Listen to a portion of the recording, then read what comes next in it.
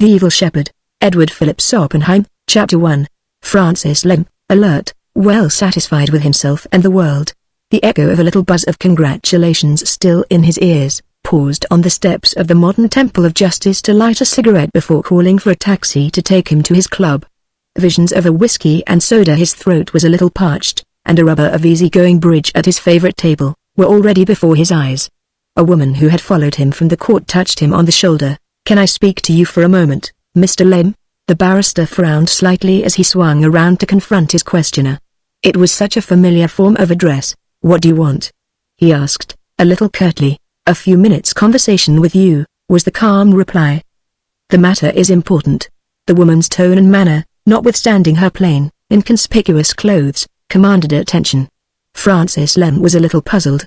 Small things meant much to him in life, and he had been looking forward almost with the zest of a schoolboy to that hour of relaxation at his club.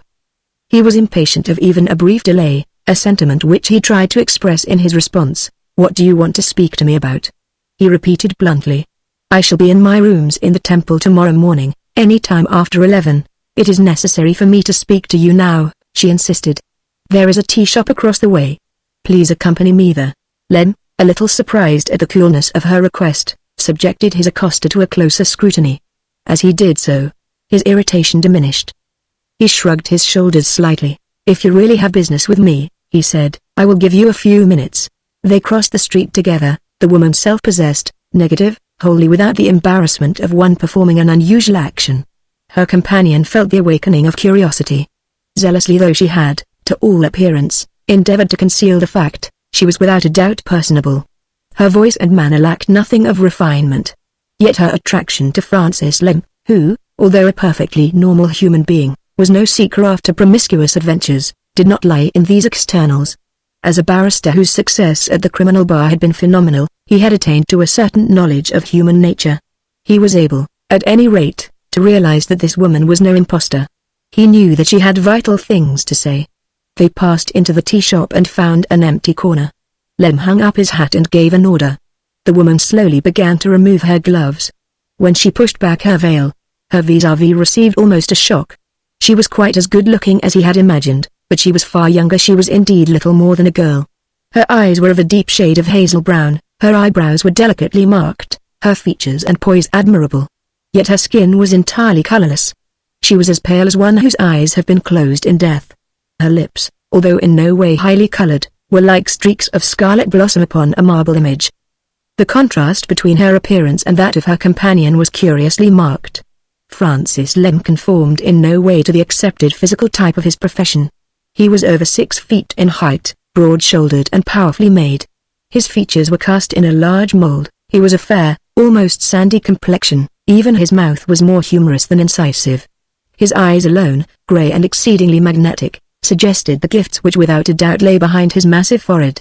"I am anxious to avoid any possible mistake," she began. "Your name is Francis Lem." "It is," he admitted. "You are the very successful criminal barrister," she continued, "who has just been paid an extravagant fee to defend Oliver Hilditch." "I might take exception to the term extravagant," Lem observed dryly. "Otherwise, your information appears to be singularly correct. I do not know whether you have heard the verdict. If not, you may be interested to know that I succeeded in obtaining the man's acquittal." "I know that you did," the woman replied.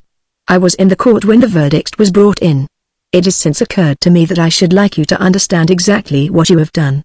The responsibility you have incurred." Lem raised his eyebrows. "Responsibility?" he repeated. "What I have done is simple enough. I have earned a very large fee and won my case." "You have secured the acquittal of Oliver Hilditch," she persisted. "He is by this time a free man. Now I am going to speak to you of that responsibility.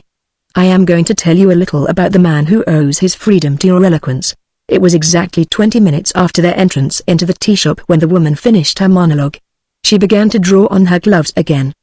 Before them were 2 untasted cups of tea and an untouched plate of bread and butter. From a corner of the room the waitress was watching them curiously. "Good God!" Francis Lem exclaimed at last, suddenly realizing his whereabouts. "Do you mean to affirm solemnly that what you have been telling me is the truth?" The woman continued to button her gloves. "It is the truth," she said. Lem sat up and looked around him. He was a little dazed. He had almost the feeling of a man recovering from the influence of some anesthetic. Before his eyes were still passing visions of terrible deeds, of naked, ugly passion, of man's unscrupulous savagery. During those few minutes he had been transported to New York and Paris, London and Rome. Crimes had been spoken of which made the murder for which Oliver Hilditch had just been tried seem like a trifling indiscretion. Hard though his mentality, sternly matter-of-fact as was his outlook, he was still unable to fully believe in himself, his surroundings, or in this woman who had just dropped a veil over her ashen cheeks. Reason persisted in asserting itself.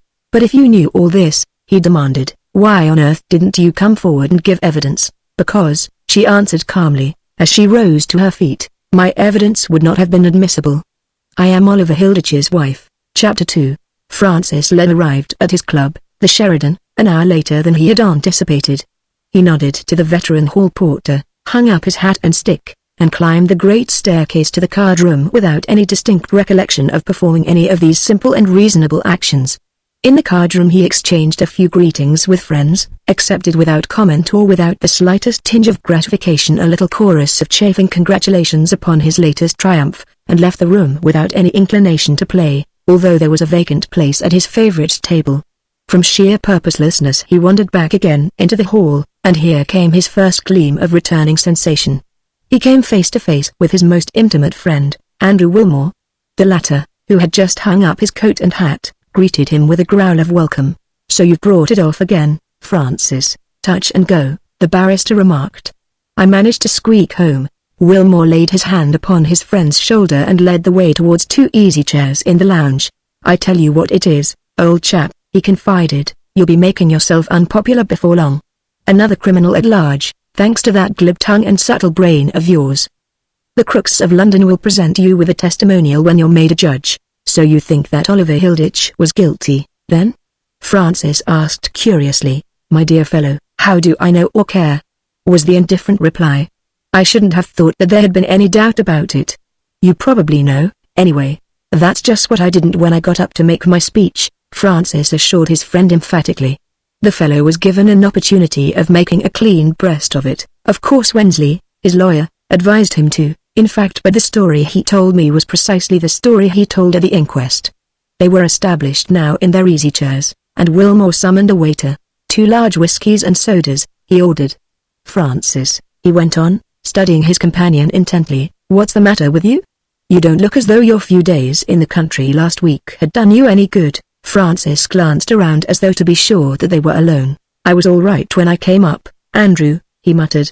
"This case has upset me." "Upset you? But why the dickens should it?" the other demanded, in a puzzled tone. "It was quite an ordinary case, in its way, and you won it." "I won it," Francis admitted. "Your defense was the most ingenious thing I ever heard, mostly suggested, now I come to think of it," the barrister remarked grimly, "by the prisoner himself." "But why are you upset about it, anyway?" Wilmore persisted. Francis rose to his feet, shook himself, and with his elbow resting upon the mantelpiece leaned down towards his friend. He could not rid himself altogether of this sense of unreality.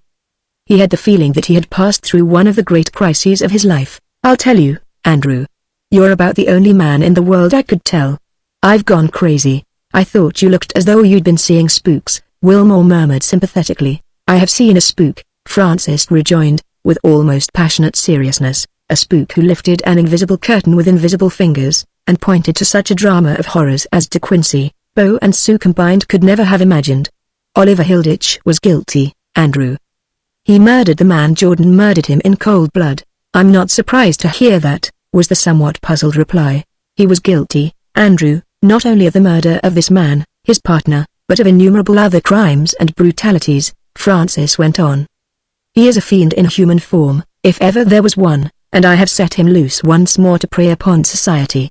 I am morally responsible for his next robbery, his next murder, the continued purgatory of those forced to associate with him." "You're dotty, Francis," his friend declared shortly. "I told you I was crazy," was the desperate reply. "So would you be if you'd sat opposite that woman for half an hour, and heard her story." "What woman?" Wilmore demanded, leaning forward in his chair and gazing at his friend with increasing uneasiness. "A woman who met me outside the court and told me the story of Oliver Hilditch's life. A stranger, a complete stranger to me. It transpired that she was his wife." Wilmore lit a cigarette. "Believe her?" There are times when one doesn't believe or disbelieve, Francis answered. One knows. Wilmore nodded. All the same, you're crazy, he declared. Even if you did save the fellow from the gallows, you were only doing your job, doing your duty to the best of poor ability. You had no reason to believe him guilty. That's just as it happened, Francis pointed out. I really didn't care at the time whether he was or not. I had to proceed on the assumption that he was not, of course, but on the other hand I should have fought just as hard for him if I had known him to be guilty. And you wouldn't now tomorrow, say, never again, because of that woman's story, because of the woman. There was a short silence. Then Wilmore asked a very obvious question. What sort of a person was she? Francis Len was several moments before he replied. The question was one which he had been expecting, one which he had already asked himself many times, yet he was unprepared with any definite reply. I wish I could answer you, Andrew, his friend confessed. As a matter of fact, I can't. I can only speak of the impression she left upon me, and you are about the only person breathing to whom I could speak of that. Wilmore nodded sympathetically. He knew that, man of the world though Francis Len appeared, he was nevertheless a highly imaginative person, something of an idealist as regards women, unwilling as a rule to discuss them, keeping them, in a general way, outside his daily life. Go ahead, old fellow, he invited. You know I understand. She left the impression upon me, Francis continued quietly, of a woman who had ceased to live. She was young, she was beautiful, she had all the gifts, culture, poise and breeding, but she had ceased to live. We sat with a marble table between us, and a few feet of oil-covered floor. Those few feet, Andrew, were like an impassable gulf. She spoke from the shores of another world. I listened and answered, spoke and listened again. And when she told her story, she went. I can't shake off the effect she had upon me, Andrew. I feel as though I had taken a step to the right or to the left over the edge of the world. Andrew Wilmore studied his friend thoughtfully. He was full of sympathy and understanding. His one desire at that moment was not to make a mistake. He decided to leave unasked the obvious question. I know, he said simply. Are you dining anywhere? I thought of staying on here, was the indifferent reply. We won't do anything of the sort, Wilmore insisted. There's scarcely a soul in tonight, and the place is too humpy for a man who's been seeing spooks. Get back to your rooms and change. I'll wait here. What about you? I have some clothes in my locker. Don't be long. And, by the by, which shall it be, Bohemia or Mayfair? I'll telephone for a table. London's so infernally full, these days. Francis hesitated. I really don't care, he confessed. Now I think of it, I shall be glad to get away from here, though. I don't want any more congratulations on saving Oliver Hilditch's life. Let's go where we are least likely to meet anyone we know. Respectability and a starched shirt front. Then, Wilmore decided. We'll go to Claridge's. Chapter 3. The two men occupied a table set against the wall, not far from the entrance to the restaurant, and throughout the progress of the earlier part of their meal were able to watch the constant incoming stream of their fellow guests. They were, in their way, an interesting contrast physically, neither of them good-looking according to ordinary standards, but both with many pleasant characteristics. Andrew Wilmore, slight and dark, with sallow cheeks and brown eyes, looked very much what he was, a moderately successful journalist and writer of stories, a keen golfer, a bachelor who preferred a pipe to cigars, and lived at Richmond because he could not find a flat in London which he could afford, large enough for his somewhat expansive habits. Francis Len was of a sturdier type, with features perhaps better known to the world owing to the constant activities of the cartoonist. His reputation during the last few years had carried him, notwithstanding his comparative youth. He was only 35 years of age, into the very front ranks of his profession, and his income was one of which men spoke with bated breath. He came of a family of landed proprietors, whose younger sons for generations had drifted always either to the bar or the law, and his name was well known in the purlieus of Lincoln's Inn before he himself had made it famous. He was a persistent refuser of invitations, and his acquaintances in the fashionable world were comparatively few. Yet every now and then he felt a mild interest in the people whom his companion assiduously pointed out to him. A fashionable restaurant, Francis, is rather like your law courts, it levels people up, the latter remarked. Louis, the head waiter, is the judge, and the position allotted in the room is the sentence. I wonder who is going to have the little table next but one to us. Some favored person, evidently. Francis glanced in the direction indicated without curiosity. The table in question was laid for two and was distinguished by a wonderful cluster of red roses. Why is it, the novelist continued speculatively, that, Whenever we take another man's wife out, we think it necessary to order red roses. And why is it, Francis queried, a little grimly, that a dear fellow like you, Andrew, believes it his duty to talk of trifles for his pal's sake, when all the time he is thinking of something else? I know you're dying to talk about the Hilditch case, aren't you? Well, go ahead. I'm only interested in this last development, Wilmore confessed. Of course, I read the newspaper reports. To tell you the truth, for a murder trial it seemed to me to rather lack color. It was a very simple and straightforward case, Francis said slowly. Oliver Hilditch is the principal partner in an American financial company which has recently opened offices in the West End. He seems to have arrived in England about 2 years ago, to have taken a house in Hill Street, and to have spent a great deal of money. A month or so ago, his partner from New York arrived in London, a man named Jordan of whom nothing was known. It has since transpired, however, that his journey to Europe was undertaken because he was unable to obtain certain figures relating to the business, from Hilditch. Oliver Hilditch met him at Southampton, travelled with him to London and found him a room at the Savoy. The next day, the whole of the time seems to have been spent in the office, and it is certain, from the evidence of the clerk, that some disagreement took place between the two men. They dined together, however, apparently on good terms, at the Café Royal, and parted in Regent Street soon after 10. At 12 o'clock, Jordan's body was picked up on the pavement in Hill Street, within a few paces of Hilditch's door. He had been stabbed through the heart with some needle-like weapon, and was quite dead. Was there any vital cause of quarrel between them? Wilmore inquired. Impossible to say, Francis replied. The financial position of the company depends entirely upon the value of a large quantity of speculative bonds, but as there was only one clerk employed, it was impossible to get at any figures. Hilditch declared that Jordan had only a small share in the business, from which he had drawn a considerable income for years, and that he had not the slightest cause for complaint. What were Hilditch's movements that evening? Wilmore asked. Not a soul seems to have seen him after he left Regent Street, was the somewhat puzzled answer. His own story was quite straightforward and has never been contradicted. He let himself into his house with a latchkey after his return from the Café Royal, drank a whiskey and soda in the library, and went to bed before 11:30. The whole affair, Francis broke off abruptly in the middle of his sentence. He sat with his eyes fixed upon the door, silent and speechless. What in heaven's name is the matter, old fellow? Wilmore demanded, gazing at his companion in blank amazement. The latter pulled himself together with an effort. The sight of the two new arrivals talking to Louis on the threshold of the restaurant, seemed for the moment to have drawn every scrap of colour from his cheeks. Nevertheless, his recovery was almost instantaneous. If you want to know any more, he said calmly, you had better go and ask him to tell you the whole story himself. There he is, and the woman with him? Wilmore exclaimed under his breath, his wife. Chapter 4. To reach their table, the one concerning which Francis and his friend had been speculating, the new arrivals, piloted by Louis, had to pass within a few feet of the two men. The woman, serene, coldly beautiful, dressed like a Frenchwoman in unrelieved black, with extraordinary attention to details, passed them by with a careless glance and subsided into the chair which Louis was holding. Her companion, however, as he recognized Francis, hesitated. His expression of somewhat austere gloom was lightened. A pleasant but tentative smile parted his lips. He ventured upon a salutation, half a nod, half a more formal bow, a salutation which Francis instinctively returned. Andrew Wilmore looked on with curiosity. So that is Oliver Hilditch, he murmured.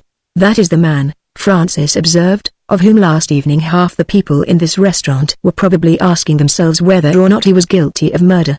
Tonight they will be wondering what he is going to order for dinner. It is a strange world.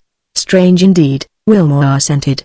This afternoon he was in the dock, with his fate in the balance, the condemned cell or a favoured table at Claridge's. And your meeting. One can imagine him gripping your hands, with tears in his eyes, his voice broken with emotion, sobbing out his thanks. And instead you exchange polite bows. I would not have missed this situation for anything, tradesman. Francis scoffed. One can guess already at the plot of your next novel. He has courage, Wilmore declared. He has also a very beautiful companion.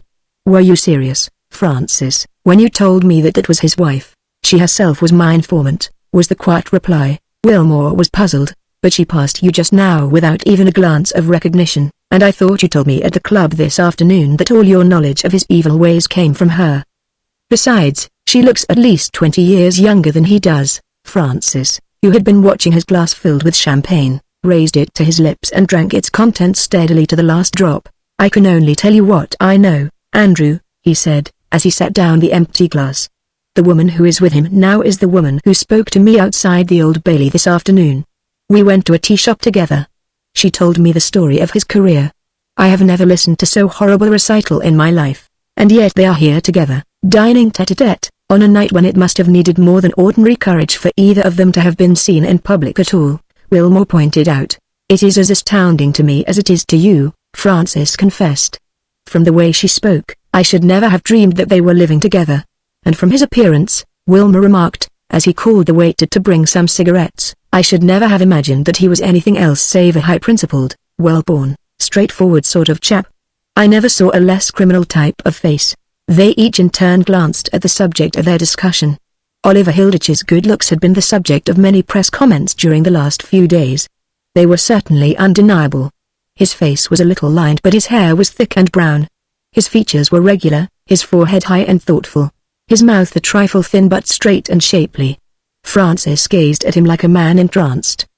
The hours seemed to have slipped away. He was back in the tea shop, listening to the woman who spoke of terrible things. He felt again his shivering abhorrence of her cold, clearly narrated story. Again he shrank from the horrors from which with merciless fingers she had stripped the coverings. He seemed to see once more the agony in her white face, to hear the eternal pain aching and throbbing in her monotonous tone. He rose suddenly to his feet. "Andrew," he begged, "tell the fellow to bring the bill outside. We'll have our coffee and liqueurs there." Wilmore acquiesced willingly enough, but even as they turned towards the door Francis realized what was in store for him. Oliver Hilditch had risen to his feet. With a courteous little gesture he intercepted the passer-by. Francis found himself standing side by side with the man for whose life he had pleaded that afternoon, within a few feet of the woman whose terrible story seemed to have poisoned the very atmosphere he breathed, to have shown him a new horror in life, to have temporarily, at any rate, undermined every joy and ambition he possessed. "Mr. Lem," Hilditch said, speaking with quiet dignity, "I hope that you will forgive the liberty I take in speaking to you here. I looked for you the moment I was free this afternoon, but found that you had left the court. I owe you my good name, probably my life.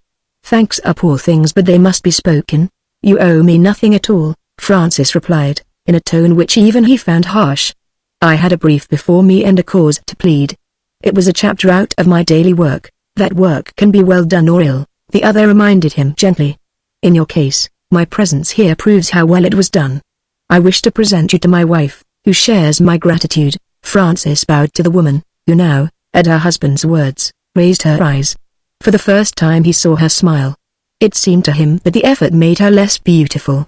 "Your pleading was very wonderful, Mr. Lem," she said, a very subtle note of mockery faintly apparent in her tone.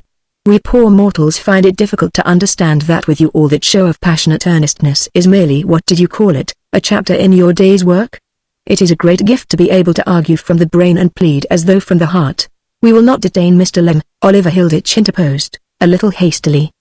"He perhaps does not care to be addressed in public by a client who still carries with him the atmosphere of the prison. My wife and I wondered, Mr. Lem, whether you would be good enough to dine with us one night. I think I could interest you by telling you more about my case than you know at present, and it would give us a further opportunity, and a more seemly one, for expressing our gratitude." Francis had recovered himself by this time. He was after all a man of parts, and though he still had the feeling that he had been through one of the most momentous days of his life, his savoir-faire was making its inevitable reappearance.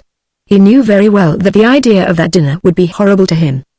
He also knew that he would willingly cancel every engagement he had rather than miss it. "You are very kind," he murmured. "Are we fortunate enough to find you disengaged?" Hilditch suggested. "Tomorrow evening? I am quite free," was the ready response. "That suits you, Margaret?" Hilditch asked, turning courteously to his wife. For a single moment her eyes were fixed upon those of her prospective guest.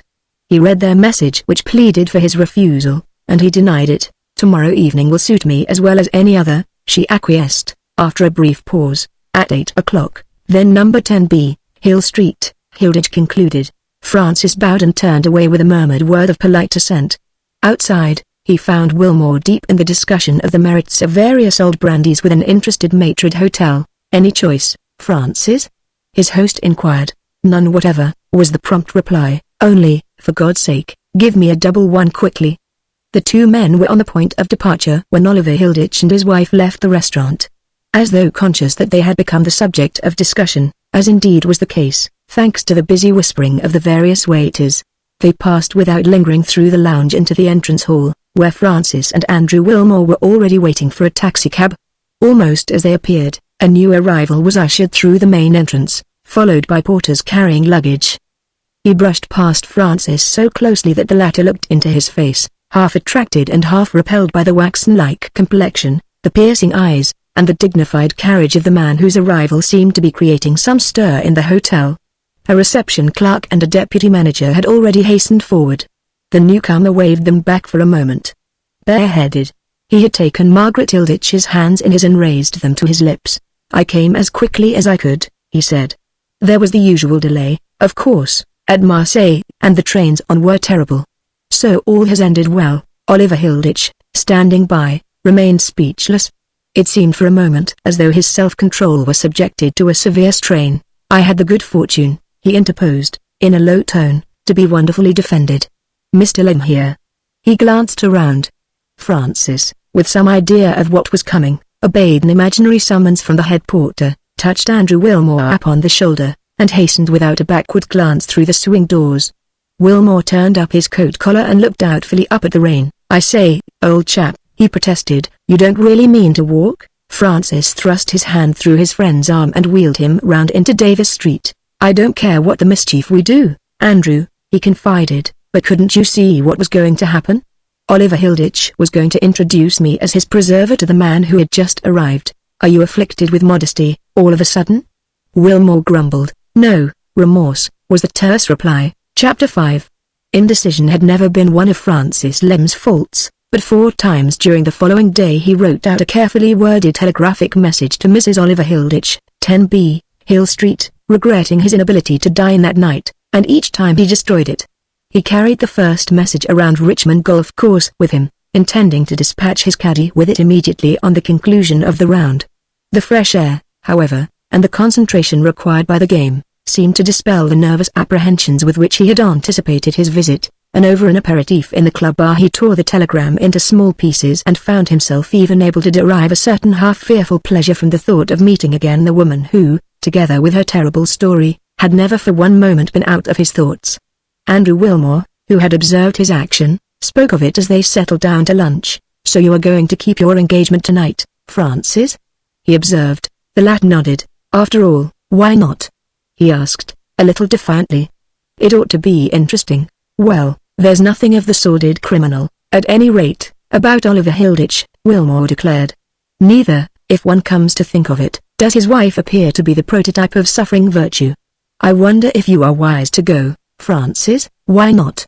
the man who had asked himself that question a dozen times already, demanded. "Because," Wilmore replied coolly, "underneath that steely hardness of manner for which your profession is responsible, you have a vein of sentiment, of chivalrous sentiment, I should say, which some day or other is bound to get you into trouble.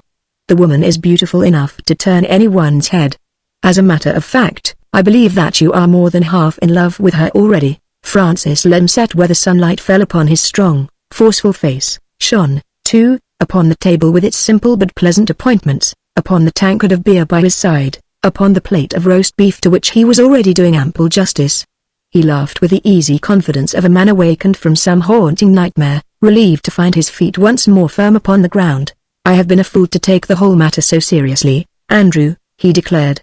"I expect to walk back to Clarges Street tonight, disillusioned. The man will probably present me with a gold pencil case, and the woman—" "Well, what about the woman?"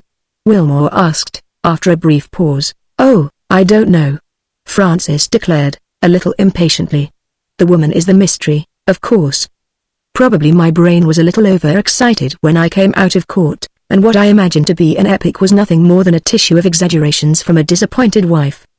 I'm sure I'm doing the right thing to go there. What about a 4-ball this afternoon, Andrew?" The 4-ball match was played and won in normal fashion. The two men returned to town together afterwards, Wilmore to the club and Francis to his rooms in Clarges Street to prepare for dinner. At a few minutes to 8 he rang the bell of number 10B, Hill Street, and found his host and hostess awaiting him in the small drawing-room into which he was ushered. It seemed to him that the woman, still colorless, again marvelously gowned, greeted him coldly. His host, however, was almost too effusive. There was no other guest, but the prompt announcement of dinner dispelled what might have been a few moments of embarrassment after Oliver Hilditch's almost too cordial greeting. The woman laid her fingers upon her guest's coat sleeve. The trio crossed the little hall almost in silence. Dinner was served in a small white Georgian dining room, with every appurtenance of almost sybaritic luxury. The only light in the room was thrown upon the table by two purple-shaded electric lamps, and the servants who waited seemed to pass backwards and forwards like shadows in some mysterious twilight. Even the faces of the three diners themselves were out of the little pool of light until they leaned forward. The dinner was chosen with taste and restraint. The wines were not only costly but rare. A watchful butler, attended now and then by a trim parlour-maid, superintended the service. Only once, when she ordered a bowl of flowers removed from the table, did their mistress address either of them. Conversation after the first few amenities speedily became almost a monologue.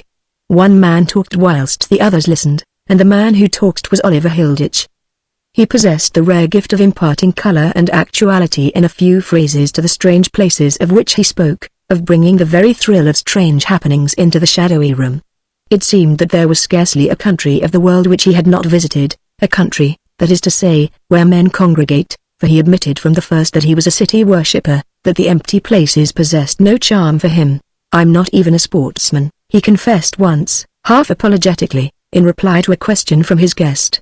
"I have passed down the great rivers of the world without a thought of salmon, and I have driven through the forest lands and across the mountains behind a giant locomotive, without a thought of the beasts which might be lurking there, waiting to be killed. My only desire has been to reach the next place where men and women were, irrespective of nationality." Francis queried. "Absolutely. I have never minded much of what race. I have the trick of tongues rather strangely developed, but I like the feeling of human beings around me. I like the smell and sound and atmosphere of a great city. Then all my senses are awake, but life becomes almost turgid in my veins during the dreary hours of passing from one place to another. Do you rule out scenery as well as sport from amongst the joys of travel?" Francis inquired. "I am ashamed to make such a confession," his host answered, "but I have never lingered for a single unnecessary moment to look at the most wonderful landscape in the world.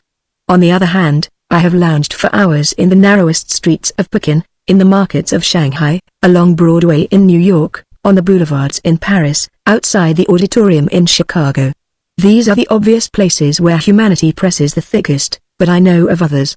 Some day we will talk of them." Francis, too, although that evening, through sheer lack of sympathy, he refused to admit it, shared to some extent Hilditch's passionate interest in his fellow creatures, and notwithstanding the strange confusion of thought into which he had been thrown during the last 24 hours, he felt something of the pungency of life, the thrill of new and appealing surroundings, as he sat in his high-back chair, sipping his wonderful wine, eating almost mechanically what was set before him, fascinated through all his being by his strange company. For 3 days he had cast occasional glances at this man, seated in the criminal dock with a jailer on either side of him, his fine, nervous features gaining an added distinction from the sordidness of his surroundings. Now, in the garb of civilization, seated amidst luxury to which he was obviously accustomed, with a becoming light upon his face and this strange, fascinating flow of words proceeding always from his lips, the man, from every external point of view, seemed amongst the chosen ones of the world. The contrast was in itself amazing. And then the woman. Francis looked at her but seldom, and when he did it was with a curious sense of mental disturbance, poignant but unanalyzable. It was amazing to see her here, opposite the man of whom she had told him that ghastly story, mistress of his house, to all appearance his consort, apparently engrossed in his polished conversation, yet with that subtle withholding of her real self which Francis rather imagined than felt, and which somehow seemed to imply her fierce resentment of her husband's re-entry into the arena of life. It was a situation so strange that Francis, becoming more and more subject to its influence, was inclined to wonder whether he had not met with some accident on his way from the court, and whether this was not one of the heated nightmares following unconsciousness. "Tell me," he asked his host, during one of the brief pauses in the conversation, "have you ever tried to analyze this interest of yours in human beings and crowded cities, this hatred of solitude and empty spaces?" Oliver Hilditch smiled thoughtfully, and gazed at a salted almond which he was just balancing between the tips of his fingers. "I think," he said simply, "it is because I have no soul." Chapter 6. The three diners lingered for only a short time over their dessert. Afterwards, they passed together into a very delightful library on the other side of the round, stone-paved hall. Hilditch excused himself for a moment. "I have some cigars which I keep in my dressing room," he explained, "and which I am anxious for you to try. There is an electric stove there and I can regulate the temperature." He departed, closing the door behind him. Francis came a little further into the room. His hostess, who had subsided into an easy chair and was holding a screen between her face and the fire, motioned him to seat himself opposite. He did so without words. He felt curiously and ridiculously tongue-tied. He fell to studying the woman instead of attempting the banality of pointless speech. From the smooth gloss of her burnished hair, to the daintiness of her low, black brocaded shoes, she represented, so far as her physical and outward self were concerned, absolute perfection. No ornament was amiss, no line or curve of her figure other than perfectly graceful.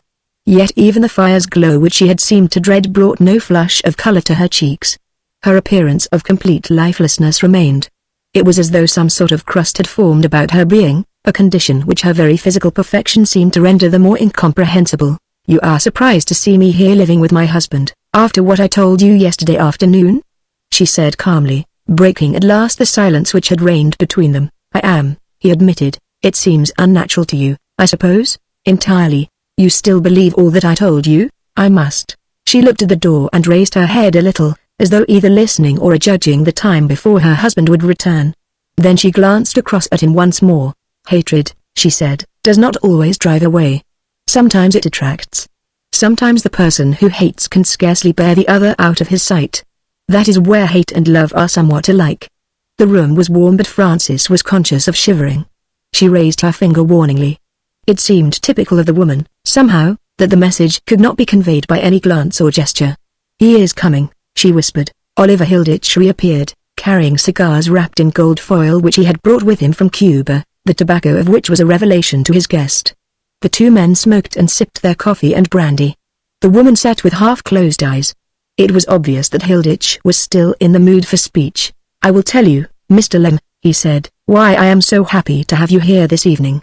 In the first place, I desire to tender you once more my thanks for your very brilliant efforts on my behalf. The very fact that I am able to offer you hospitality at all is without a doubt due to these." "I only did what I was paid to do," Francis insisted, a little harshly. "You must remember that these things come in the day's work with us." His host nodded. "Naturally," he murmured. "There was another reason, too, why I was anxious to meet you, Mr. Lem," he continued. "You have gathered already that I am something of a crank. I have a profound detestation of all sentimentality and affected morals. It is a relief to me to come into contact with a man who is free from that bourgeois incubus to modern enterprise a conscience. Is that your estimate of me?" Francis asked. "Why not?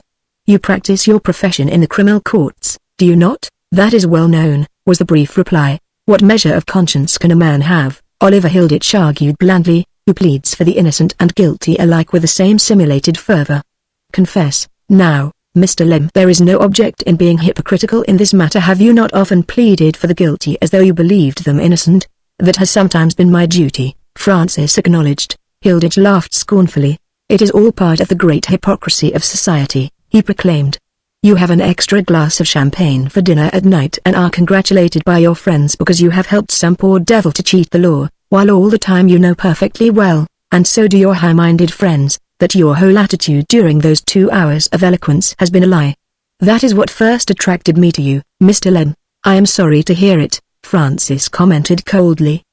"The ethics of my profession," his host stopped him with a little wave of the hand. "Spare me that," he begged. "While we are on the subject, though, I have a question to ask you. My lawyer told me, directly after he had briefed you, that, although it would make no real difference to your pleading, it would be just as well for me to keep up my bluff of being innocent, even in private conversation with you." "Why was that?" "For the very obvious reason," Francis told him, "that we are not all such rogues and vagabonds as you seem to think. There is more satisfaction to me, at any rate, in saving an innocent man's life than a guilty one's." Hilditch laughed as though amused. "Come," he threatened, "I am going to be ill-natured. You have shown signs of smugness, a quality which I detest. I am going to rob you of some part of your self-satisfaction. Of course I killed Jordan. I killed him in the very chair in which you are now sitting." There was a moment's intense silence. The woman was still fanning herself lazily. Francis leaned forward in his place. "I do not wish to hear this," he exclaimed harshly. "Don't be foolish," his host replied, rising to his feet and strolling across the room. "You know the whole trouble of the prosecution. They couldn't discover the weapon, or anything like it, with which the deed was done. Now I'll show you something ingenious." Francis followed the other's movements with fascinated eyes. The woman scarcely turned her head. Hilditch paused at the further end of the room, where there were a couple of gun cases, some fishing rods and a bag of golf clubs. From the latter he extracted a very ordinary-looking putter, and with it in his hand strolled back to them. "Do you play golf, Lem?" he asked. "What do you think of that?" Francis took the putter into his hand. It was a very ordinary club, which had apparently seen a good deal of service, so much, indeed, that the leather wrapping at the top was commencing to unroll. The maker's name was on the back of the blade, also the name of the professional from whom it had been purchased. Francis swung the implement mechanically with his wrists. "There seems to be nothing extraordinary about the club," he pronounced. "It is very much like a cleek I putt with myself, yet it contains a secret which would most certainly have hanged me," Oliver Hilditch declared pleasantly. "See." He held the shaft firmly in one hand and bent the blade away from it. In a moment or two it yielded and he commenced to unscrew it. A little exclamation escaped from Francis' lips. The woman looked on with tired eyes. "The joint in the steel," Hilditch pointed out, "is so fine as to be undistinguishable by the naked eye. Yet when the blade comes off, like this, you see that although the weight is absolutely adjusted, the inside is hollow. The dagger itself is encased in this cotton wool to avoid any rattling. I put it away in rather a hurry the last time I used it, and as you see I forgot to clean it." Francis staggered back and gripped at the mantelpiece. His eyes were filled with horror. Very slowly, and with the air of one engaged upon some interesting task, Oliver Hilditch had removed the blood-stained sheath of cotton wool from around the thin blade of a marvelous-looking stiletto, on which was also a long stain of encrusted blood. "There is a handle," he went on, "which is perhaps the most ingenious thing of all. You touch a spring here, and behold," he pressed down two tiny supports which opened upon hinges about 4 inches from the top of the handle. There was now a complete hilt. "With this little weapon," he explained, "the point is so sharpened and the steel so wonderful that it is not necessary to stab. It has the perfection of a surgical instrument. You have only to lean it against a certain point in a man's anatomy, lunge ever so little and the whole thing is done. Come here, Mr. Lem, and I will show you the exact spot." Francis made no movement. His eyes were fixed upon the weapon. "If I had only known," he muttered. "My dear fellow, if you had," the other protested soothingly, "you know perfectly well that it would not have made the slightest difference. Perhaps that little break in your voice would not have come quite so naturally, the little sweep of your arm towards me, the man whom a moment's thoughtlessness might sweep into eternity, would have been a little stiffer, but what matter? You would still have done your best and you would probably still have succeeded. You don't care about trifling with eternity, eh? Very well, I will find the place for you." Hilditch's fingers strayed along his shirt front until he found a certain spot. Then he leaned the dagger against it. His forefinger and second finger pressed against the hilt. His eyes were fixed upon his guests. He seemed genuinely interested. Francis, glancing away for a moment, was suddenly conscious of a new horror. The woman had leaned a little forward in her easy chair until she had attained almost a crouching position. Her eyes seemed to be measuring the distance from where she sat to that quivering thread of steel. "You see, Lem," his host went on, "that point driven now at that angle would go clean through the vital part of my heart. And it needs no force, either just the slow pressure of these two fingers." "What did you say, Margaret?" he inquired, breaking off abruptly. The woman was seated upon the very edge of her chair, her eyes riveted upon the dagger. There was no change in her face, not a tremor in her tone. "I said nothing," she replied. "I did not speak at all. I was just watching." Hilditch turned back to his guest. "These two fingers," he repeated, "and a flick of the wrist, very little more than would be necessary for a 30-yard putt right across the green." Francis had recovered himself, had found his bearings to a certain extent. "I am sorry that you have told me this, Mr. Hilditch," he said, a little stiffly. "Why?" was the puzzled reply. "I thought you would be interested." "I am interested to this extent," Francis declared. "I shall accept no more cases such as yours unless I am convinced of my client's innocence. I look upon your confession to me as being in the worst possible taste, and I regret very much my efforts on your behalf." The woman was listening intently. Hilditch's expression was one of cynical wonder. Francis rose to his feet and moved across to his hostess. "Mrs. Hilditch," he said, "will you allow me to make my apologies? Your husband and I have arrived at an understanding, or perhaps I should say a misunderstanding which renders the acceptance of any further hospitality on my part impossible." She held out the tips of her fingers. "I had no idea," she observed, with gentle sarcasm, "that you barristers were such purists morally. I thought you were rather proud of being the last hope of the criminal classes." "Madame," Francis replied, "I am not proud of having saved the life of a self-confessed murderer, even though that man may be your husband." Hilditch was laughing softly to himself as he escorted his departing guest to the door. "You have a quaint sense of humor," Francis remarked. "Forgive me," Oliver Hilditch begged, "but your last few words rather appeal to me. You must be a person of very scanty perceptions if you could spend the evening here and not understand that my death is the one thing in the world which would make my wife happy." Francis walked home with these last words ringing in his ears. They seemed with him even in that brief period of troubled sleep which came to him when he had regained his rooms and turned in. They were there in the middle of the night when he was awakened, shivering, by the shrill summons of his telephone bell. He stood quaking before the instrument in his pajamas. It was the voice which, by reason of some ghastly premonition, he had dreaded to hear level, composed, emotionless. "Mr. Lem?" she inquired. "I am Francis Lem," he assented. "Who wants me?" "It is Margaret Hilditch speaking," she announced. "I felt that I must ring up and tell you of a very strange thing which happened after you left this evening." "Go on," he begged hoarsely. "After you left," she went on, "my husband persisted in playing with that curious dagger. He laid it against his heart, and seated himself in the chair which Mr. Jordan had occupied, in the same attitude. It was what he called a reconstruction. While he was holding it there, I think that he must have had a fit, or it may have been remorse, we shall never know. He called out and I hurried across the room to him. I tried to snatch the dagger away. I did so, in fact, but I must have been too late. He had already applied that slight movement of the fingers which was necessary. The doctor has just left. He says that death must have been instantaneous. But this is horrible." Francis cried out into the well of darkness. "A person is on the way from Scotland Yard," the voice continued, without change or tremor. "When he has satisfied himself, I am going to bed. He is here now. Good night." Francis tried to speak again, but his words beat against a wall of silence. He sat upon the edge of the bed, shivering. In that moment of agony he seemed to hear again the echo of Oliver Hilditch's mocking words. "My death is the one thing in the world which would make my wife happy." Chapter 7.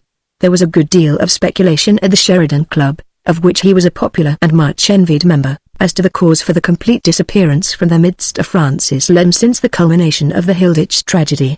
Sent back 4 topping briefs. To my knowledge, last week, one of the legal luminaries of the place announced to a little group of friends and fellow members over a before-dinner cocktail, Griggs offered him the defense of William Bull, the Chippenham murderer, and he refused it, another remarked. Griggs wrote him personally, and the reply came from the Brancaster Golf Club. "It isn't like Lem to be taking golfing holidays in the middle of the session." "There's nothing wrong with Lem," declared a gruff voice from the corner. "And don't gossip, you fellows, at the top of your voices like a lot of old women. He'll be calling here for me in a moment or two." They all looked around. Andrew Wilmer rose slowly to his feet and emerged from behind the sheets of an evening paper. He laid his hand upon the shoulder of a friend, and glanced towards the door. "Lem's had a touch of nerves," he confided. "There's been nothing else the matter with him. We've been down at the Dormy house at Brancaster and he's as right as a trivet now. That Hilditch affair did him in completely." "I don't see why," one of the bystanders observed. "He got Hilditch off all right. One of the finest addresses to a jury I ever heard." "That's just the point," Wilmore explained. "You see, Lem had no idea that Hilditch was really guilty, and for 2 hours that afternoon he literally fought for his life, and in the end wrested a verdict from the jury, against the judge's summing up, by sheer magnetism or eloquence or whatever you fellows like to call it. The very night after, Hilditch confesses his guilt and commits suicide. I still don't see where Lem's worry comes in," the legal luminary remarked. "The fact that the man was guilty is rather a feather in the cap of his counsel. Shows how jolly good his pleading must have been." "Just so," Wilmore agreed, "but Lem, as you know, is a very conscientious sort of fellow, and very sensitive, too. The whole thing was a shock to him. It must have been a queer experience," a novelist remarked from the outskirts of the group, "to dine with a man whose life you have juggled away from the law, and then have him explain his crime to you, and the exact manner of its accomplishment. Seems to bring one amongst the goats, somehow." "Bit of a shock, no doubt," the lawyer assented, But I still don't understand Lem's sending back all his briefs. He's not going to chuck the profession, is he? Not by any means, Wilmore declared. I think he has an idea, though, that he doesn't want to accept any briefs unless he is convinced that the person whom he has to represent is innocent, and lawyers don't like that sort of thing, you know. You can't pick and choose, even when you have Ledersom's gifts. The fact of it is, the novelist commented, Francis Lem isn't callous enough to be associated with you money-grubbing dispensers of the law. He'd be all right as public prosecutor, a sort of Sir Galahad waving the banner of virtue, but he hates to stuff his pockets at the expense of the criminal classes. Who the mischief are the criminal classes? A police court magistrate demanded. Personally, I call war profiteering criminal, I call a good many stock exchange deals criminal, and, he added, turning to a member of the committee who was hovering in the background, I call it criminal to expect us to drink French vermouth like this. There is another point of view, the latter retorted. I call it a crime to expect a body of intelligent men to administer without emolument to the greed of such a crowd of rotters. You'll get the right stuff next week. The hall porter approached and addressed Wilmore. Mr. Lem is outside in a taxi, sir, he announced. Outside in a taxi? The lawyer repeated. Why on earth can't he come in? I never heard such rot, another declared. Let's go and rope him in. Mr. Lem desired me to say, sir, the hall porter continued, to any of his friends who might be here, that he will be in to lunch tomorrow. Leave him to me till then, Wilmore begged. He'll be all right directly. He's simply altering his bearings and taking his time about it. If he's promised to lunch here tomorrow, he will. He's as near as possible through the wood. Coming up in the train. He suggested a little conversation tonight and afterwards a normal life. He means it, too. There's nothing neurotic about Lem. The magistrate nodded. Run along, then, my merry Andrew, he said, but see that Lem keeps his word about tomorrow. Andrew Wilmore plunged boldly into the forbidden subject later on that evening, as the two men sat side by side at one of the wall tables in Soto's famous club restaurant. They had consumed an excellent dinner. An empty champagne bottle had just been removed, double liqueur brandies had taken its place. Francis, with an air of complete and even exuberant humanity, had lit a huge cigar. The moment seemed propitious. Francis, his friend began. They say at the club that you refused to be briefed in the Chippenham affair. Quite true, was the calm reply. I told Griggs that I wouldn't have anything to do with it. Wilmore knew then that all was well.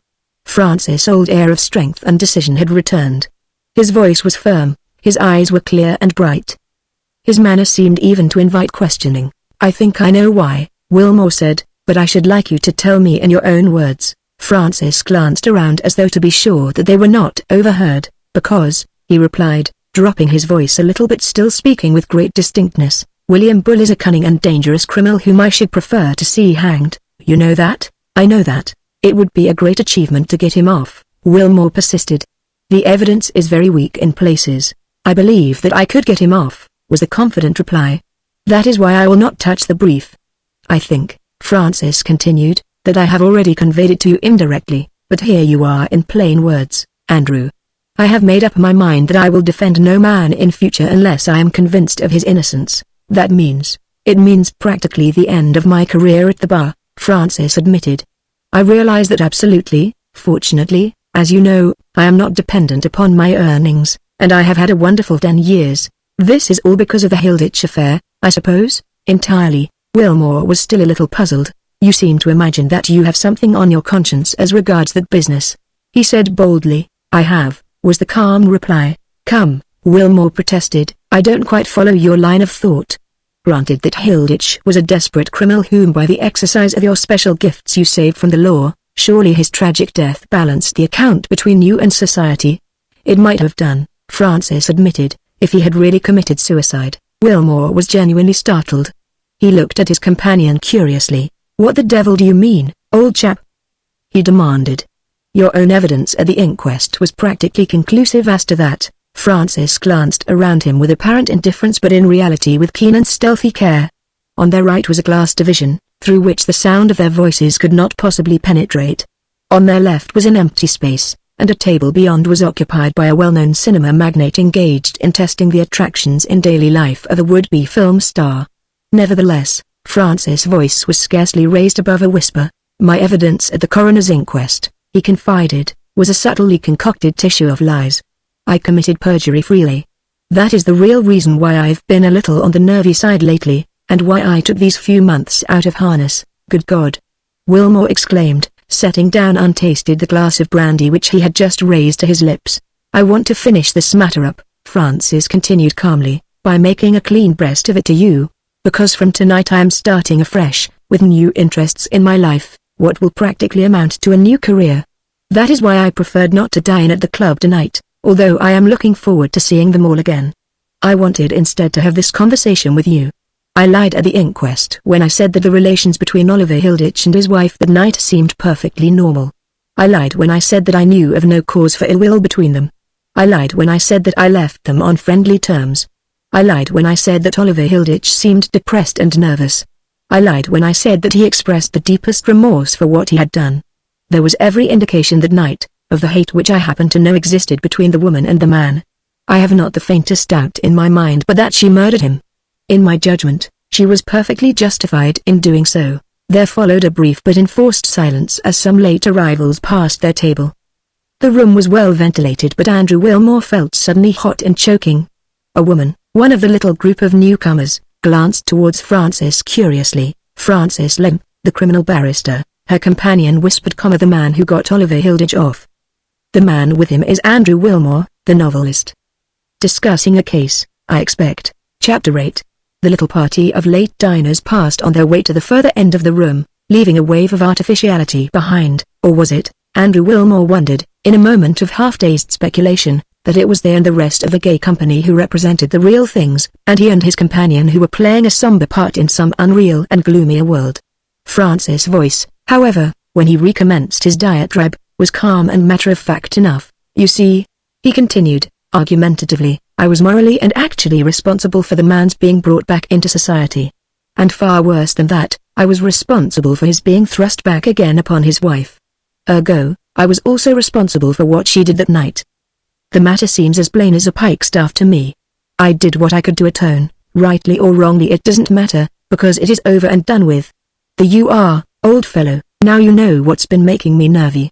I've committed wholesale perjury, but I acted according to my conscience and I think according to justice. The thing has worried me, I admit, but it has passed, and I'm glad it's off my chest. One more liqueur, Andrew, and if you want to we'll talk about my plans for the future." The brandy was brought. Wilmore studied his friend curiously, not without some relief. Francis had lost the harassed and nervous appearance upon which his club friends had commented, which had been noticeable, even, to a diminishing extent, upon the golf course at Brancaster. He was alert and eager.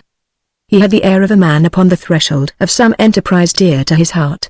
"I have been through a queer experience," Francis continued presently, as he sipped his second liqueur.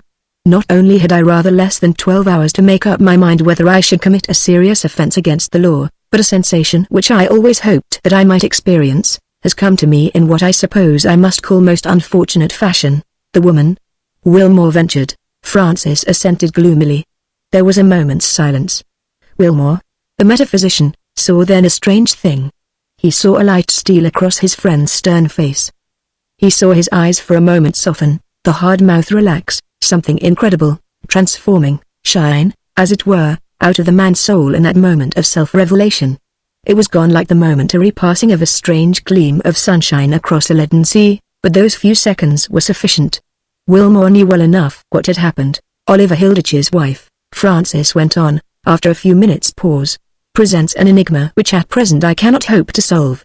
The fact that she received her husband back again, knowing what he was and what he was capable of, is inexplicable to me. The woman herself is a mystery.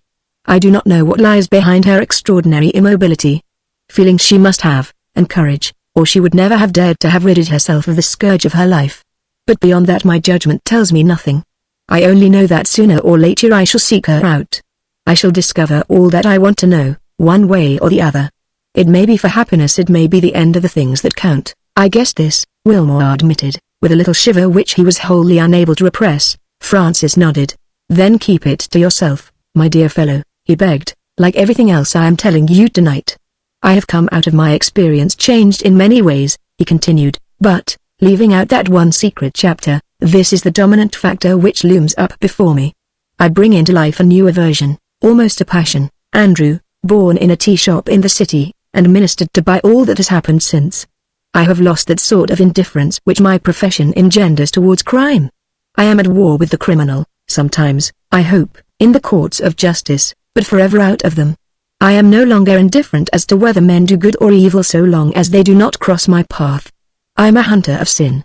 I am out to destroy. There's a touch of melodrama in this for you, Andrew, he concluded, with a little laugh, but, my God, I'm in earnest. What does this mean so far as regards the routine of your daily life? Wilmore asked curiously. Well, it brings us to the point we discussed down at Brancaster, Francis replied. It will affect my work to this extent. I shall not accept any brief unless, after reading the evidence, I feel convinced that the accused is innocent. That's all very well, Wilmore observed, but you know what it will mean, don't you? Lawyers aren't likely to single you out for a brief without ever feeling sure whether you will accept it or not. That doesn't worry me, Francis declared. I don't need the fees, fortunately, and I can always pick up enough work to keep me going by attending sessions. One thing I can promise you, I certainly shall not sit in my rooms and wait for things to happen. Mine is a militant spirit and it needs the outlet of action. Action, yes, but how? Wilmore queried. You can't be always hanging about the courts, waiting for the chance of defending some poor devil who's been wrongfully accused. There aren't enough of them, for one thing. On the other hand, you can't walk down Regent Street, brandishing a two-edged sword and hunting for pickpockets. Francis smiled. Nothing so flamboyant, I can assure you, Andrew, he replied, nor shall I play the amateur detective with his mouth open for mysteries. But listen, he went on earnestly. I've had some experience, as you know, and, notwithstanding the Oliver Hilditches of the world, I can generally tell a criminal when I meet him face to face. There are plenty of them about, too, Andrew, as many in this place as any other. I am not going to be content with a negative position as regards evildoers. I am going to set my heel on as many of the human vermin of this city as I can find, a laudable, a most exhilarating and delightful pursuit. Human vermin, too, is excellent. It opens up a new and fascinating vista for the modern sportsman. My congratulations. It was an interruption of peculiar and wonderful significance, but Francis did not for the moment appreciate the fact. Turning his head, he simply saw a complete stranger seated unaccountably at the next table, who had butted into a private conversation and whose tone of gentle sarcasm, therefore, was the more offensive. Who the devil are you, sir? He demanded, and where did you come from? The newcomer showed no resentment at Francis' little outburst. He simply smiled with deprecating amiability at tall, spare man, with lean, hard face, complexion almost unnaturally white, black hair, plentifully besprinkled with grey, a thin, cynical mouth, notwithstanding its distinctly humorous curve, and keen, almost brilliant dark eyes. He was dressed in ordinary dinner garb. His linen and jewelry was indeed in the best possible taste. Francis, at his second glance, was troubled with a vague sense of familiarity. Let me answer your last question first, sir, the intruder begged. I was seated alone, several tables away, when the couple next to you went out, and having had pointed out to me the other evening at Claridge's Hotel, and knowing well by repute, the great barrister, Mr. Francis Lem, and his friend the world-famed novelist, Mr. Andrew Wilmore, I unobtrusively made my way, half a yard at a time, in your direction, and here I am. I came stealthily, you may object? Without a doubt. If I had come in any other fashion, I should have disturbed a conversation in which I was much interested. Could you find it convenient, Francis asked, with icy politeness, to return to your own table, stealthily or not, as you choose? The newcomer showed no signs of moving. In after years, he declared, you would be the first to regret the fact if I did so. This is a momentous meeting.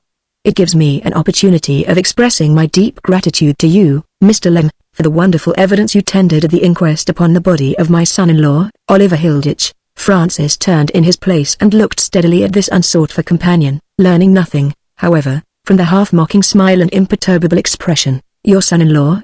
He repeated. Do you mean to say that you are the father of Oliver Hilditch's wife? Widow, the other corrected gently. I have that honor. You will understand, therefore, that I feel myself on this, the first opportunity, compelled to tender my sincere thanks for evidence so chivalrously offered, so flawlessly truthful. Francis was a man accustomed to self-control, but he clenched his hand so that his fingernails dug into his flesh. He was filled with an insane and unreasoning resentment against this man whose words were biting into his conscience. Nevertheless, He kept his tone level. "I do not desire your gratitude," he said, "nor, if you will permit me to say so, your further acquaintance." The stranger shook his head regretfully. "You are wrong," he protested. "We were bound, in any case, to know one another. Shall I tell you why? You have just declared yourself anxious to set your heel upon the criminals of the world.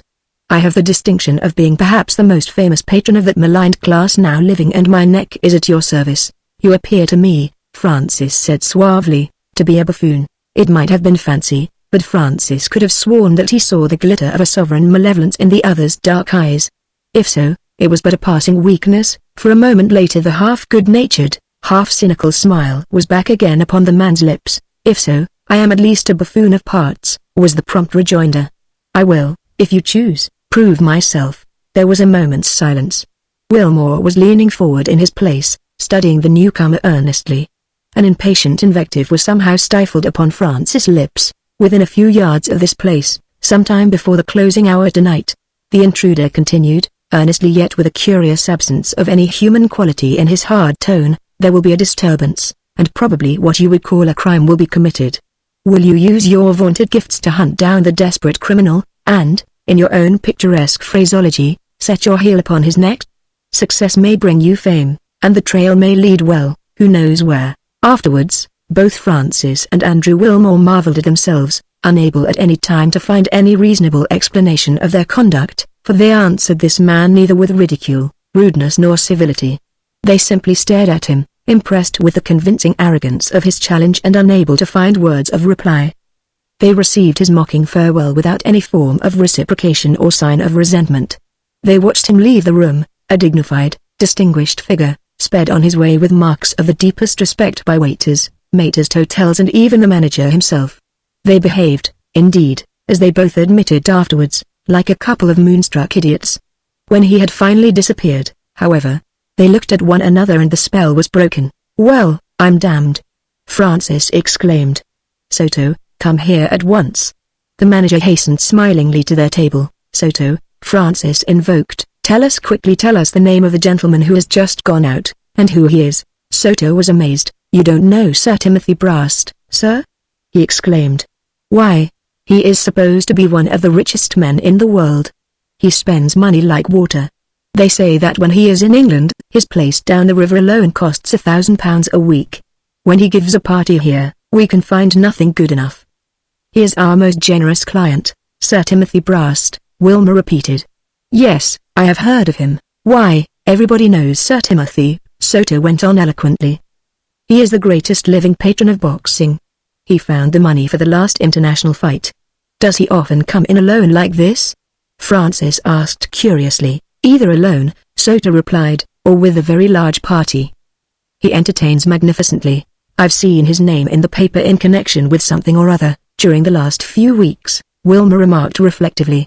"Probably about 2 months ago, sir," Soto suggested. "He gave a donation of £10,000 to the Society for the Prevention of Cruelty to Animals, and they made him a vice president." "In one moment, sir." The manager hurried away to receive a newly arrived guest.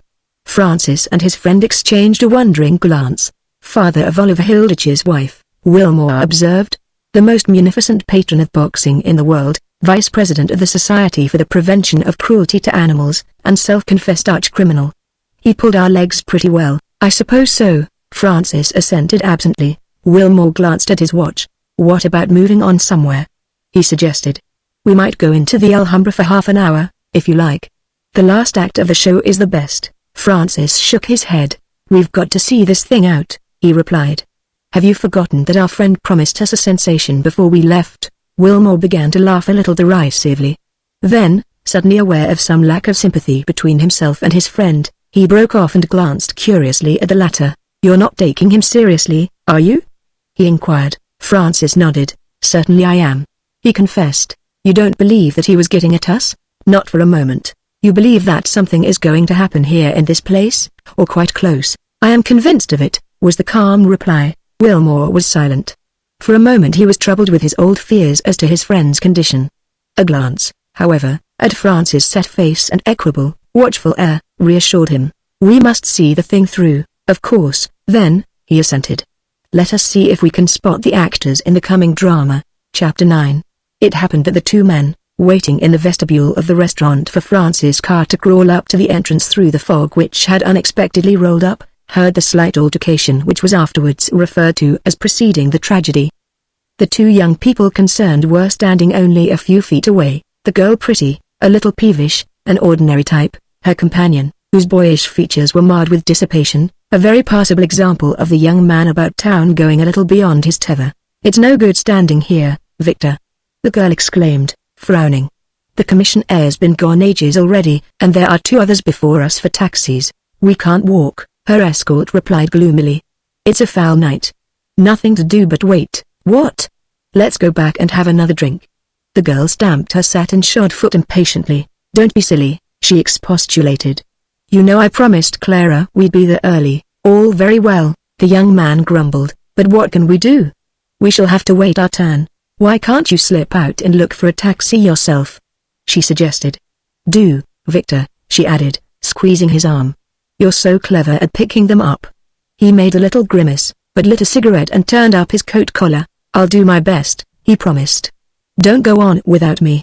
Try up towards Charing Cross Road, not the other way," she advised earnestly. "Right-o," he replied, which illuminative form of assent, a word spoken as he plunged unwillingly into the thick obscurity on the other side of the revolving doors, was probably the last he ever uttered on earth. Left alone, the girl began to shiver, as though suddenly cold. She turned around and glanced hurriedly back into the restaurant. At that moment she met the steady, questioning scrutiny of Francis' eyes. She stood as though transfixed. Then came the sound which everyone talked of for months afterwards, the sound which no one who heard it ever forgot, the death cry of Victor Bylake, followed a second afterwards by a muffled report. A strain of frenzied surprise seemed mingled with the horror. Afterwards, silence. There was the sound of some commotion outside, the sound of hurried footsteps and agitated voices. Then a terrible little procession appeared. Something it seemed to be a shapeless heap of clothes was carried in and laid upon the floor, in the little space between the revolving doors and the inner entrance. Two blue-liveried attendants kept back the horrified but curious crowd. Francis, vaguely recognized as being somehow or other connected with the law, was one of the few people allowed to remain whilst a doctor, fetched out from the dancing room, kneeled over the prostrate form. He felt that he knew beforehand the horrible verdict which the latter whispered in his ear after his brief examination: "Quite dead." A ghastly business. Francis gazed at the hole in the shirt front, disfigured also by a scorching stain. "A bullet?" he asked. The doctor nodded. "Fired within a foot of the poor fellow's heart," he whispered. "The murderer wasn't taking any chances, whoever he was. Have the police been sent for?" The head porter stepped forward. "There was a policeman within a few yards of the spot, sir," he replied. "He's gone down to keep everyone away from the place where we found the body. We've telephoned to Scotland Yard for an inspector." The doctor rose to his feet. "Nothing more can be done," he pronounced. "Keep the people out of here whilst I go and fetch my hat and coat. Afterwards, I'll take the body to the mortuary when the ambulance arrives." An attendant pushed his way through the crowd of people on the inner side of the door. "Miss Daisy Hislop, young lady who was with Mr. Bylake, has just fainted in the ladies' room, sir," he announced. "Could you come?"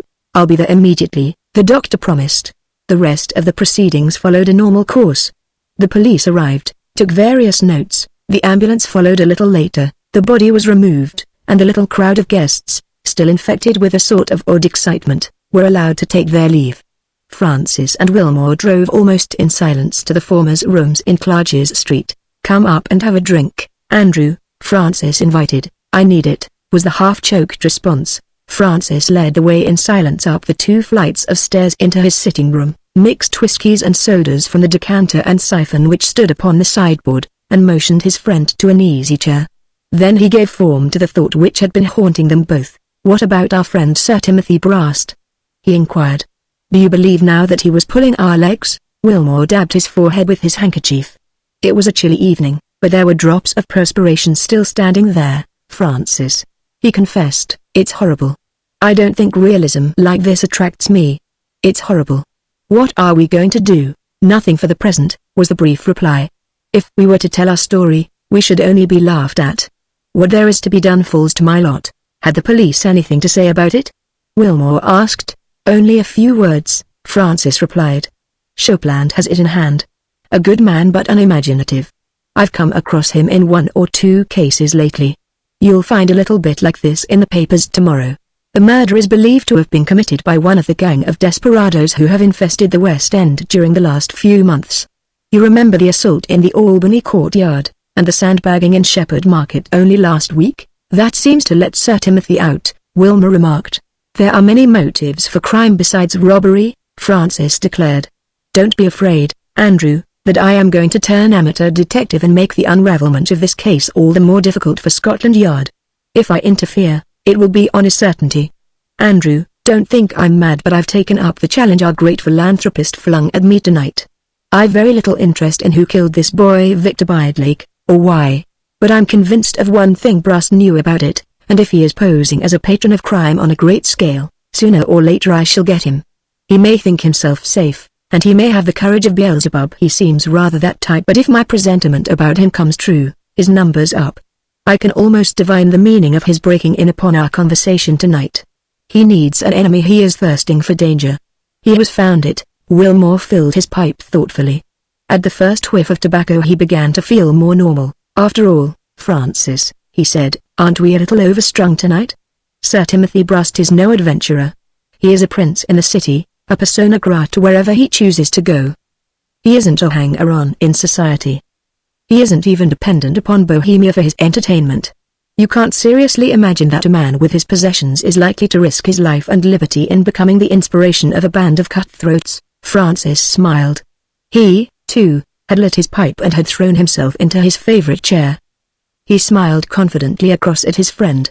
A millionaire with brains, he argued, is just the one person in the world likely to weary of all ordinary forms of diversion. I begin to remember things about him already. Haven't you heard about his wonderful parties down at the Walled House? Wilmore struck the table by his side with his clenched fist. By George, that's it! He exclaimed. Who hasn't? I remember Baker talking about one last year, Francis continued, never any details, but all kinds of mysterious hints, a sort of mixture between a Roman orgy and a chapter from the Arabian Nights, singers from Petrograd, dancers from Africa and fighting men from Chicago. The fellow's magnificent. At any rate, Wilmore remarked. His host smoked furiously for a moment. That's the worst of these multimillionaires, he declared. They think they can rule the world, traffic in human souls, buy morals, mock at the law. We shall see. Do you know the thing that I found most interesting about him? Wilmore asked. His black opals, the other suggested. You're by the way of being a collector, aren't you? Wilmore shook his head. The fact that he is the father of Oliver Hilditch's widow. Francis sat quite still for a moment. There was a complete change in his expression.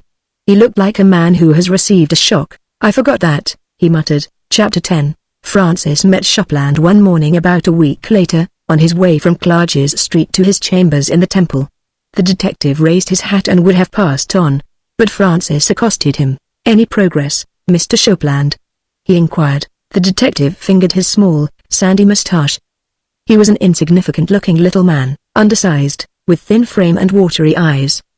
His mouth, however, was hard, and there were some telltale little lines at its corners. None whatever, I am sorry to say, Mr. Lem, he admitted. At present we are quite in the dark. You found the weapon, I hear? Shopland nodded. It was just an ordinary service revolver, dating from the time of the war, exactly like 100,000 others. The inquiries we were able to make from it came to nothing. Where was it picked up? In the middle of the waste plot of ground next to Soto's. The murderer evidently threw it for the moment he had discharged it. He must have been wearing rubber-soled shoes, for not a soul heard him go. Francis nodded thoughtfully. I wonder, he said, after a slight pause, whether it ever occurred to you to interview Miss Daisy Hislop, the young lady who was with Bidlake on the night of his murder? I called upon her the day afterwards, the detective answered. She had nothing to say, nothing whatever. Indirectly, of course, Francis continued, the poor girl was the cause of his death. If she had not insisted upon his going out for a taxicab, the man who was loitering about would probably have never got hold of him. The detective glanced up furtively at the speaker. He seemed to reflect for a moment. I gathered, he said, in conversation with the commissionaire, that Miss Hislop was a little impatient that night. It seems, however, that she was anxious to get to a ball which was being given down in Kensington. There was a ball, was there? Francis asked. Without a doubt, the detective replied. It was given by a Miss Clara Bulterwell. She happens to remember urging Miss Hislop to come on as early as possible, so that's that, Francis observed. Just so, Mr. Lem, the detective murmured. They were walking along the mall now, eastwards. The detective, who seemed to have been just a saunterer, had accommodated himself to Francis' destination. Let me see, there was nothing stolen from the young man's person, was there? Francis asked presently. Apparently nothing at all, sir. And I gather that you have made every possible inquiry as to the young man's relations with his friends? So far as one can learn, sir. They seem to have been perfectly amicable. Of course, Francis remarked presently, this may have been quite a purposeless affair. The deed may have been committed by a man who was practically a lunatic, without any motive or reason whatever. Precisely so, sir, the detective agreed, but, all the same, I don't think it was. Neither do I, sir. Francis smiled slightly. Chopland, he said, if there is no further external evidence to be collected, I suggest that there is only one person likely to prove of assistance to you. And that one person, sir? Miss Daisy Hislop, the young lady whom I have already seen? Francis nodded. The young lady whom you have already seen, he assented. At the same time, Mr. Chopland, we must remember this. If Miss Hislop has any knowledge of the facts which are behind Mr. Bidlake's murder, it is more likely to be to her interest to keep them to herself, than to give them away to the police free gratis and for nothing. Do you follow me? Precisely, sir. That being so, Francis continued, I am going to make a proposition to you for what it is worth. Where were you going when I met you this morning, Chopland? To call upon you in Clarges Street, sir. What for? I was going to ask you if you would be so kind as to call upon Miss Daisy Hislop, sir. Francis smiled. Great minds, he murmured. I will see the young lady this afternoon, Chopland. The detective raised his hat. They had reached the spot where his companion turned off by the Horse Guards parade. I may hope to hear from you, then, sir, within the course of a day or two, perhaps earlier, Francis promised. Francis continued his walk along the embankment to his chambers in the Temple. He glanced in the outer office as he passed to his consulting room. Anything fresh, Angrave? He asked his head clerk. Nothing whatever, sir, was the quiet reply. He passed on to his own Denner room with long windows looking out over the gardens. He glanced at the 2 or 3 letters which lay on his desk, none of them of the least interest, and leaning back in his chair commenced to fill his pipe. There was a knock at the door. Fawcett, a young beginner at the bar, in whom he had taken some interest and who devilled for him, presented himself. Can I have a word with you, Mr. Lem? He asked. By all means, was the prompt response. Sit down. Fawcett seated himself on the other side of the table. He had a long, thin face, dark, narrow eyes, unwholesome complexion, a slightly hooked nose, and teeth discolored through constant smoking. His fingers, too, bore the telltale yellow stains. Mr. Lem, he said, I think, with your permission, I should like to leave at the end of my next 3 months. Francis glanced across at him. Sorry to hear that, Fawcett. Are you going to work for anyone else? I haven't made arrangements yet, sir, the young man replied. I thought of offering myself to Mr. Barnes. Why do you want to leave me? Francis asked. There isn't enough for me to do, sir. Francis lit his pipe. It's probably just a lull, Fawcett, he remarked. I don't think so, sir. The devil.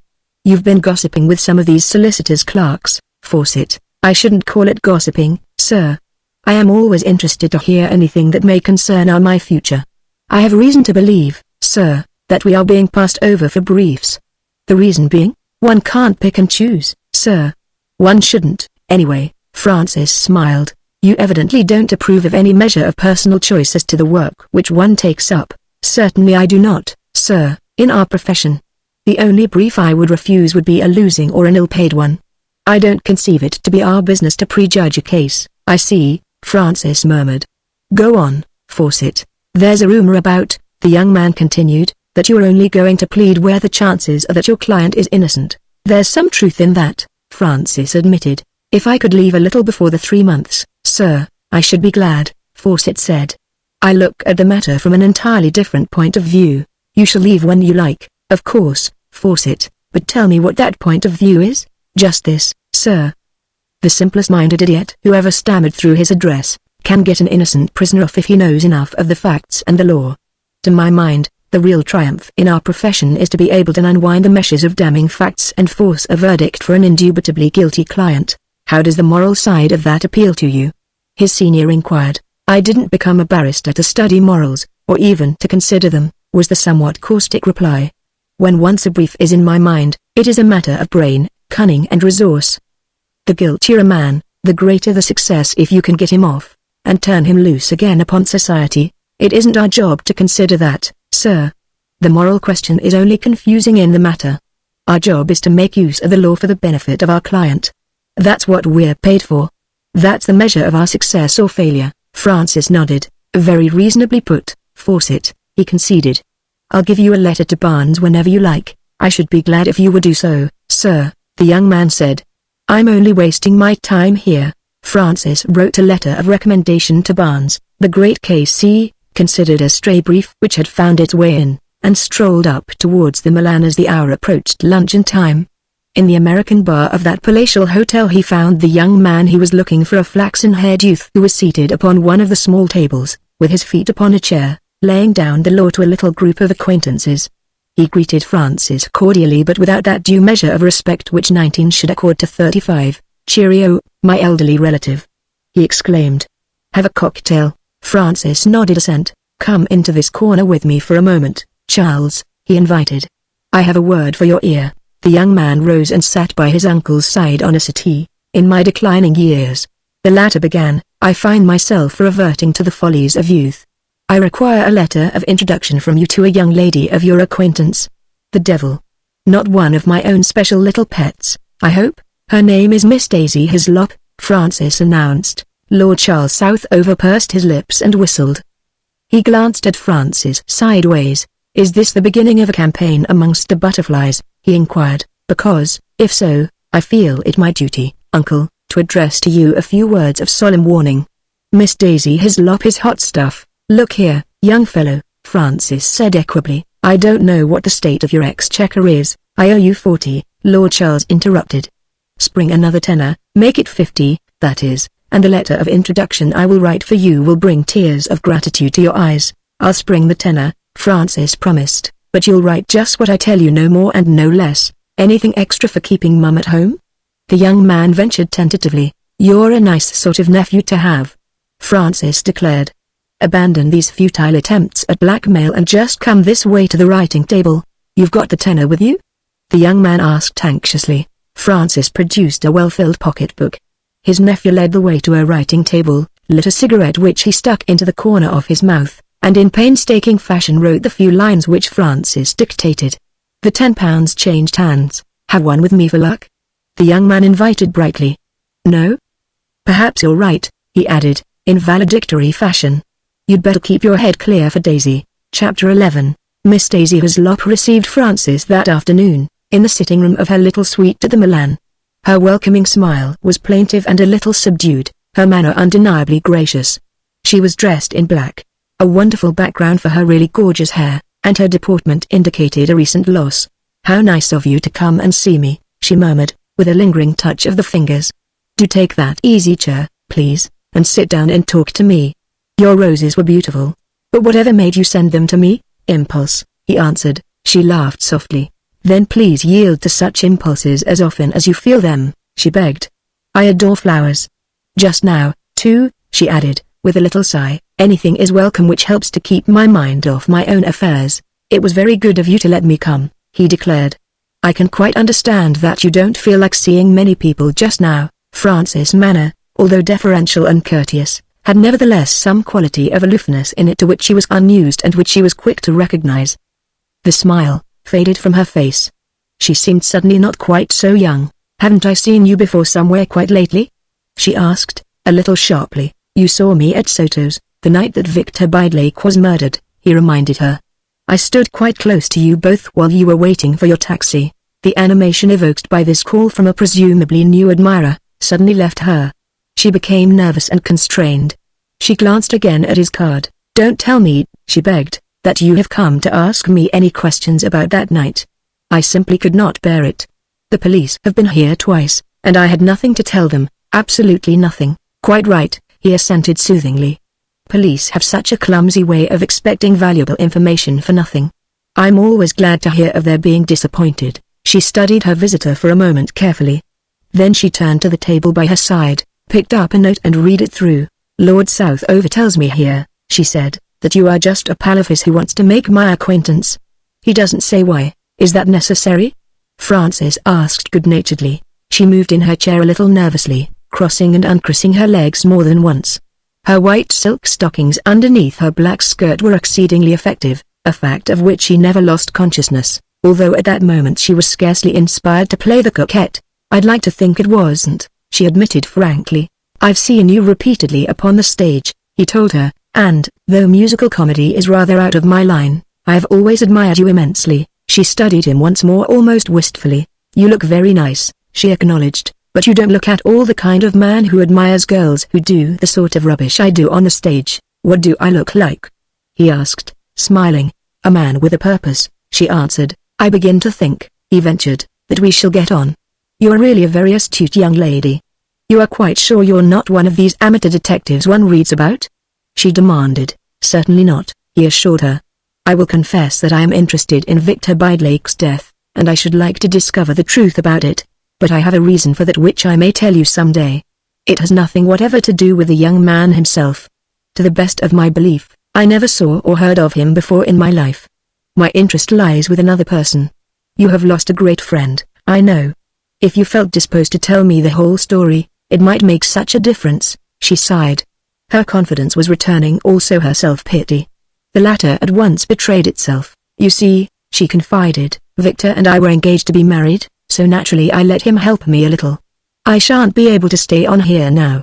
They are bothering me about their bill already, she added, with a side glance at an envelope which stood on a table by her side. He drew a little nearer to her. Mrs. Lopp, he began. Daisy, she interrupted. Miss Daisy Hislop, then? He continued, smiling. I suggested just now that I did not want to come and bother you for information without any return. If I can be of any assistance to you in that matter, he added, glancing towards the envelope, I shall be very pleased. She sighed gratefully.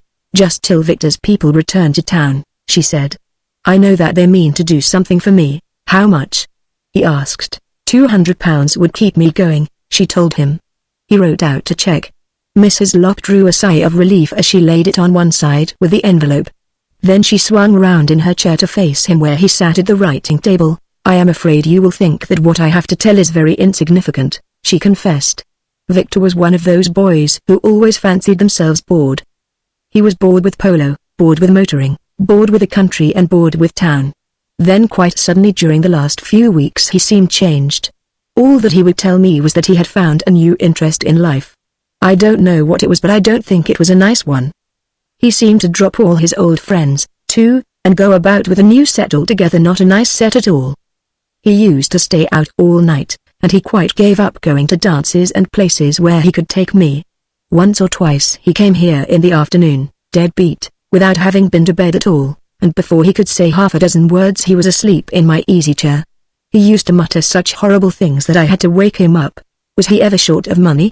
Frances asked. She shook her head. Not seriously, she answered. He was quite well off, besides what his people allowed him. I was going to have a wonderful settlement as soon as our engagement was announced. However, to go on with what I was telling you, the very night before it happened he came in to see me, looking like nothing on earth. He cried like a baby, behaved like a lunatic, and called himself all manner of names. He had had a great deal too much to drink, and I gathered that he had seen something horrible. It was then he asked me to dine with him the next night, and told me that he was going to break altogether with his new friends. Something in connection with them seemed to have given him a terrible fright. Frances nodded. He had the tact to abandon his curiosity at this precise point. The old story, he declared, bad company and rotten habits. I suppose someone got to know that the young man usually carried a great deal of money about with him. It was so foolish of him, she assented eagerly. I warned him about it so often. The police won't listen to it, but I am absolutely certain that he was robbed. I noticed when he paid the bill that he had a great wad of banknotes which were never discovered afterwards. Francis rose to his feet. What are you doing tonight? He inquired. Nothing, she acknowledged eagerly. Then let's dine somewhere and see the show at the Frivolity, he suggested. You dear man. She assented with enthusiasm. The one thing I wanted to do, and the one person I wanted to do it with. Chapter 12. It was after leaving Miss Daisy Hislop's flat that the event to which Francis Lem had been looking forward more than anything else in the world, happened. It came about entirely by chance. There were no taxis in the Strand.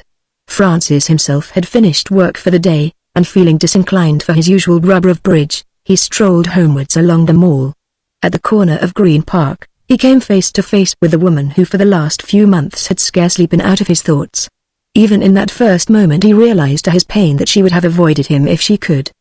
They met, however, where the path narrowed, and he left her no chance to avoid him. That curious impulse of conventionality which opens a conversation always with cut and dry banalities, saved them perhaps from a certain amount of embarrassment. Without any conscious suggestion, they found themselves walking side by side. "I have been wanting to see you very much indeed," he said.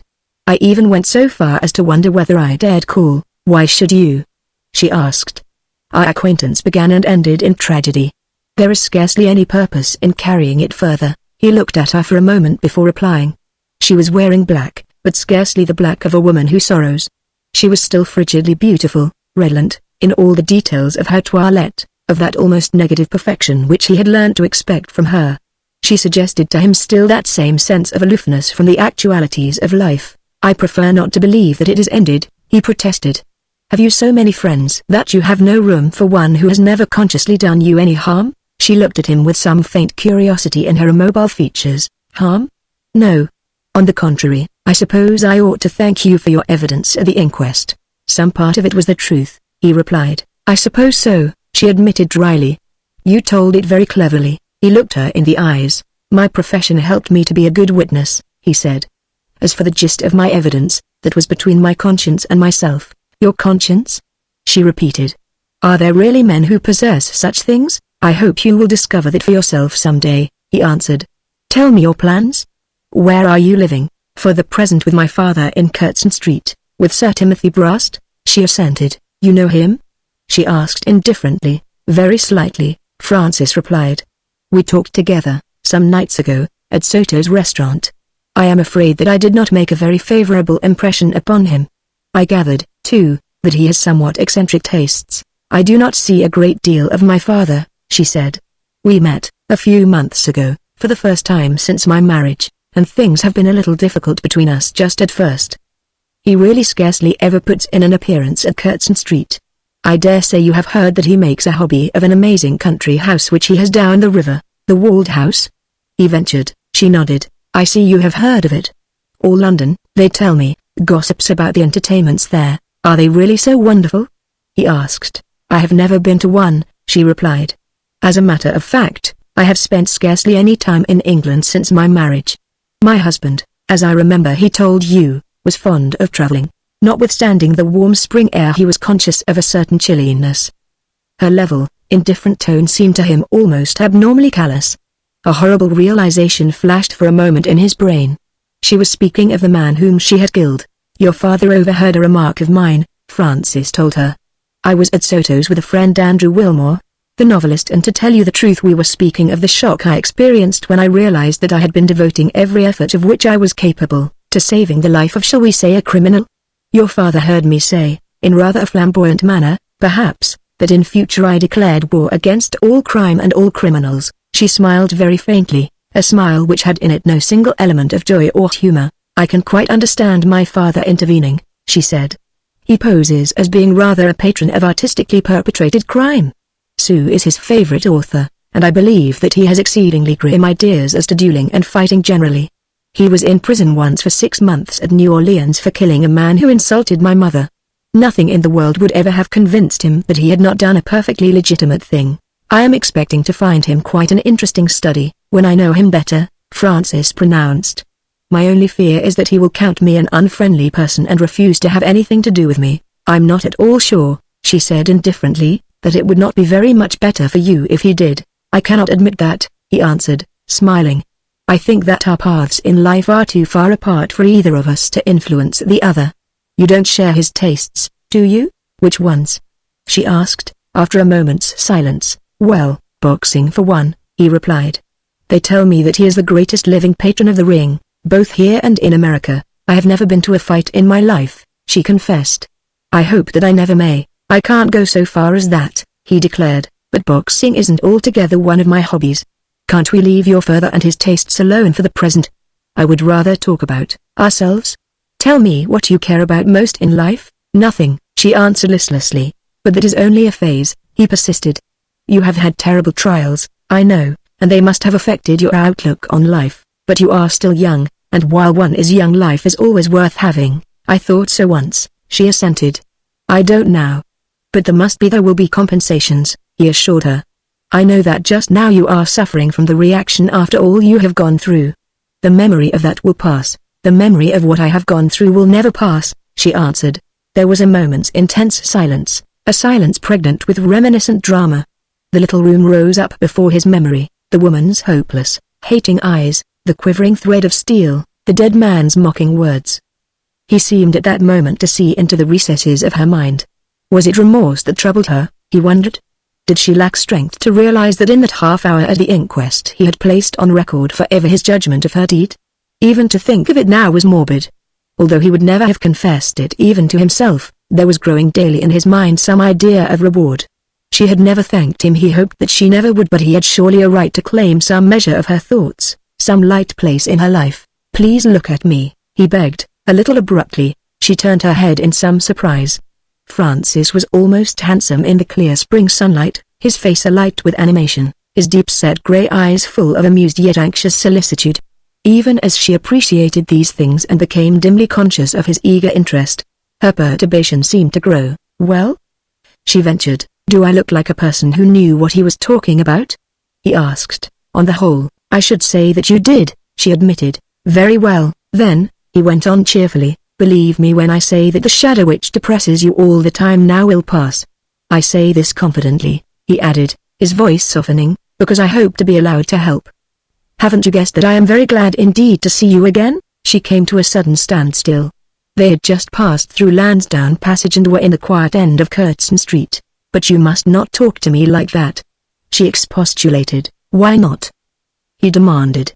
We have met under strange and untoward circumstances. But are you so very different from other women? For a single moment she seemed infinitely more human, startled, a little nervous, exquisitely sympathetic to an amazing and unexpected impression.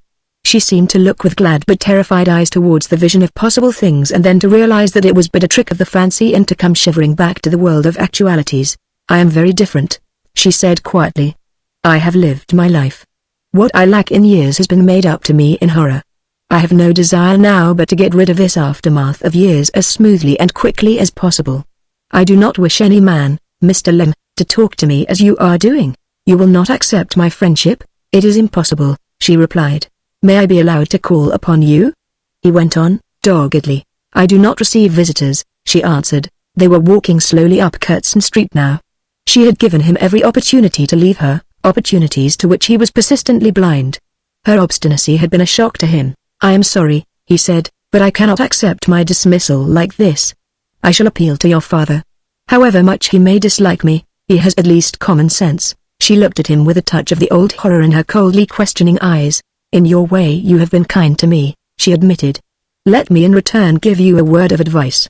Let me beg you to have nothing whatever to do with my father, in friendship or in enmity. Either might be equally disastrous. Either, in the long run, is likely to cost you dear. If that is your opinion of your father, why do you live with him? He asked. She had become entirely callous again. Her smile, with its mocking quality, reminded him for a moment of the man whom they were discussing. Because I am a luxury and comfort-loving parasite, she answered deliberately. Because my father gladly pays my accounts at Lucille and Worth and Reville. Because I have never learned to do without things. And please remember this. My father, so far as I am concerned, has no faults. He is a generous and courteous companion. Nevertheless, number 70B, Curtin Street is no place for people who desire to lead normal lives. And with that she was gone.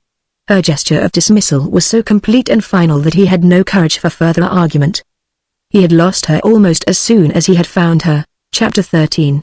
4 men were discussing the verdict at the adjourned inquest upon Victor Bylake, at Soto's American Bar about a fortnight later. They were Robert Fairfax, a young actor in musical comedy, Peter Jacks, a cinema producer, Gerald Morse, a dress designer, and Sidney Voss, a musical composer and librettist, all habitués of the place and members of the little circle towards which the dead man had seemed, during the last few weeks of his life, to have become attracted. At a table a short distance away, Francis Lem was seated with a cocktail and a dish of almonds before him. He seemed to be studying an evening paper and to be taking but the scantiest notice of the conversation at the bar. It just shows, Peter Jacks declared, that crime is the easiest game in the world. Given a reasonable amount of intelligence, and a murderer's business is about as simple as a sandwich man's. The police, Gerald Morse, a pale-faced, anemic-looking youth, declared, rely upon two things, circumstantial evidence and motive. In the present case there is no circumstantial evidence, and as to motive, poor old Victor was too big a fool to have an enemy in the world. Sidney Voss, who was up for the Sheridan Club and had once been there, glanced respectfully across at Francis. You ought to know something about crime and criminals, Mr. Lem, he said. Have you any theory about the affair? Francis set down the glass from which he had been drinking, and, folding up the evening paper, laid it by the side of him. As a matter of fact, he answered calmly, I have. The few words, simply spoken, yet in their way charged with menace, thrilled through the little room. Fairfax swung round upon his stool, a tall, aggressive-looking youth whose good looks were half eaten up with dissipation. His eyes were unnaturally bright. The cloudy remains in his glass indicated absinthe. Listen, you fellows, he exclaimed. Mr. Francis Lem, the great criminal barrister, is going to solve the mystery of poor old Victor's death for us. The three other young men all turned around from the bar. Their eyes and whole attention seemed riveted upon Francis. No one seemed to notice the newcomer who passed quietly to a chair in the background, although he was a person of some note and interest to all of them. Imperturbable and immaculate as ever, Sir Timothy Brust smiled amiably upon the little gathering, summoned a waiter and ordered a dry martini. I can scarcely promise to do that, Francis said slowly, his eyes resting for a second or two upon each of the four faces. Exact solutions are a little out of my line. I think I can promise to give you a shock, though, if you're strong enough to stand it. There was another of those curiously charged silences. The bartender paused with the cocktail shaker still in his hand. Voss began to beat nervously upon the counter with his knuckles. We can stand anything but suspense, he declared. Get on with your shock-giving. I believe that the person responsible for the death of Victor Bidlake is in this room at the present moment, Francis declared. Again the silence, curious, tense and dramatic. Little Jimmy, the bartender, who had leaned forward to listen, stood with his mouth slightly open and the cocktail shaker which was in his hand leaked drops upon the counter. The first conscious impulse of everybody seemed to be to glance suspiciously around the room. The four young men at the bar, Jimmy and one waiter, Francis and Sir Timothy Brust, were its only occupants. I say, you know, that's a bit thick, isn't it? Sidney Voss stammered at last. I wasn't in the place at all, I was in Manchester, but it's a bit rough on these other chaps, Victor's pals. I was dining at the Café Royal, Jax declared, loudly. Morse drew a little breath. Everyone knows that I was at Brighton, he muttered. I went home directly the bar here closed, Jimmy said, in a still dazed tone. I heard nothing about it till the next morning. Alibis by the bushel, Fairfax laughed harshly. As for me, I was doing my show, everyone knows that. I was never in the place at all. The murder was not committed in the place, Francis commented calmly. Fairfax slid off his stool. A spot of color blazed in his pale cheeks, the glass which he was holding snapped in his fingers. He seemed suddenly possessed. I say, what the hell are you getting at? He cried. Are you accusing me or any of us Victor's pals? I accuse no one, Francis replied, unperturbed. You invited a statement from me and I made it. Sir Timothy Brust rose from his place and made his way to the end of the counter, next to Fairfax and nearest Francis. He addressed the former. There was an inscrutable smile upon his lips. His manner was reassuring. Young gentleman, he begged, pray do not disturb yourself. I will answer for it that neither you nor any of your friends are the objects of Mr. Ledesom's suspicion. Without a doubt, it is I to whom his somewhat bold statement refers. They all stared at him, immersed in another crisis, bereft of speech. He tapped a cigarette upon the counter and lit it. Fairfax, whose glass had just been refilled by the bartender, was still ghastly pale, shaking with nervousness and breathing hoarsely. Francis, tense and alert in his chair, watched the speaker but said nothing. You see, Sir Timothy continued, addressing himself to the four young men at the bar, I happen to have two special aversions in life. One is sweet champagne and the other amateur detectives. Their stories, their methods and everything about them. I chanced to sit upstairs in the restaurant, within hearing of Mr. Lem and his friend Mr. Wilmore, the novelist, the other night, and I heard Mr. Lem, very much to my chagrin, announce his intention of abandoning a career in which he has, if he will allow me to say so, with a courteous bow to Francis attained considerable distinction, to indulge in the moth-eaten, flamboyant and melodramatic antics of the lesser Sherlock Holmes. I fear that I could not resist the opportunity of I think you younger men call it pulling his leg. Everyone was listening intently, including Chopland, who had just drifted into the room and subsided into a chair near Francis. I moved my place, therefore, Sir Timothy continued, and I whispered in Mr. Lem's ear some rhodomontade to the effect that if he were planning to be the giant crime detector of the world, I was by ambition the arch-criminal, or words to that effect. And to give emphasis to my words, I wound up by prophesying a crime in the immediate vicinity of the place within a few hours, a somewhat significant prophecy, under the circumstances, Francis remarked, reaching out for a dish of salted almonds and drawing them towards him. Sir Timothy shrugged his shoulders deprecatingly. I will confess, he admitted, that I had not in my mind an affair of such dimensions. My harmless remark, however, has produced cataclysmic effects. The conversation to which I refer took place on the night of young Bidelake's murder, and Mr. Lem, with my somewhat, I confess, bombastic words in his memory, has pitched upon me as the bloodthirsty murderer. Hold on for a moment, sir, Peter Jacks begged, wiping the perspiration from his forehead. We've got to have another drink quick. Poor old Bobby here looks knocked all of a heap, and I'm kind of jumpy myself. You'll join us, sir? I thank you, was the courteous reply. I do not as a rule indulge to the extent of more than one cocktail, but I will recognize the present as an exceptional occasion. To continue, then, he went on, after the glasses had been filled, I have during the last few weeks experienced the ceaseless and lynx-eyed watch of Mr. Lem and presumably his myrmidons. I do not know whether you are all acquainted with my name, but in case you are not, let me introduce myself. I am Sir Timothy Brast, Chairman, as I dare say you know, of the United Transvaal Gold Mines, Chairman, also, of 2 of the principal hospitals in London, Vice President of the Society for the Prevention of Cruelty to Animals, a patron of sport in many forms, a traveller in many countries, and a recipient of the honour of knighthood from His Majesty, in recognition of my services for various philanthropic works. These facts, however, have availed me nothing now that the bungling amateur investigator into crime has pointed the finger of suspicion towards me. My servants and neighbours have alike been plagued to death with cunning questions as to my life and habits. I have been watched in the streets and watched in my harmless amusements. My simple life has been peered into from every perspective and direction. In short, I am suspect. Mr. Lem's terrifying statement a few minutes ago was directed towards me and me only. There were murmurs of sympathy from the 4 young men, who each in his own fashion appeared to derive consolation from Sir Timothy's frank and somewhat caustic statement. Francis, who had listened unmoved to this flow of words, glanced towards the door behind which dark figures seemed to be looming. That is all you have to say, Sir Timothy? He asked politely. For the present, yes, was the guarded reply. I trust that I have succeeded in setting these young gentlemen's minds at ease. There is one of them, Francis said gravely, whose mind not even your soothing words could lighten. Chopland had risen unobtrusively to his feet. He laid his hand suddenly on Fairfax's shoulder and whispered in his ear. Fairfax, after his first start, seemed cool enough. He stretched out his hand towards the glass which as yet he had not touched, covered it with his fingers for a moment and drained its contents. The gently sarcastic smile left Sir Timothy's lips. His eyebrows met in a quick frown, his eyes glittered. What is the meaning of this? He demanded sharply. A policeman in plain clothes had advanced from the door. The manager hovered in the background. Chopland saw that all was well. It means, he announced, that I have just arrested Mr. Robert Fairfax here on a charge of willful murder. There is a way out through the kitchens, I believe. Take his other arm, Holmes. Now, gentlemen, if you please. There were a few bewildered exclamations, then a dramatic hush. Fairfax had fallen forward on his stool. He seemed to have relapsed into a comatose state. Every scrap of color was drained from his sallow cheeks, his eyes were covered with a film and he was breathing heavily.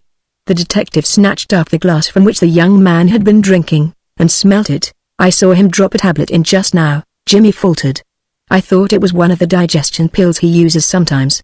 Chopland and a policeman placed their hands underneath the armpits of the unconscious man. He's done, sir, the former whispered to Francis. We'll try and get him to the station if we can. Chapter 14. The greatest tragedies in the world, provided they happen to other people, have singularly little effect upon the externals of our own lives. There was certainly not a soul in Soto's that night who did not know that Bobby Fairfax had been arrested in the bar below for the murder of Victor Bidelake, had taken poison and died on the way to the police station. Yet the same number of dinners were ordered and eaten, the same quantity of wine drunk. The management considered that they had shown marvelous delicacy of feeling by restraining the orchestra from their usual musical gymnastics until after the service of dinner. Conversation, in consequence, buzzed louder than ever. One speculation in particular absorbed the attention of every single person in the room. Why had Bobby Fairfax, at the zenith of a very successful career, risked the gallows and actually accepted death for the sake of killing Victor Bylake, a young man with whom, so far as anybody knew, he had no cause of quarrel whatever? There were many theories, many people who knew the real facts and whispered them into a neighbor's ear, only to have them contradicted a few moments later. Yet, curiously enough, the two men who knew most about it were the two most silent men in the room, for each was dining alone. Francis, who had remained only in the hope that something of the sort might happen, was conscious of a queer sense of excitement when, with the service of coffee, Sir Timothy, glass in hand, moved up from a table lower down and with a word of apology took the vacant place by his side. It was what he had desired, and yet he felt a thrill, almost a fear at Sir Timothy's murmured words. He felt that he was in the company of one who, if not an enemy, at any rate had no friendly feeling towards him. "My congratulations, Mr. Lem," Sir Timothy said quietly. "You appear to have started your career with a success." "Only a partial one," Francis acknowledged, "and as a matter of fact I deny that I have started in any new career. It was easy enough to make use of a fluke and direct the intelligence of others towards the right person, but when the real significance of the thing still eludes you, one can scarcely claim a triumph." Sir Timothy gently knocked the ash from the very fine cigar which he was smoking. "Still, your groundwork was good," he observed. Francis shrugged his shoulders. "That," he admitted, "was due to chance. Shall we exchange notes?" Sir Timothy suggested gently. "It might be interesting." "As you will," Francis assented. "There is no particular secret in the way I stumbled upon the truth. I was dining here that night, as you know, with Andrew Wilmore, and while he was ordering the dinner and talking to some friends, I went down to the American bar to have a cocktail. Miss Daisy Hislop and Fairfax were seated there alone and talking confidentially. Fairfax was insisting that Miss Hislop should do something which puzzled her. She consented reluctantly, and Fairfax then hurried off to the theater. Later on, Miss Hislop and the unfortunate young man occupied a table close to ours, and I happened to notice that she made a point of leaving the restaurant at a particular time. While they were waiting in the vestibule she grew very impatient. I was standing behind them and I saw her glance at the clock just before she insisted upon her companion's going out himself to look for a taxicab. Ergo, one inquires at Fairfax's theatre. For that exact 3/4 of an hour he is off the stage. At that point my interest in the matter ceases. Scotland Yard was quite capable of the rest. "Disappointing," Sir Timothy murmured. "I thought at first that you were over-modest. I find that I was mistaken. It was chance alone which set you on the right track. Well, there is my story, at any rate," Francis declared. "With how much of your knowledge of the affair are you going to indulge me?" Sir Timothy slowly revolved his brandy glass. "Well," he said, "I will tell you this. The two young men concerned, Bylake and Fairfax, were both guests of mine recently at my country house. They had discovered for one another a very fierce and reasonable antipathy. With that recurrence to primitivism with which I have always been a hearty sympathizer, they agreed, instead of going round their little world making sneering remarks about each other, to fight it out, at your suggestion, I presume?" Francis interposed. "Precisely," Sir Timothy assented. "I recommended that course, and I offered them facilities for bringing the matter to a crisis. The fight, indeed, was to have come off the day after the unfortunate episode which anticipated it." "Do you mean to tell me that you knew?" Francis began. Sir Timothy checked him quietly but effectively. "I knew nothing," he said, "except this. They were neither of them young men of much stomach, and I knew that the one who was the greater coward would probably try to anticipate the matter by attacking the other first if he could. I knew that Fairfax was the greater coward, not that there was much to choose between them, and I also knew that he was the injured person. That is really all there is about it. My somewhat theatrical statement to you was based upon probability, and not upon any certain foreknowledge. As you see, it came off." "And the cause of their quarrel?" Francis asked. "There might have been 100 reasons," Sir Timothy observed. "As a matter of fact, it was the eternal one. There is no need to mention a woman's name, so we will let it go at that." There was a moment's silence, a strange, unforgettable moment for Francis Lem, who seemed by some curious trick of the imagination to have been carried away into an impossible and grotesque world. The hum of eager conversation, the popping of corks, the little trills of feminine laughter, all blended into one sensual and not unmusical chorus, seemed to fade from his ears. He fancied himself in some subterranean place of vast dimensions, through the grim galleries of which men and women with evil faces crept like animals. And towering above them, unreal in size, his scornful face an epitome of sin, that which he wielded symbolical and ghastly, driving his motley flock with the leer of the evil shepherd, was the man from whom he had already learnt to recoil with horror. The picture came and went in a flash. Francis found himself accepting a courteously offered cigar from his companion. "You see, the story is very much like many others," Sir Timothy murmured, as he lit a fresh cigar himself and leaned back with the obvious enjoyment of the cultivated smoker. "In every country of the world, the animal world as well as the human world, the male resents his female being taken from him. Directly he ceases to resent it, he becomes degenerate. Surely you must agree with me, Mr. Leddam? It comes to this, then," Francis pronounced deliberately, "that you stage-managed the whole affair." Sir Timothy smiled. "It is my belief, Mr. Lem," he said, "that you grow more and more intelligent every hour." Sir Timothy glanced presently at his thin gold watch and put it back in his pocket regretfully. "Alas," he sighed, "I fear that I must tear myself away. I particularly want to hear the last act of Louise. The new French woman sings, and my daughter is alone." "You will excuse me," Francis nodded silently. His companion's careless words had brought a sudden dazzling vision into his mind. Sir Timothy scrawled his name at the foot of his bill. "It is one of my axioms in life, Mr. Lem," he continued, "that there is more pleasure to be derived from the society of one's enemies than one's friends.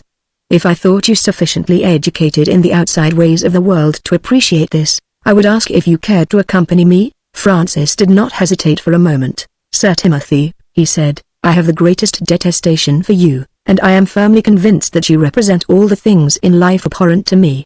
On the other hand, I should very much like to hear the last act of Louise, and it would give me the greatest pleasure to meet your daughter. So long as there is no misunderstanding." Sir Timothy laughed. "Come," he said, "we will get our hats. I am becoming more and more grateful to you, Mr. Lem. You are supplying something in my life which I have lacked. You appeal alike to my sense of humor and my imagination. We will visit the opera together." Chapter 15. The two men left Soto's together, very much in the fashion of two ordinary acquaintances sallying out to spend the evening together. Sir Timothy's Rolls-Royce limousine was in attendance, and in a few minutes they were threading the purlieus of Covent Garden. It was here that an incident occurred which afforded Francis considerable food for thought during the next few days. It was a Friday night, and one or two wagons laden with vegetable produce were already threading their way through the difficult thoroughfares. Suddenly Sir Timothy, who was looking out of the window, pressed a button of the car, which was at once brought to a standstill. Before the footman could reach the door, Sir Timothy was out in the street.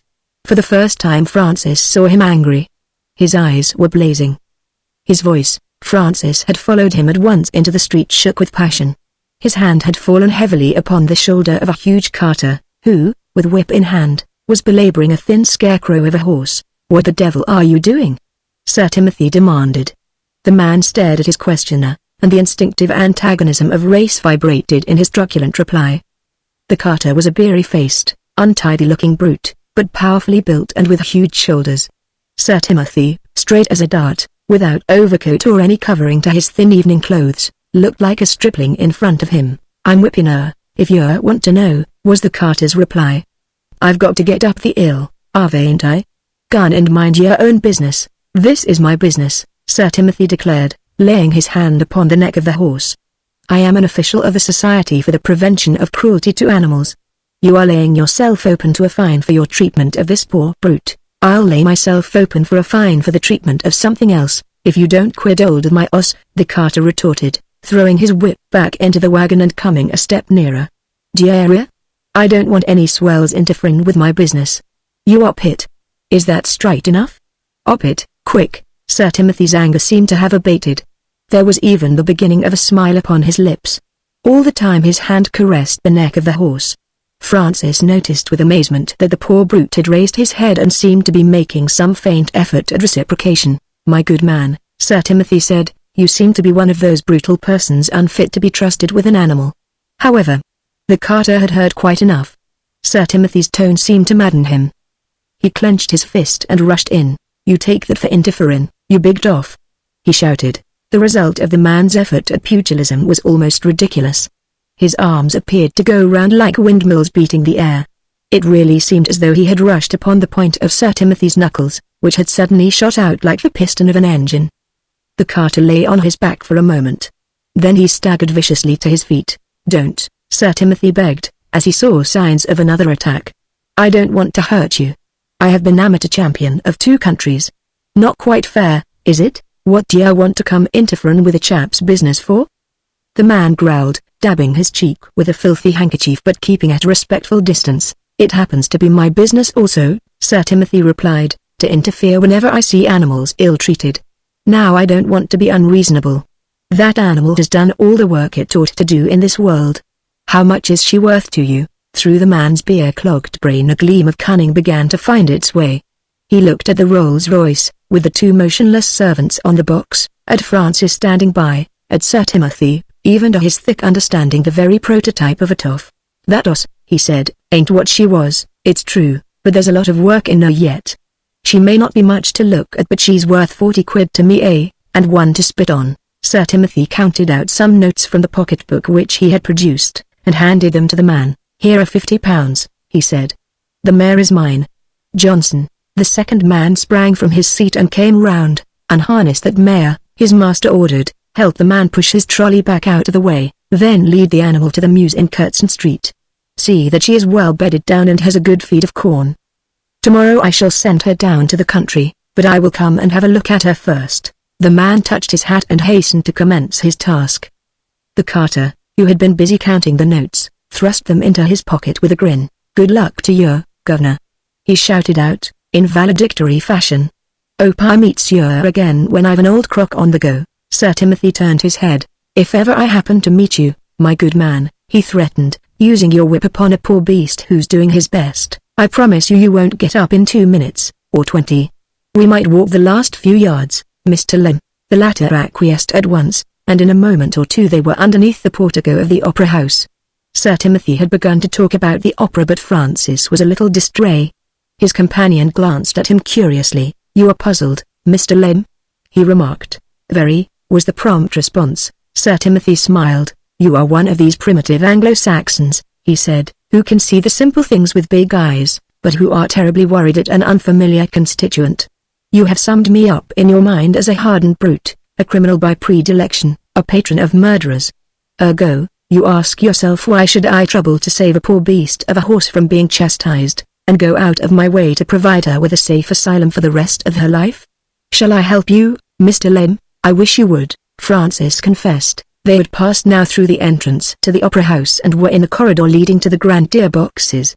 On every side Sir Timothy had been received with marks of deep respect. 2 bowing attendants were preceding them.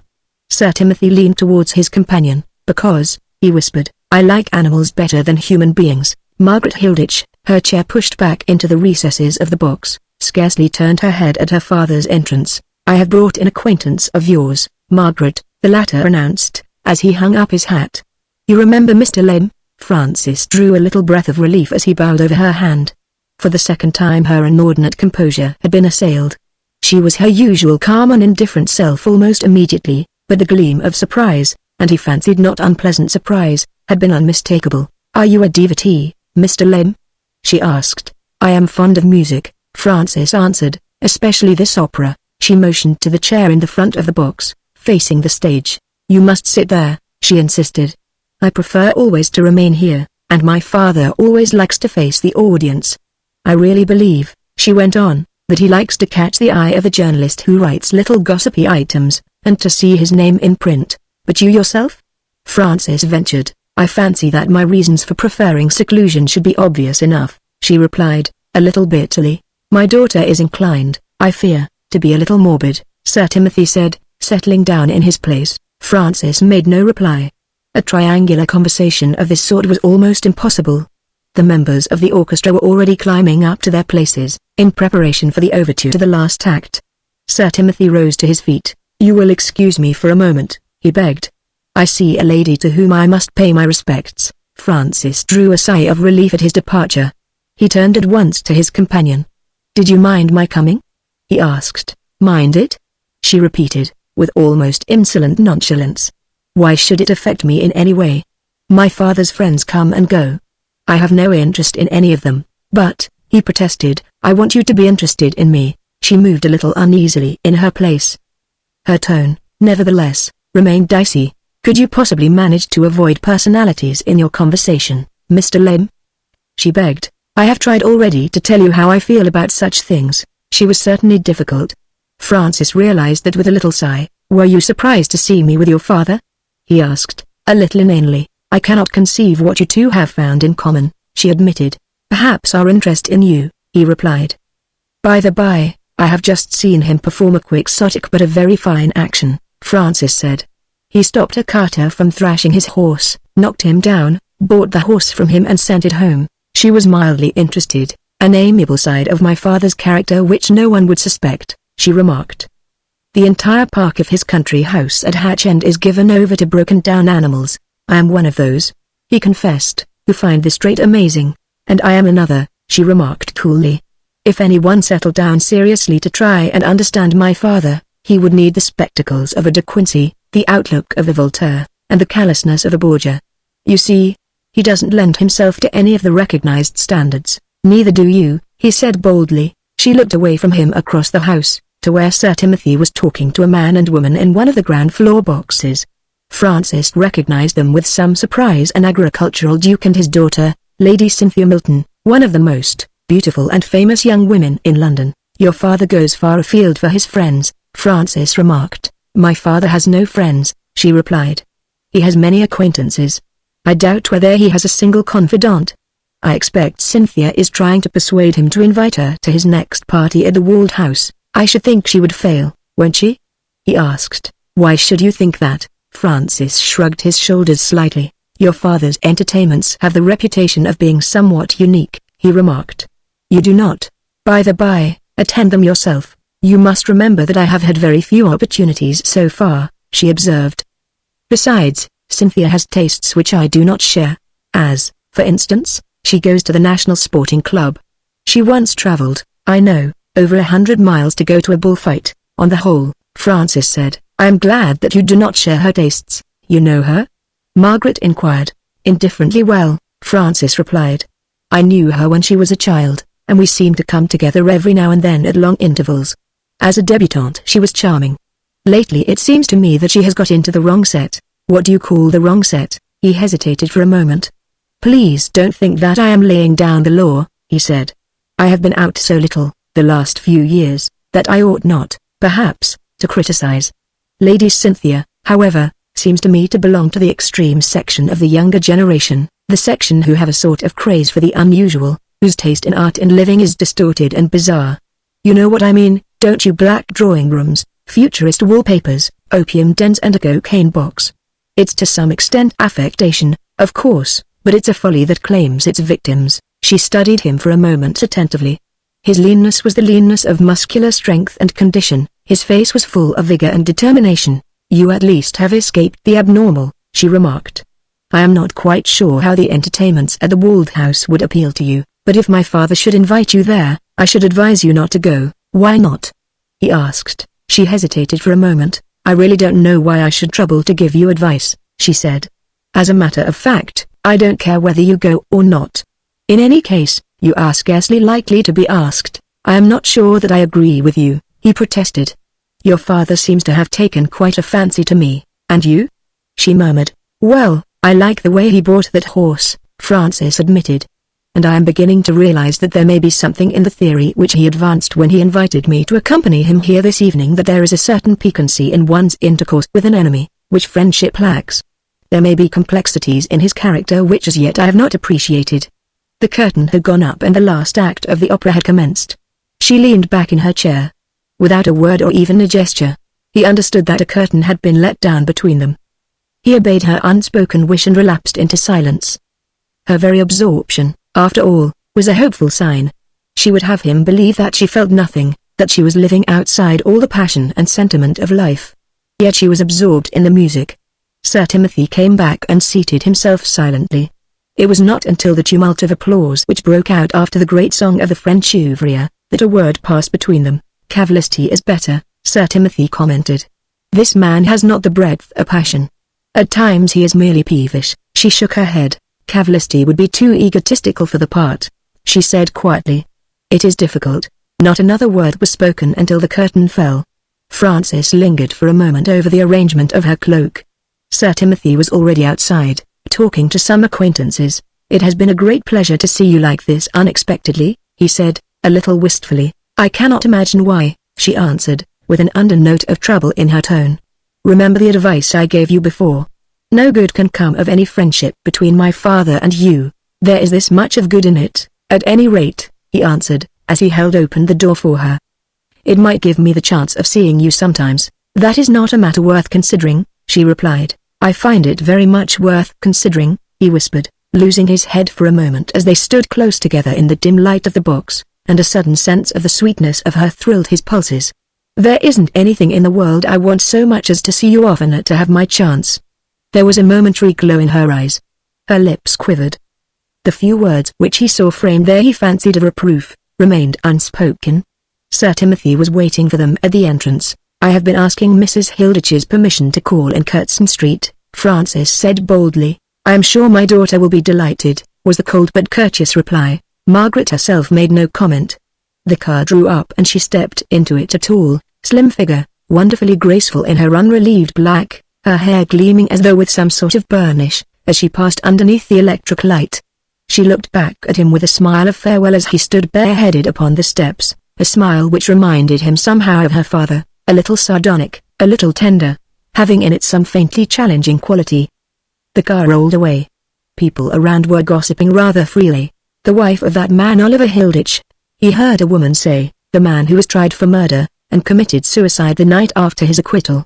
Why, that can't be much more than 3 months ago. If you are the daughter of a millionaire," her escort observed, "you can defy convention." "Yes, that was Sir Timothy Brast," another man was saying.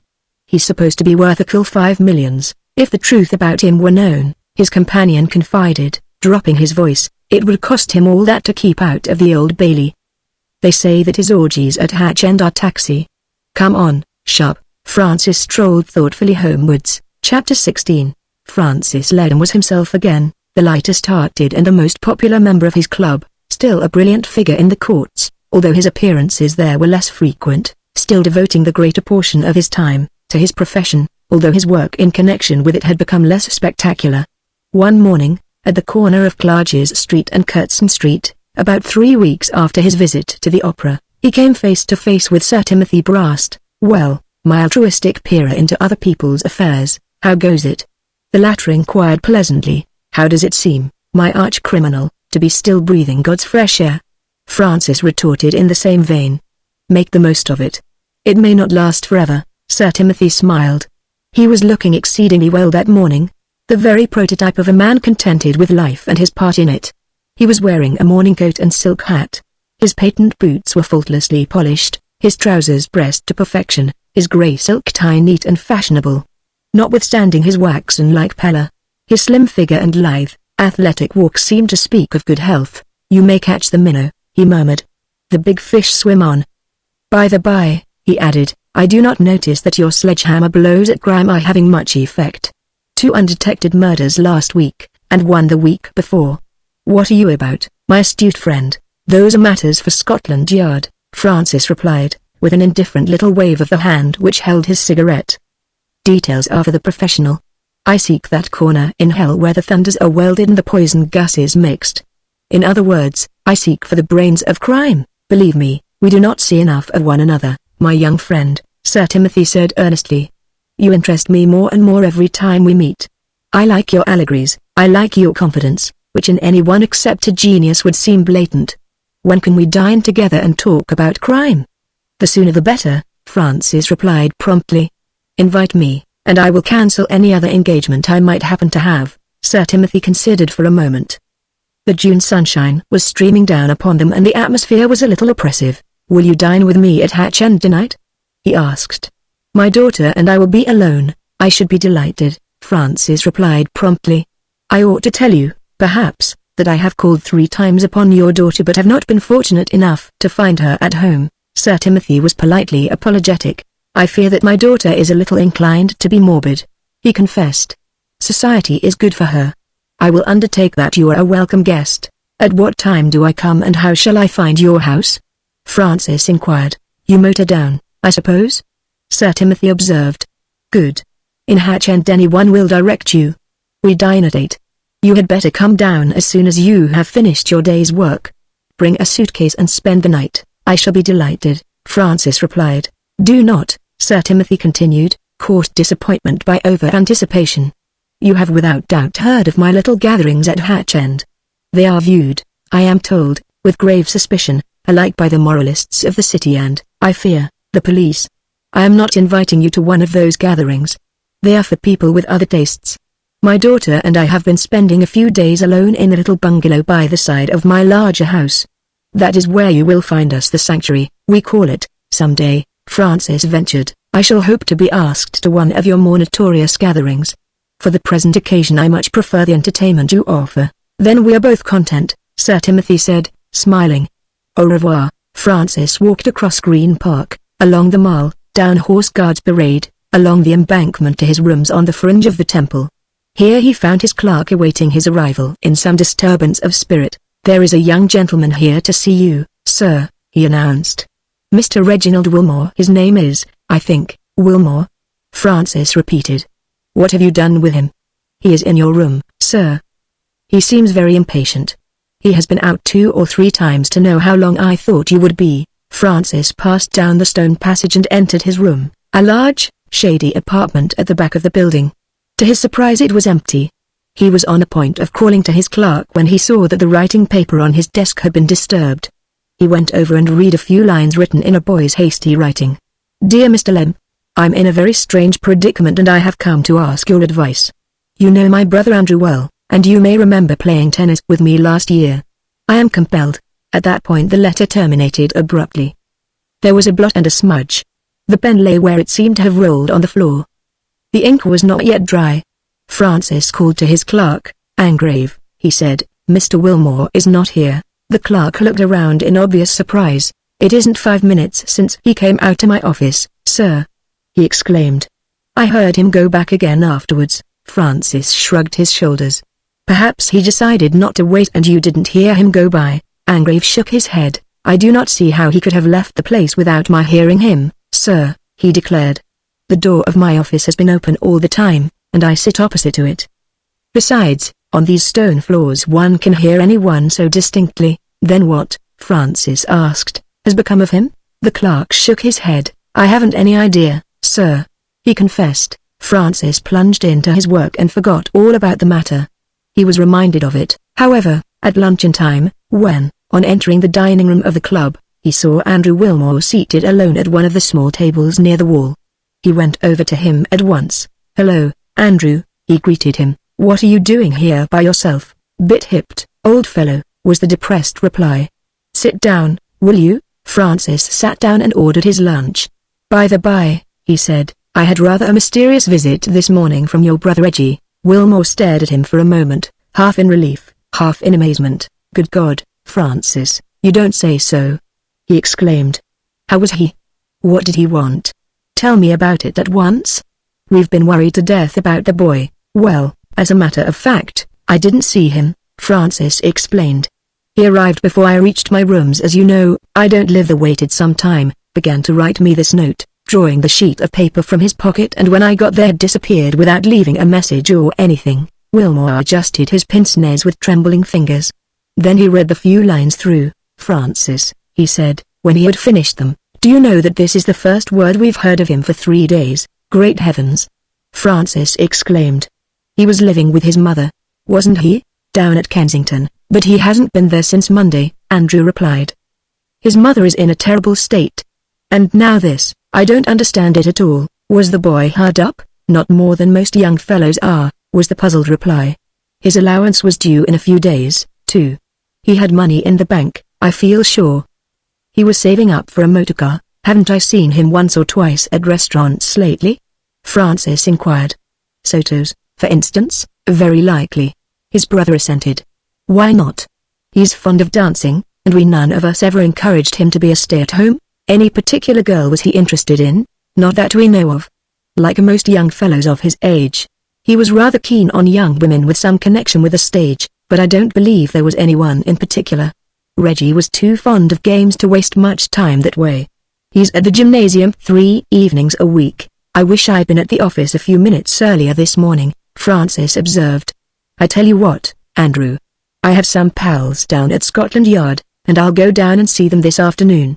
They'll want a photograph, and to ask a few questions, I dare say, but I shouldn't talk about the matter too much. You're very kind, Francis, his friend replied, but it isn't so easy to sit tight. I was going to the police myself this afternoon. Take my advice and leave it to me, Francis begged. I have a particular pal down at Scotland Yard who I know will be interested, and I want him to take up the case. You haven't any theory, I suppose? Wilmore asked, a little wistfully. Francis shook his head. Not the ghost of one, he admitted. The reason I am advising you to keep as quiet as possible, though, is just this. If you create a lot of interest in a disappearance, you have to satisfy the public curiosity when the mystery is solved. I see, Wilmore murmured.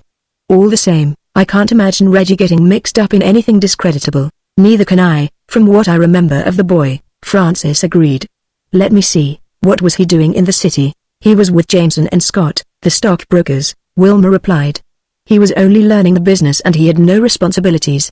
Curiously enough, though, when I went to see Mr. Jameson he pointed out 1 or 2 little matters that Reggie had attended to, which looked as though he were clearing up, somehow or other. He left no message there, I suppose, not a line or a word.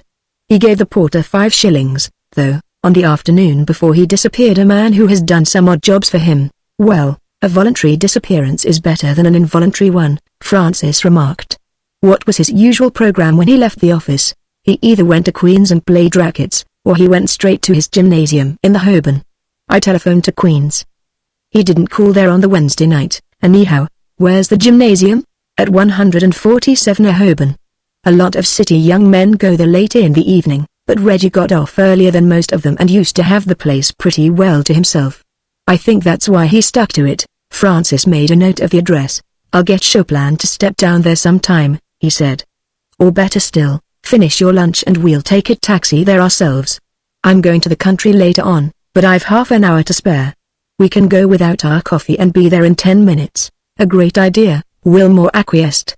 It's probably the last place Reggie visited, anyway. Chapter 17. The gymnasium itself was a source of immense surprise to both Francis and Wilmore. It stretched along the entire top story of a long block of buildings, and was elaborately fitted with bathrooms, a restaurant and a reading room. The trapezes, bars, and all the usual appointments were of the best possible quality. The manager, a powerful-looking man dressed with the precision of the prosperous city magnate, came out of his office to greet them. What can I do for you, gentlemen? He inquired. First of all, Francis replied, accept our heartiest congratulations upon your wonderful gymnasium. The man bowed. It is the best appointed in the country, sir, he said proudly. Absolutely no expense has been spared in fitting it up. Every one of our appliances is of the latest possible description, and our bathrooms are an exact copy of those in a famous Philadelphia club. What is the subscription? Wilmore asked. 5 shillings a year. And how many members? 2,000. The manager smiled as he saw his 2 visitors exchange puzzled glances. Needless to say, sir, he added, we are not self-supporting. We have very generous patrons. I've heard my brother speak of this place as being quite wonderful, Wilmore remarked, but I had no idea that it was upon this scale. Is your brother a member? The man asked. He is. To tell you the truth, we came here to ask you a question about him. What is his name? Reginald Wilmore. He was here, I think, last Wednesday night. While Wilmore talked, Francis watched. He was conscious of a curious change in the man's deportment at the mention of Reginald Wilmore's name. From being full of bumptious, almost condescending good nature, his expression had changed into one of stony incivility. There was something almost sinister in the tightly closed lips and the suspicious gleam in his eyes. What questions did you wish to ask? He demanded. Mr. Reginald Wilmore has disappeared, Francis explained simply. He came here on leaving the office last Monday. He has not been seen nor heard of since. Well? The manager asked. We came to ask whether you happen to remember his being here on that evening, and whether he gave anyone here any indication of his future movements. We thought, perhaps, that the instructor who was with him might have some information. Not a chance, was the uncompromising reply. I remember Mr. Wilmore being here perfectly. He was doing double turns on a high bar. I saw more of him myself than anyone. I was with him when he went down to have his swim. Did he seem in his usual spirits? Wilmore ventured. I don't notice what spirits my pupils are in, the man answered, a little insolently. There was nothing the matter with him so far as I know. He didn't say anything about going away, not a word. You'll excuse me, gentlemen. One moment, Francis interrupted. We came here ourselves sooner than send a detective. Inquiries are bound to be made as to the young man's disappearance, and we have reason to know that this is the last place at which he was heard of. It is not unreasonable, therefore, is it, that we should come to you for information, reasonable or unreasonable? I haven't got any, the man declared gruffly. If Mr. Wilmore's cleared out, he's cleared out for some reason of his own. It's not my business and I don't know anything about it. You understand, Francis persisted, that our interest in young Mr. Wilmore is entirely a friendly one? I don't care whether it's friendly or unfriendly. I tell you I don't know anything about him. And, he added, pressing his thumb upon the button for the lift, I'll wish you two gentlemen good afternoon. I've business to attend to. Francis looked at him curiously. Haven't I seen you somewhere before? He asked, a little abruptly. I can't say. My name is John McLean, heavyweight champion about 7 years ago, I was, the man acknowledged. You may have seen me in the ring. Now, gentlemen, if you please. The lift had stopped opposite to them. The manager's gesture of dismissal was final. I am sorry, Mr. McLean, if we have annoyed you with our questions, Francis said. I wish you could remember a little more of Mr. Wilmore's last visit. Well, I can't, and that's all there is to it, was the blunt reply. As to being annoyed, I am only annoyed when my time's wasted. Take these gents down, Jim. Good afternoon. The door was slammed to and they shot downwards. Francis turned to the lift man. Do you know a Mr. Wilmore who comes here sometimes? He asked. Not likely. The man scoffed. They're coming and going all the time from 4 o'clock in the afternoon till 11 at night. If I heard a name I shouldn't remember it. This way out, gentlemen. Wilmore's hand was in his pocket but the man turned deliberately away. They walked out into the street. For downright incivility, the former observed, commend me to the attendants of a young men's gymnasium. Francis smiled. All the same, old fellow, he said, if you worry for another 5 minutes about Reggie, you're an ass. At 6 o'clock that evening Francis turned his two-seater into a winding drive bordered with rhododendrons, and pulled up before the porch of a charming two-storied bungalow, covered with creepers, and with French windows opening from every room onto the lawns. A manservant who had heard the approach of the car was already standing in the porch. Sir Timothy, in white flannels and a Panama hat, strolled across the lawn to greet his approaching guest. Excellently timed, my young friend, he said. You will have time for your first cocktail before you change. My daughter you know, of course. Lady Cynthia Milton I think you also know. Francis shook hands with the two girls who were lying under the cedar tree. Margaret Hilditch seemed to him more wonderful than ever in her white serge boating clothes. Lady Cynthia, who had apparently just arrived from some function in town, was still wearing muslin and a large hat. I am always afraid that Mr. Lem will have forgotten me, she observed, as she gave him her hand. The last time I met you was at the Old Bailey, when you had been cheating the gallows of a very respectable wife murderer. Poynings, I think his name was. I remember it perfectly, Francis assented. We danced together that night, I remember, at your aunt's, Mrs. Malcolm's, and you were intensely curious to know how Poynings had spent his evening. Lady Cynthia's reminder is perhaps a little unfortunate, Sir Timothy observed. Mr. Lem is no longer the last hope of the enterprising criminal. He has turned over a new leaf. To secure services of his silver tongue, you have to lay at his feet no longer the bags of gold from your ill-gotten gains but the white flower of the blameless life. This is all in the worst possible taste, Margaret Hilditch declared, in her cold, expressionless tone. You might consider my feelings. Lady Cynthia only laughed. My dear Margaret, she said, if I thought that you had any, I should never believe that you were your father's daughter. Here's to them, anyway, she added, accepting the cocktail from the tray which the butler had just brought out. Mr. Lem, are you going to attach yourself to me, or has Margaret annexed you? I have offered myself to Mrs. Hilditch, Francis rejoined promptly, but so far I have made no impression. Try her with a punt and a concertina after dinner, Lady Cynthia suggested. After all, I came down here to better my acquaintance with my host. You flirted with me disgracefully when I was a debutante, and have never taken any notice of me since. I hate infidelity in a man. Sir Timothy, I shall devote myself to you. Can you play a concertina, where the higher forms of music are concerned? He replied. I have no technical ability. I should prefer to sit at your feet, while I punt, I suppose. There are backwaters, he suggested. Lady Cynthia sipped her cocktail appreciatively. I wonder how it is, she observed, that in these days, although we have become callous to everything else in life, cocktails and flirtations still attract us. You shall take me to a backwater after dinner, Sir Timothy. I shall wear my silver grey and take an armful of those black cushions from the drawing room. In that half-light, there is no telling what success I may not achieve. Sir Timothy sighed. Alas. He said, before dinner is over you will probably have changed your mind. Perhaps so, she admitted, but you must remember that Mr. Lem is my only alternative, and I am not at all sure that he likes me. I am not sufficiently Victorian for his taste. The dressing bell rang. Sir Timothy passed his arm through Francis. The sentimental side of my domain, he said, the others may show you. My rose garden across the stream has been very much admired.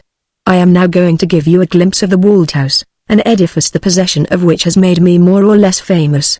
He led the way through a little shrubbery, across a further strip of garden and through a door in a high wall, which he opened with a key attached to his watch chain. They were in an open park now, studded with magnificent trees, in the further corner of which stood an imposing mansion, with a great domed roof in the center, and broad stone terraces, one of which led down to the river. The house itself was an amazingly blended mixture of old and new, with great wings supported by pillars thrown out on either side. It seemed to have been built without regard to any definite period of architecture, and yet to have attained a certain coherency of far-reaching structure, with long lines of outbuildings. In the park itself were a score or more of horses, and in the distance beyond a long line of loose boxes with open doors. Even as they stood there, a grey sorrel mare had trotted up to their side and laid her head against Sir Timothy's shoulder. He caressed her surreptitiously, affecting not to notice the approach of other animals from all quarters. Let me introduce you to the walled house, its owner observed, so called, I imagine, because this wall, which is a great deal older than you or I, completely encloses the estate. Of course, you remember the old house, the walled palace, they called it? It belonged for many years to the Linton family, and afterwards to the Crown. I remember reading of your purchase, Francis said, and of course I remember the old mansion. You seem to have wiped it out pretty effectually. I was obliged to play the vandal, his host confessed. In its previous state, the house was picturesque but uninhabitable. As you see it now, it is an exact reproduction of the country home of one of the lesser known of the Borgias Sodina, I believe the lady's name was. You will find inside some beautiful arches, and a sense of space which all modern houses lack. It cost me a great deal of money, and it is inhabited, when I am in Europe, about once a fortnight. You know the river name for it? Timothy's Folly, but what on earth made you build it, so long as you don't care to live there? Francis inquired. Sir Timothy smiled reflectively. Well, he explained, I like sometimes to entertain, and I like to entertain, when I do, on a grand scale. In London, if I give a party, the invitations are almost automatic. I become there a very insignificant link in the chain of what is known as society, and society practically helps itself to my entertainment, and sees that everything is done according to rule. Down here things are entirely different. An invitation to the walled house is a personal matter. Society has nothing whatever to do with my functions here. The reception rooms, too, are arranged according to my own ideas. I have, as you may have heard, the finest private gymnasium in England. The ballroom and music room and private theatre, too, are famous. And do you mean to say that you keep that huge place empty?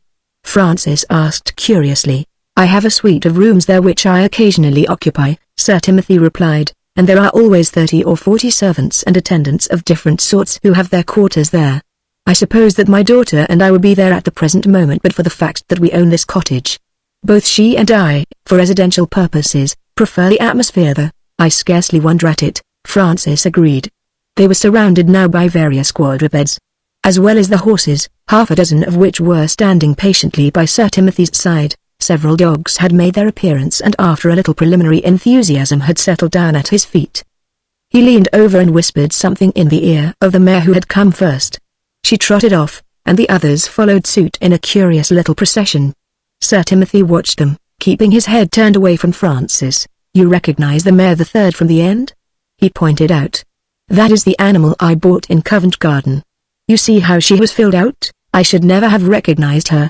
The other confessed. Even Nero had his weaknesses, Sir Timothy remarked, waving the dogs away. My animal's quarters are well worth a visit, if you have time. There is a small hospital, too, which is quite up to date. Do any of the horses work at all? Francis asked. Sir Timothy smiled. I will tell you a very human thing about my favorites, he said. In the gardens on the other side of the house we have very extensive lawns, and my head groom thought he would make use of one of my horses who had recovered from a serious accident and was really quite a strong beast, for one of the machines. He found the idea quite a success, and now he no sooner appears in the park with a halter than, instead of stampeding, practically every one of those horses comes cantering up with a true volunteering spirit. The one which he selects, arches his neck and goes off to work with a whole string of the others following. Dodsley, that is my groom's name, tells me that he does a great deal more mowing now than he need, simply because they worry him for the work. Gratitude, you see, Mr. Lem, sheer gratitude. If you were to provide a dozen almshouses for your poor dependents, I wonder how many of them would be anxious to mow your lawn. Come, let me show you your room now. They passed back through the postern gate into the gardens of the sanctuary. Sir Timothy led the way towards the house. I am glad that you decided to spend the night, Mr. Lem, he said. The river sounds a terribly hackneyed place to the Londoner, but it has beauties which only those who live with it can discover. Mind your head. My ceilings are low. Francis followed his host along many passages, up and down stairs, until he reached a little suite of rooms at the extreme end of the building. The manservant who had unpacked his bag stood waiting. Sir Timothy glanced around critically. Small but compact, he remarked. There is a little sitting room down that stair, and a bathroom beyond. If the flowers annoy you, throw them out of the window. And if you prefer to bathe in the river tomorrow morning, Brooks here will show you the diving pool. I am wearing a short coat myself tonight, but do as you please. We dine at 8:30. Sir Timothy disappeared with a courteous little inclination of the head. Francis dismissed the manservant at once as being out of keeping with his quaint and fascinating surroundings. The tiny room with its flowers, its perfume of lavender, its old-fashioned chintzes, and its fragrant linen, might still have been a room in a cottage. The sitting room, with its veranda looking down upon the river, was provided with cigars, whiskey and soda and cigarettes, a bookcase, with a rare copy of Rabelais, an original Surtees, a large paper Decameron, and a few other classics. Down another couple of steps was a perfectly white bathroom, with shower and plunge. Francis wandered from room to room, and finally threw himself into a chair on the veranda to smoke a cigarette. From the river below him came now and then the sound of voices. Through the trees on his right he could catch a glimpse, here and there, of the strange pillars and green-domed roof of the Borghese villa. Chapter 18. It was one of those faultless June evenings when the only mission of the faintly stirring breeze seems to be to carry perfumes from garden to garden and to make the lightest of music amongst the rustling leaves. The dinner table had been set out of doors, underneath the odorous cedar tree. Above, the sky was an arc of the deepest blue through which the web of stars had scarcely yet found its way. Every now and then came the sound of the splash of oars from the river, more rarely still, the murmur of light voices as a punt passed up the stream. The little party at the sanctuary sat over their coffee and liqueurs long after the fall of the first twilight, till the points of their cigarettes glowed like little specks of fire through the enveloping darkness. Conversation had been from the first curiously desultory, edited, in a way, Francis felt, for his benefit. There was an atmosphere about his host and Lady Cynthia, shared in a negative way by Margaret Hilditch, which baffled Francis. It seemed to establish more than a lack of sympathy to suggest, even, a life lived upon a different plane. Yet every now and then their references to everyday happenings were trite enough. Sir Timothy had assailed the recent craze for drugs, a diatribe to which Lady Cynthia had listened in silence for reasons which Francis could surmise. If one must soothe the senses, Sir Timothy declared, for the purpose of forgetting a distasteful or painful present, I cannot see why the average mind does not turn to the contemplation of beauty in some shape or other. A night like tonight is surely sedative enough. Watch these lights, drink in these perfumes, listen to the fall and flow of the water long enough, and you would arrive at precisely the same mental inertia as though you had taken a dose of cocaine, with far less harmful an aftermath. Lady Cynthia shrugged her shoulders. Cocaine is in one's dressing room, she objected, and beauty is hard to seek in Grosvenor Square. The common mistake of all men, Sir Timothy continued, and women, too, for the matter of that, is that we will persist in formulating doctrines for other people. Every man or woman is an entity of humanity, with a separate heaven and a separate hell. No two people can breathe the same air in the same way, or see the same picture with the same eyes. Lady Cynthia rose to her feet and shook out the folds of her diaphanous gown, daring alike in its shapelessness and scantiness. She lit a cigarette and laid her hand upon Sir Timothy's arm. "Come," she said, "must I remind you of your promise? You are to show me the stables at the walled house before it is dark. You would see them better in the morning," he reminded her, rising with some reluctance to his feet. "Perhaps," she answered, "but I have a fancy to see them now." Sir Timothy looked back at the table. "Margaret," he said, "will you look after Mr. Lem for a little time? You will excuse us, Lem? We shall not be gone long." They moved away together towards the shrubbery and the door in the wall behind. Francis resumed his seat. "Are you not also curious to penetrate the mysteries behind the wall, Mr. Lem?" Margaret asked. "Not so curious, but that I would much prefer to remain here," he answered. "With me? With you?" She knocked the ash from her cigarette. She was looking directly at him, and he fancied that there was a gleam of curiosity in her beautiful eyes. There was certainly a little more abandon about her attitude. She was leaning back in a corner of her high-backed chair, and her gown, although it lacked the daring of Lady Cynthia's, seemed to rest about her like a cloud of blue-grey smoke. "What a curious meal," she murmured. "Can you solve a puzzle for me, Mr. Lem?" "I would do anything for you that I could," he answered. "Tell me, then, why my father asked you here tonight. I can understand his bringing you to the opera. That was just a whim of the moment, but an invitation down here savors of deliberation. Studiously polite though you are to one another, one is conscious all the time of the hostility beneath the surface.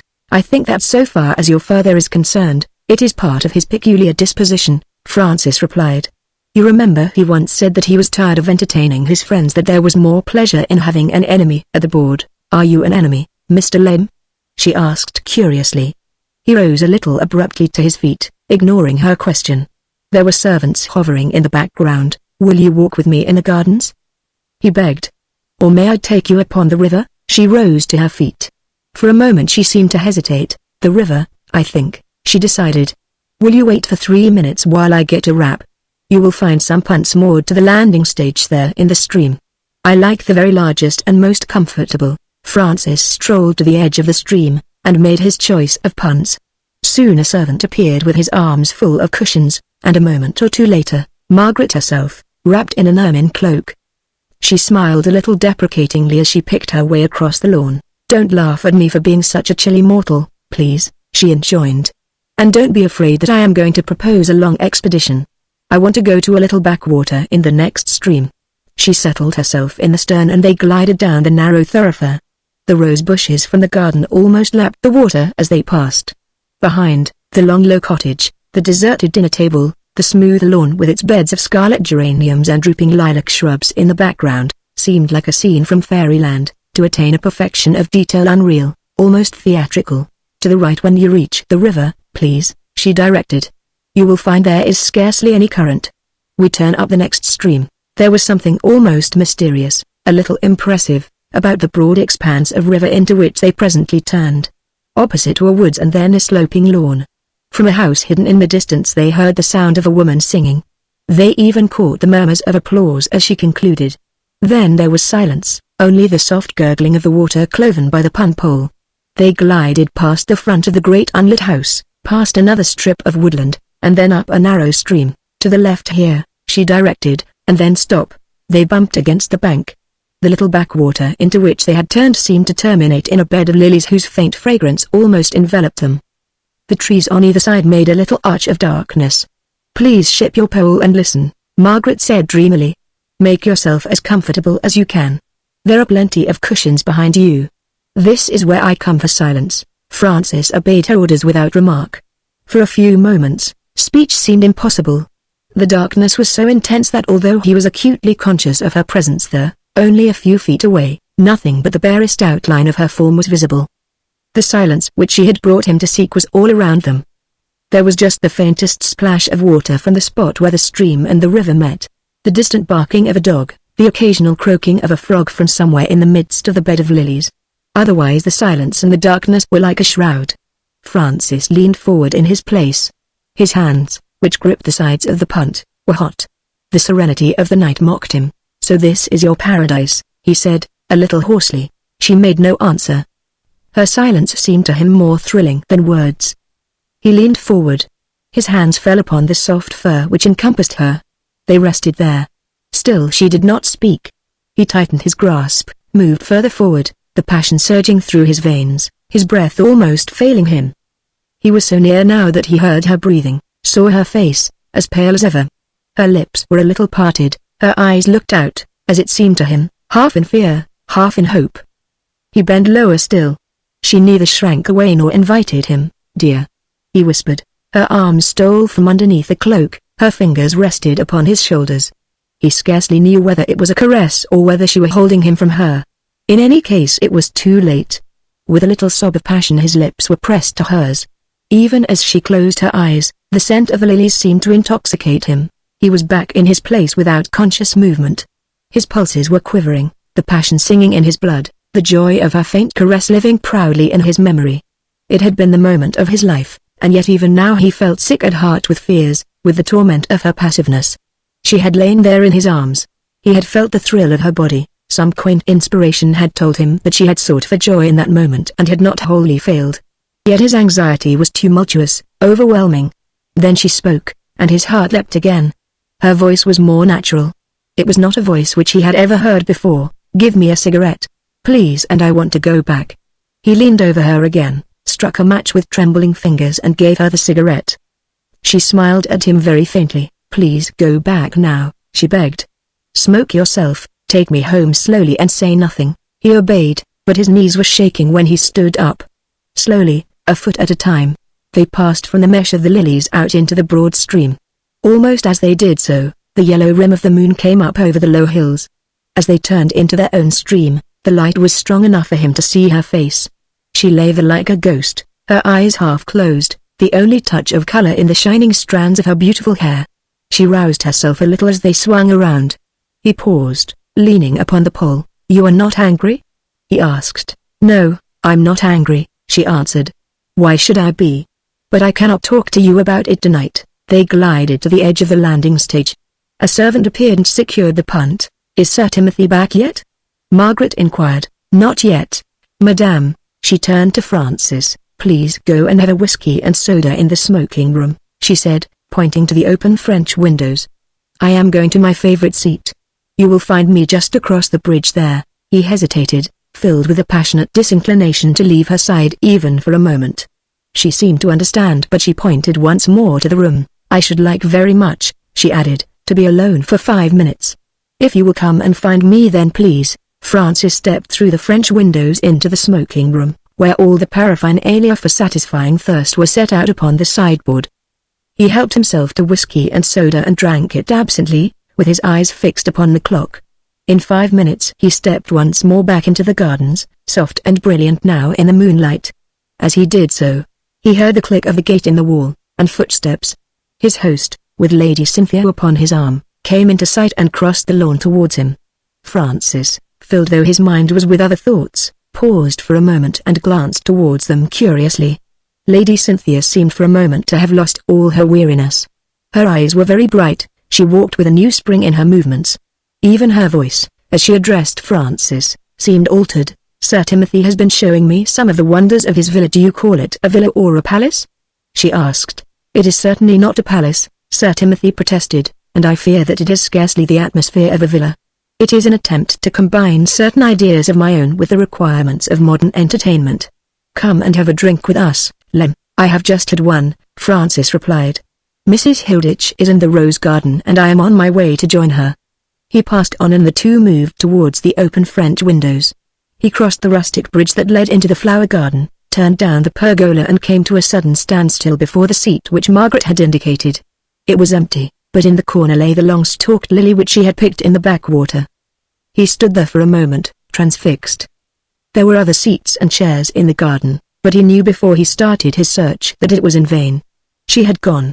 The flower, drooping a little now though the stalk was still wet with the moisture of the river, seemed to him like her farewell. Chapter 19. Francis was surprised, when he descended for breakfast the next morning, to find the table laid for one only. The butler who was waiting, handed him the daily papers and wheeled the electric heater to his side. "Is no one else breakfasting?" Francis asked. "Sir Timothy and Mrs. Hilditch are always served in their rooms, sir. Her ladyship is taking her coffee upstairs." Francis ate his breakfast, glanced through the Times, lit a cigarette and went round to the garage for his car. The butler met him as he drove up before the porch. "Sir Timothy begs you to excuse him this morning. "Sir," he announced. "His secretary has arrived from town with a very large correspondence which they are now engaged upon." "And Mrs. Hilditch?"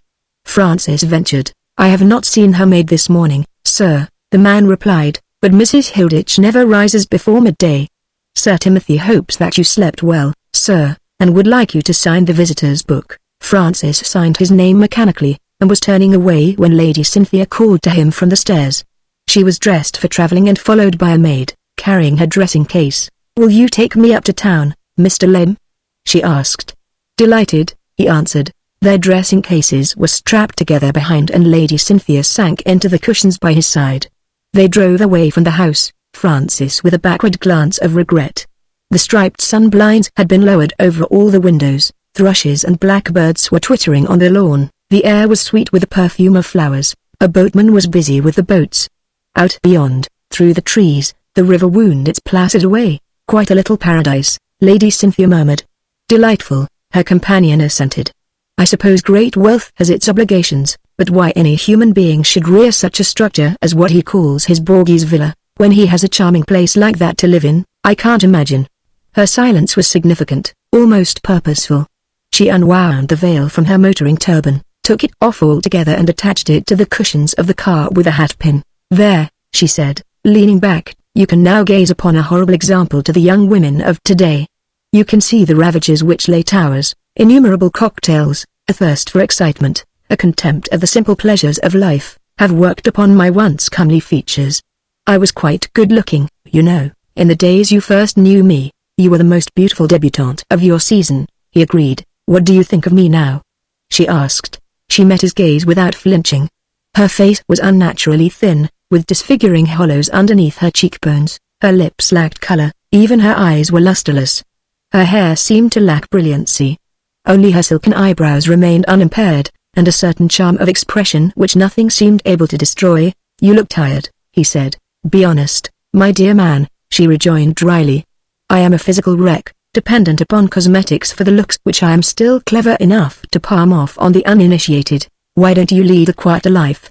he asked. "A month or so in the country would put you all right," she laughed a little hardly.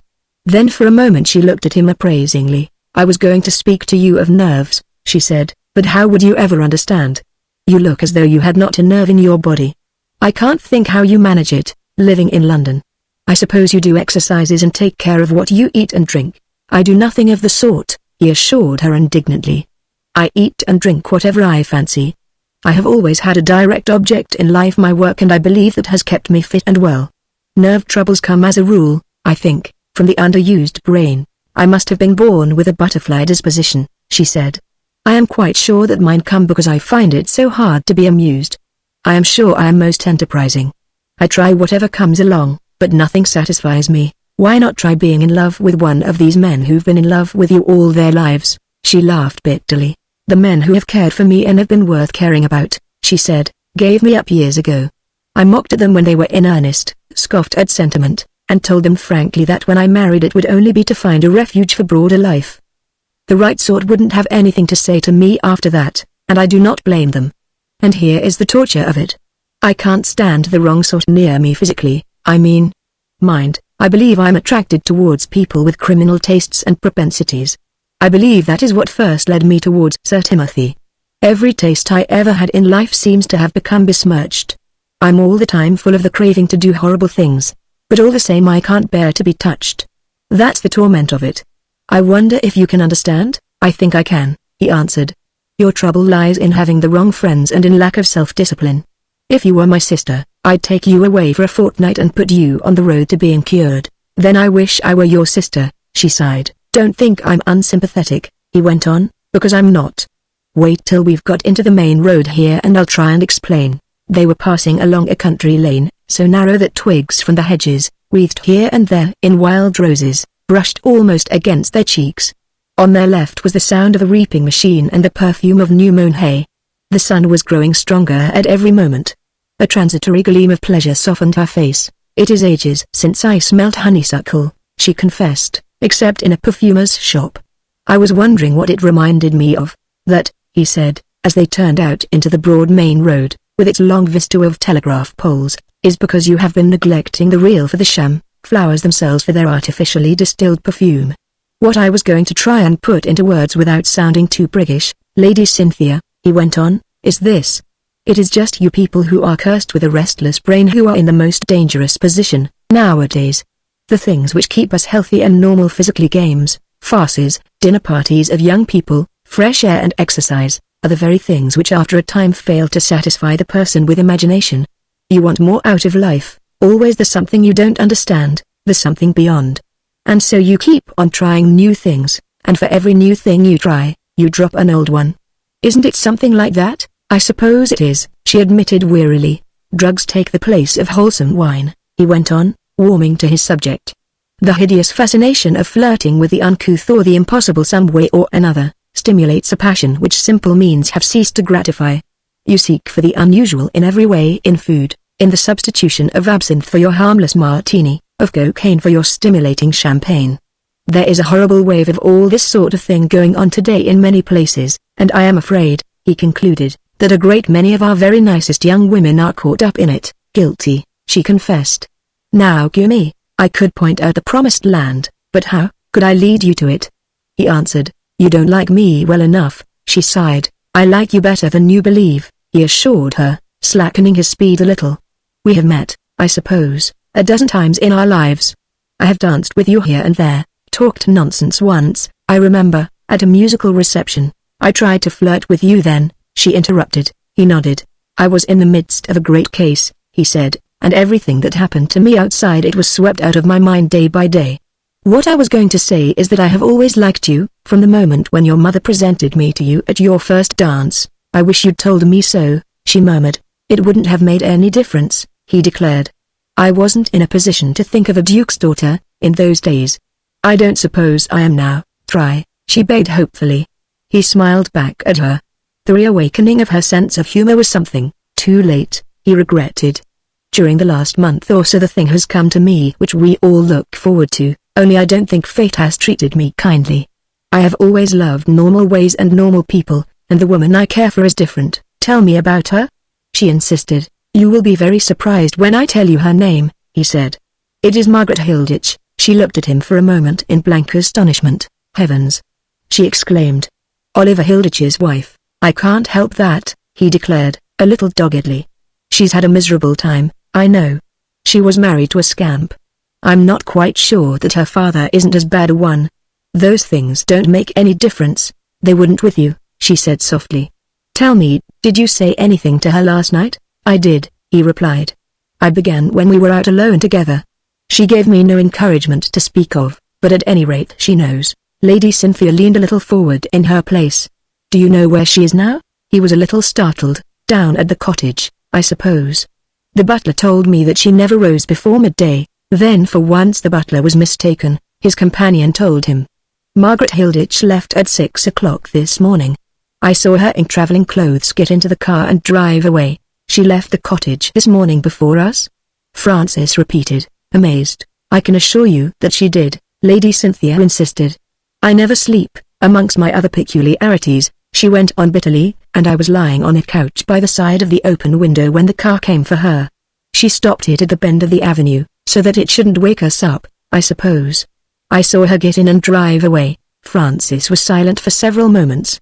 Lady Cynthia watched him curiously. At any rate, she observed, in whatever mood she went away this morning, you have evidently succeeded in doing what I have never seen anyone else do, breaking through her indifference.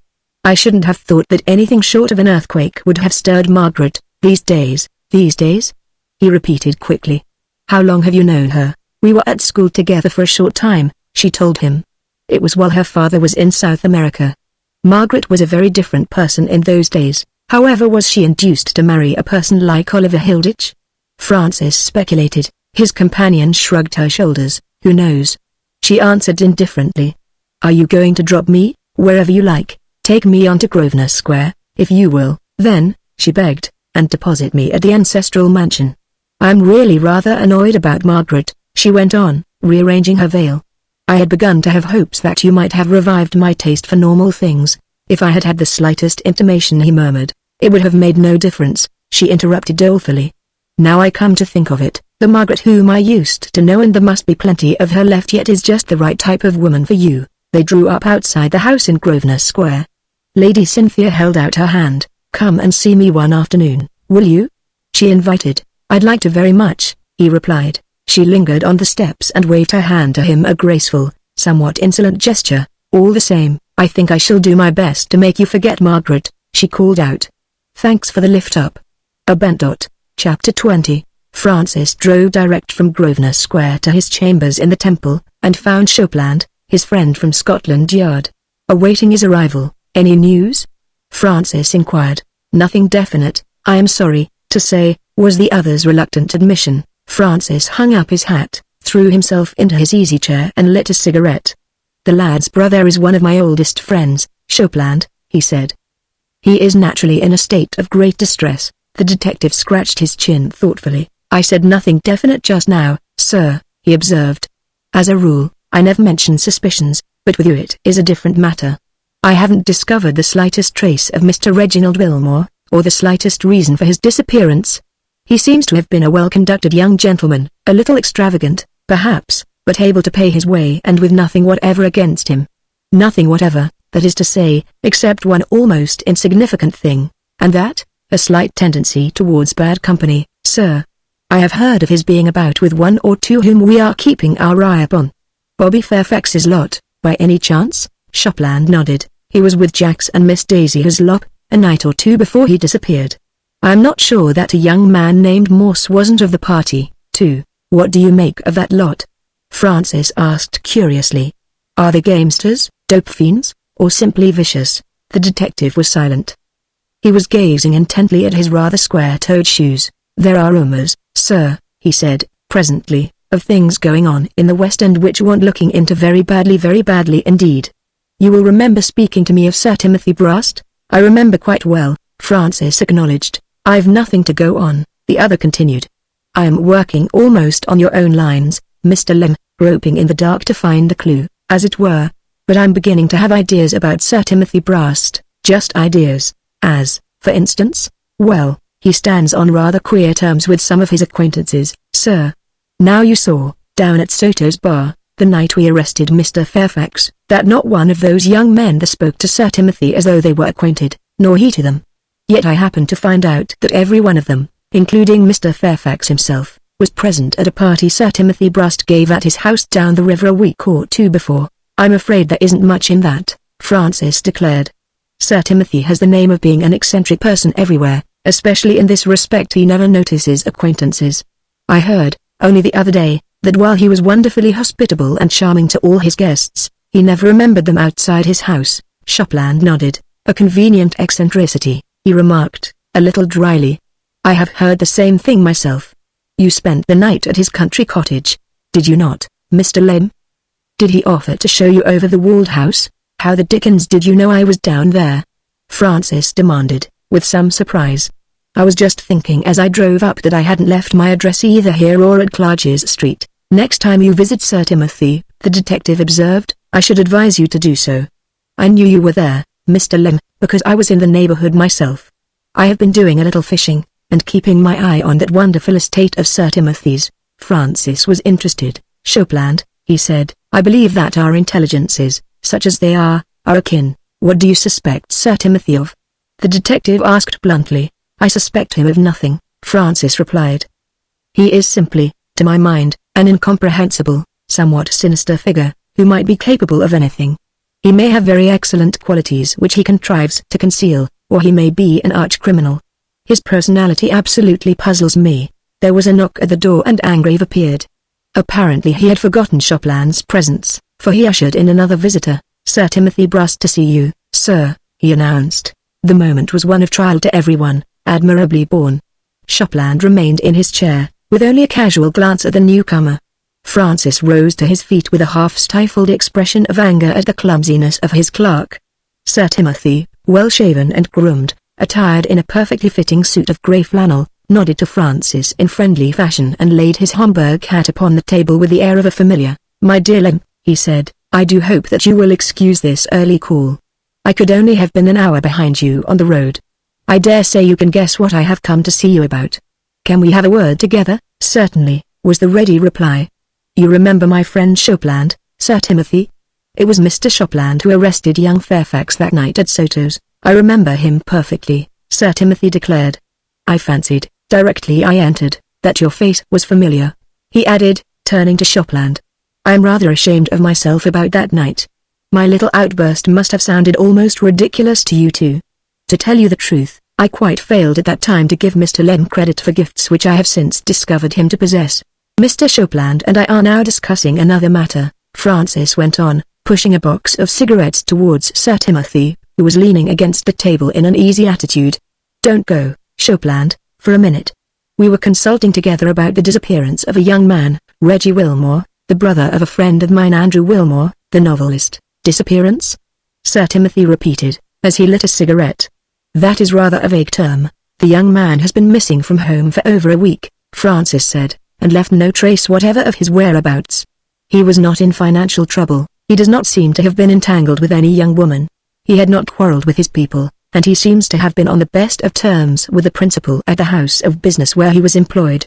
His disappearance, therefore, is, to say the least of it, mysterious. Sir Timothy assented gravely.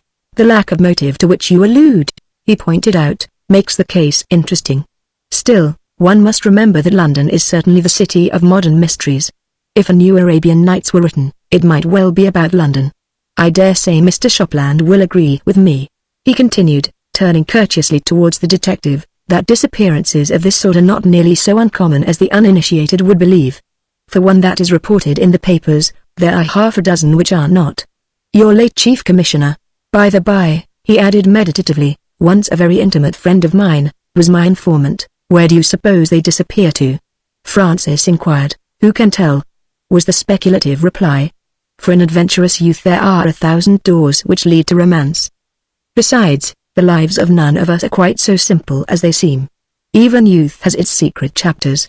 This young man, for instance, might be on his way to Australia, happy in the knowledge that he has escaped from some murky chapter of life which will now never be known. He may write to his friends, giving them a hint. The whole thing will blow over. There may be cases such as you suggest, Sir Timothy, the detective said quietly. Our investigations, so far as regards the young man in question, however, do not point that way. Sir Timothy turned over his cigarette to look at the name of the maker. Excellent tobacco, he murmured. By the by, what did you say the young man's name was? Reginald Wilmore, Francis told him. A good name, Sir Timothy murmured. I am sure I wish you both every good fortune in your quest. Would it be too much to ask you now, Mr. Lem, for that single minute alone? By no means, Francis answered. I'll wait in the office, if I may, Shopland suggested, rising to his feet. I want to have another word with you before I go. My business with Mr. Lem is of a family nature, Sir Timothy said apologetically, as Shopland passed out. I will not keep him for more than a moment. Shopland closed the door behind him. Sir Timothy waited until he heard his departing footsteps. Then he turned back to Francis. Mr. Lem, he said, I have come to ask you if you know anything of my daughter's whereabouts. Nothing whatever, Francis replied. I was on the point of ringing you up to ask you the same question. Did she tell you that she was leaving the sanctuary? She gave me not the slightest intimation of it, Francis assured his questioner. In fact, she invited me to meet her in the rose garden last night. When I arrived there, she was gone. I have heard nothing from her since. You spent the evening with her? To my great content. What happened between you? Nothing happened. I took the opportunity, however, of letting your daughter understand the nature of my feelings for her. Dear me. May I ask what they are? I will translate them into facts, Francis replied. I wish your daughter to become my wife. You amaze me, Sir Timothy exclaimed, with the old mocking smile at his lips. How can you possibly contemplate association with the daughter of a man whom you suspect and distrust as you do me? If I suspect and distrust you, it is your own fault, Francis reminded him. You have declared yourself to be a criminal and a friend of criminals. I am inclined to believe that you have spoken the truth. I care for that fact just as little as I care for the fact that you are a millionaire, or that Margaret has been married to a murderer.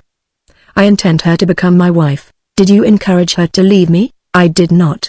I had not the slightest idea that she had left the sanctuary until Lady Cynthia told me, halfway to London this morning. Sir Timothy was silent for several moments. Have you any idea in your own mind, he persisted, as to where she has gone and for what purpose? Not the slightest in the world, Francis declared.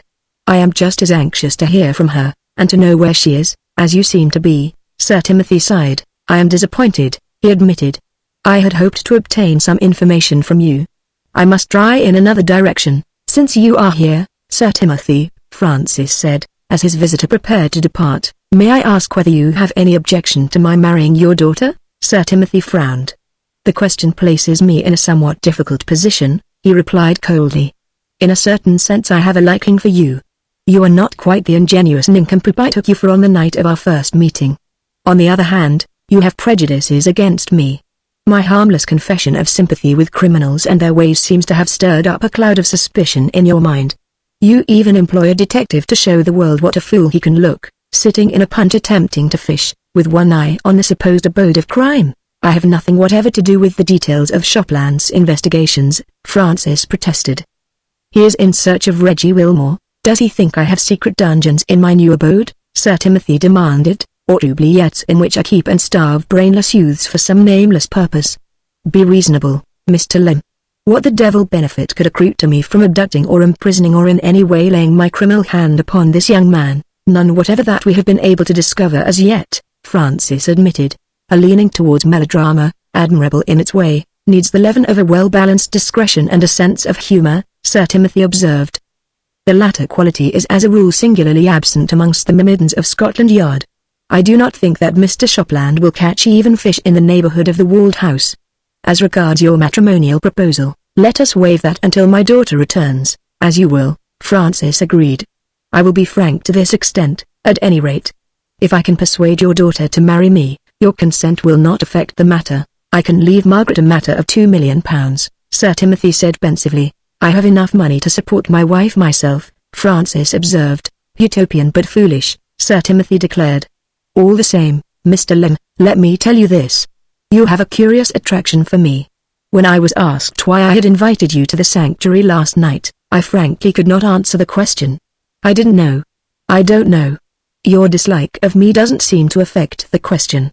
I was glad to have you the last night. It pleases me to hear you talk, to hear your views of things.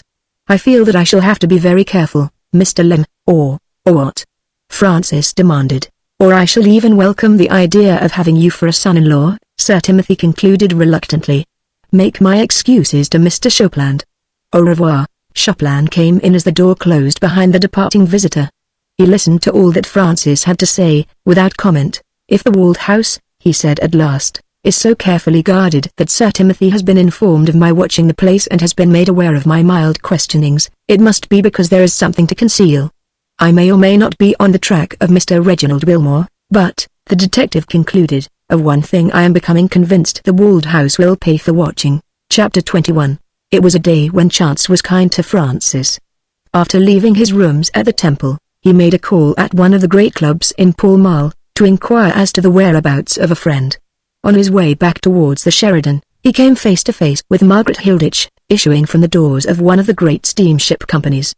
For a moment he almost failed to recognize her. She reminded him more of the woman of the tea shop. Her costume, neat and correct though it was studiously unobtrusive.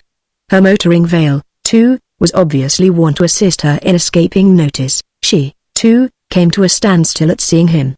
Her first ejaculations betrayed a surprise which bordered on consternation. Then Francis, with a sudden inspiration, pointed to the long envelope which he was carrying in her hand. You have been to book a passage somewhere? He exclaimed. Well? The monosyllable was in her usual level tone. Nevertheless, he could see that she was shaken.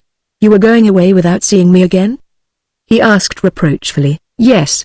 She admitted. Why? She looked up and down a little helplessly. I owe you no explanation for my conduct, she said.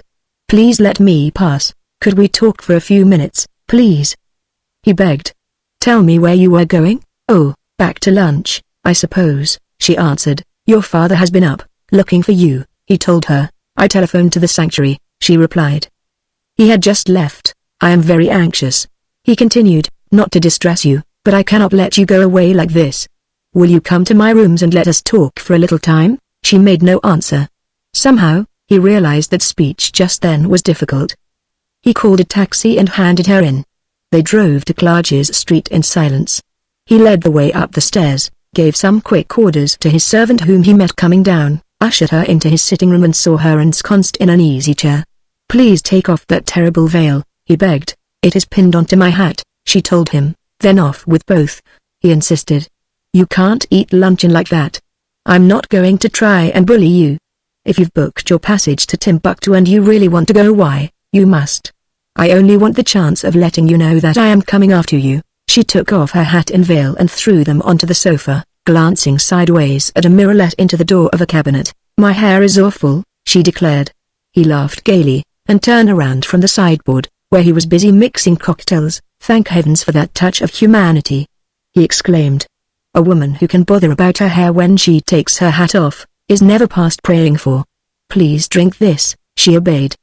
He took the empty glass away from her. Then he came over to the hearthrug by her side. "Do you know that I kissed you last night?" he reminded her. "I do," she answered. "That is why I have just paid £84 for a passage to Buenos Aires. I should have enjoyed the trip," he said. "Still, I'm glad I haven't to go." "Do you really mean that you would have come after me?" she asked curiously. "Of course I should," he assured her. "Believe me, there isn't such an obstinate person in the world as the man of early middle age who suddenly discovers the woman he means to marry." "But you can't marry me," she protested. "Why not?" he asked. "Because I was Oliver Hilditch's wife, for one thing." "Look here," he said, "if you had been Beelzebub's wife, it wouldn't make the least difference to me. You haven't given me much of a chance to tell you so yet, Margaret, but I love you." She sat a little forward in her chair. Her eyes were fixed upon his wonderingly. "But how can you?" she exclaimed. "You know nothing of me except my associations, and they have been horrible. What is there to love in me? I am a frozen-up woman. Everything is dead here," she went on, clasping her hand to her heart. "I have no sentiment, no passion, nothing but an animal desire to live my life luxuriously and quickly." He smiled confidently. Then, with very little warning, he sank on one knee, drew her face to his, kissed her lips and then her eyes. "Are you so sure of all these things, Margaret?" he whispered. "Don't you think it is, perhaps, because there has been no one to care for you as I do, as I shall to the end of my days? The lily you left on your chair last night was like you, fair and stately and beautiful, but a little bruised. You will come back as it has done, come back to the world. My love will bring you. My care. Believe it, please." Then he saw the first sign of change in her face. There was the faintest shade of almost shell-like pink underneath the creamy white of her cheeks. Her lips were trembling a little, her eyes were misty. With a sudden passionate little impulse, her arms were around his neck, her lips sought his of their own accord. "Let me forget," she sobbed. "Kiss me, let me forget." Francis' servant was both heavy-footed and discreet.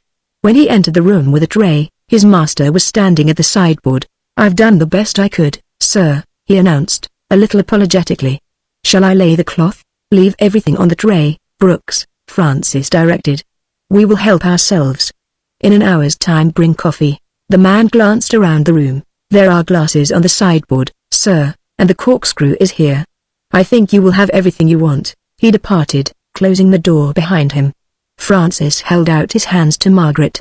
She rose slowly to her feet, looked in the glass helplessly and then back at him. She was very beautiful but a little dazed. "Are we going to have luncheon?" she asked. "Of course," he answered. "Did you think I meant to starve you?" He picked up the long envelope which she had dropped upon the carpet, and threw it onto the sofa. Then he drew up 2 chairs to the table, and opened a small bottle of champagne. "I hope you won't mind a picnic," he said. "Really, Brooks hasn't done so badly. Pâté de foie gras, hot toast and Devonshire butter. Let me spread some for you. A cold chicken afterwards, and some strawberries. Please be hungry, Margaret." She laughed at him. It occurred to him suddenly, with a little pang, that he had never heard her laugh before. It was like music. "I'm too happy," she murmured. "Believe me," he assured her, as he buttered a piece of toast. "Happiness and hunger might well be twins. They go so well together. Misery can take away one's appetite. Happiness, when one gets over the gulpiness of it, is the best tonic in the world. And I never saw anyone, dear, with whom happiness agreed so well," he added, pausing in his task to bend over and kiss her. "Do you know you are the most beautiful thing on earth? It is a lucky thing we are going to live in England, and that these are sober, matter-of-fact days, or I should find myself committed to fighting duels all the time." She had a momentary relapse. A look of terror suddenly altered her face. She caught at his wrist. "Don't!" she cried. "Don't talk about such things." He was a little bewildered. The moment passed. She laughed almost apologetically. Forgive me, she begged, but I hate the thought of fighting of any sort. Someday I'll explain, clumsy as I was, he declared, completing his task and setting the result before her. Now how's that for a first course? Drink a little of your wine. He leaned his glass against hers. My love, he whispered, my love now, dear, and always, and you'll find it quite strong enough, he went on, to keep you from all the ugly things. And now away with sentiment. I had a very excellent but solitary breakfast this morning, and it seems a long time ago. It seems amazing to think that you spent last night at the sanctuary, she reflected, and that you and I were in a punt, he reminded her, in the pool of darkness where the trees met, and the lilies leaned over to us, and you nearly upset the punt. Nothing of the sort. As a matter of fact, I was very careful. But, he proceeded, with a sudden wave of memory, I don't think my heart will ever beat normally again. It seemed as though it would tear its way out of my side when I leaned towards you, and you knew, and you lay still. She laughed. You surely didn't expect I was going to get up? It was quite encouragement enough to remain passive.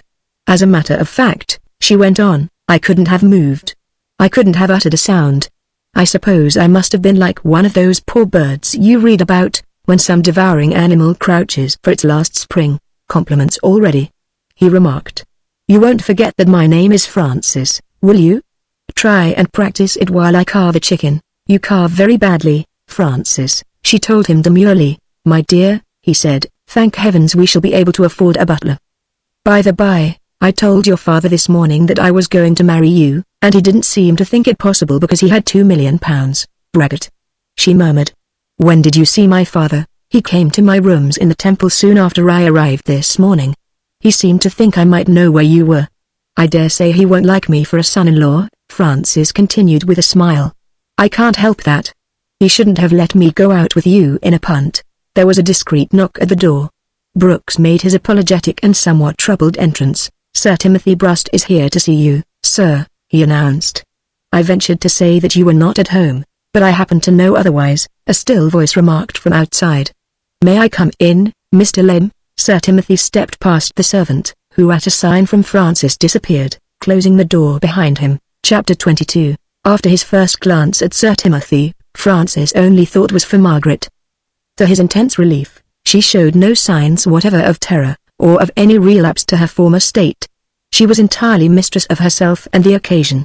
Sir Timothy's face was cold and terrible. I must apologize for this second intrusion, Mr. Lem, he said cuttingly. I think you will admit that the circumstances warrant it. Am I to understand that you lied to me this morning? You are to understand nothing of the sort, Francis answered. I told you everything I knew at that time of your daughter's movements, indeed. Sir Timothy murmured. This little banquet, then, was unpremeditated? Entirely, Francis replied. Here is the exact truth, so far as I am concerned. I met your daughter little more than an hour ago, coming out of a steamship office, where she had booked a passage to Buenos Aires to get away from me. I was fortunate enough to induce her to change her mind.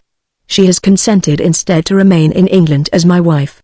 We were, as you see, celebrating the occasion. Sir Timothy laid his hat upon the sideboard and slowly removed his gloves. I trust, he said, that this pint bottle does not represent your cellar. I will drink a glass of wine with you, and with your permission make myself a pate sandwich. I was just sitting down to luncheon when I received the information which brought me here. Francis produced another bottle of wine from the sideboard and filled his visitor's glass. You will drink, I hope, to our happiness, he said. I shall do nothing of the sort, Sir Timothy declared, helping himself with care to the pate. I have no superstitions about breaking bread with an enemy, or I should not have asked you to visit me at the sanctuary, Mr. Lem. I object to your marriage with my daughter, and I shall take what steps I can to prevent it. Why? Sir Timothy did not at once reply. He seemed to be enjoying his sandwich. He also appreciated the flavor of his wine. Your question, he said, strikes me as being a little ingenuous. You are at the present moment suspecting me of crimes beyond number. You encourage Scotland Yard detectives to make asses of themselves in my stream. You myrmidons scramble onto the top of my walls and try to bribe my servants to disclose the mysteries of my household. You have accepted to the fullest extent my volunteered statement that I am a patron of crime.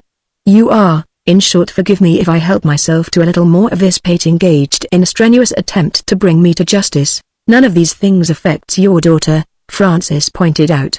Pardon me, Sir Timothy objected. You are a great and shining light of the English law. People speak of you as a future chancellor. How can you contemplate an alliance with the widow of one criminal and the daughter of another? As to Margaret being Oliver Hilditch's widow, Francis replied, you were responsible for that, and no one else. He was your protégé, you gave your consent to the marriage. As to your being her father, that again is not Margaret's fault. I should marry her if Oliver Hilditch had been 3 times the villain he was, and if you were the devil himself. I am getting quite to like you, Mr. Lem, Sir Timothy declared, helping himself to another piece of toast and commencing to butter it. Margaret, what have you to say about all this? I have nothing to say, she answered. Francis is speaking for me. I never dreamed that after what I have gone through I should be able to care for anyone again in this world. I do care, and I am very happy about it. All last night I lay awake, making up my mind to run away, and this morning I actually booked my passage to Buenos Aires. Then we met just outside the steamship office and I knew at once that I was making a mistake. I shall marry Francis exactly when he wants me to. Sir Timothy passed his glass towards his proposed son-in-law. Might one suggest? He began. Thank you very much. This is of course very upsetting to me. I seem to be set completely at defiance. It is a very excellent wine, this, and a wonderful vintage. Francis bent over Margaret. Please finish your lunch, dear, he begged. It is perhaps just as well that your father came.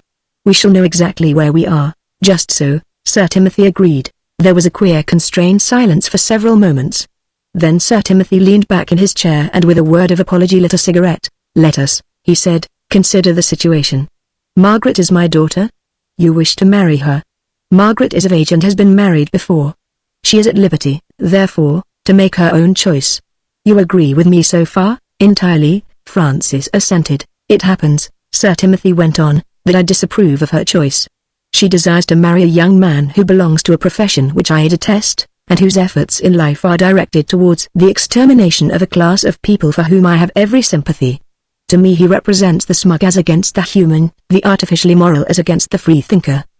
He is also my personal enemy. I am therefore naturally desirous that my daughter should not marry this young man. We will let it go at that, Francis commented, but I should like to point out to you that the antagonism between us is in no way personal. You have declared yourself for forces with which I am at enmity, like any other decent living citizen. Your declaration might at any time be amended. Sir Timothy bowed. The situation is stated, he said. I will ask you this question as a matter of form. Do you recognize my right to forbid your marriage with my daughter, Mr. Lem? I most certainly do not, was the forcible reply. Have I any rights at all? Sir Timothy asked. Margaret has lived under my roof whenever it has suited her to do so. Since she has taken up her residence at Curtin Street, she has been her own mistress. Her banking account has known no limit whatsoever. I may be a person of evil disposition, but I have shown no unkindness to her. It is quite true, Margaret admitted, turning a little pale. Since I have been alone, you have been kindness itself. Then let me repeat my question, Sir Timothy went on. Have I the right to any consideration at all? Yes, Francis replied. Short of keeping us apart, you have the ordinary rights of a parent. Then I ask you to delay the announcement of your engagement, or taking any further steps concerning it, for 14 days, Sir Timothy said. I place no restrictions on your movements during that time. Such hospitality as you, Mr. Lem, care to accept at my hands, is at your disposal. I am bohemian enough, indeed, to find nothing to complain of in such little celebrations as you are at present indulging in most excellent pate, that. But I request that no announcement of your engagement be made, or any further arrangements made concerning it, for that 14 days. I am quite willing, father, Margaret acquiesced, and I, sir, Francis echoed. In which case, Sir Timothy concluded, rising to his feet, lighting a cigarette and taking up his hat and gloves, I shall go peaceably away. You will admit, I trust, he added, with that peculiar smile at the corner of his lips, that I have not in any way tried to come the heavy father? I can even command a certain amount of respect, Margaret, for a young man who is able to inaugurate his engagement by an impromptu meal of such perfection. I wish you both good morning. Any invitation which Margaret extends, Lem, please consider as confirmed by me. He closed the door softly. They heard his footsteps descending the stairs. Francis leaned once more over Margaret. She seemed still dazed, confused with new thoughts. She responded, however, readily to his touch, yielded to his caress with an almost pathetic eagerness. Francis, she murmured, as his arms closed around her, I want to forget, Chapter 23. There followed a brief period of time, the most wonderful of his life, the happiest of hers. They took advantage of Sir Timothy's absolute license, and spent long days at the sanctuary, ideal lovers' days, with their punt moored at night amongst the lilies, where her kisses seemed to come to him with an aroma and wonder born of the spot. Then there came a morning when he found a cloud on her face. She was looking at the great wall, and away at the minaret beyond. They had heard from the butler that Sir Timothy had spent the night at the villa, and that preparations were on hand for another of his wonderful parties. Francis, who was swift to read her thoughts, led her away into the rose garden where once she had failed him. "You have been looking over the wall, Margaret," he said reproachfully. She looked at him with a little twitch at the corners of her lips. "Francis dear," she confessed, "I am afraid you are right. I cannot even look towards the walled house without wondering why it was built or catch a glimpse of that dome without stupid guesses as to what may go on underneath. I think very likely," he said soothingly, "we have both exaggerated the seriousness of your father's hobbies. We knows that he has a wonderful gymnasium there, but the only definite rumor I have ever heard about the place is that men fight there who have a grudge against one another, and that they are not too particular about the weight of the gloves. That doesn't appeal to us, you know, Margaret, but it isn't criminal, if that were all." She murmured. "I dare say it is," he declared. "London, as you know, is a hotbed of gossip. Everything that goes on is ridiculously exaggerated, and I think that it rather appeals to your father's curious sense of humor to pose as the lawbreaker." She pressed his arm a little. The day was overcast, a slight rain was beginning to fall. "Francis," she whispered, "we had a perfect day here yesterday. Now the sun has gone and I am shivery." He understood in a moment. "We'll lunch at Ranelagh," he suggested. "It is almost on the way up. Then we can see what the weather is like. If it is bad, we can dine in town tonight and do a theatre." "You are a dear," she told him fervently. "I am going in to get ready." Francis went round to the garage for his car, and brought it to the front. While he was sitting there, Sir Timothy came through the door in the wall. He was smoking a cigar and he was holding an umbrella to protect his white flannel suit. He was as usual wonderfully groomed and turned out, but he walked as though he were tired, and his smile, as he greeted Francis, lacked a little of its usual light-hearted mockery. "Are you going up to town?" he inquired. Francis pointed to the grey skies. "Just for the day," he answered. "Lady Cynthia went by the early train. We missed you last night. I came down late," Sir Timothy explained, "and I found it more convenient to stay at the walled house. I hope you find that Grover looks after you while I'm away. He has carte blanche so far as regards my cellar." "We have been wonderfully served," Francis assured him. In the distance they could hear the sound of hammering on the other side of the wall. Francis moved his head in that direction. "I hear that they are preparing for another of your wonderful entertainments over there," he remarked. "On Thursday," Sir Timothy assented.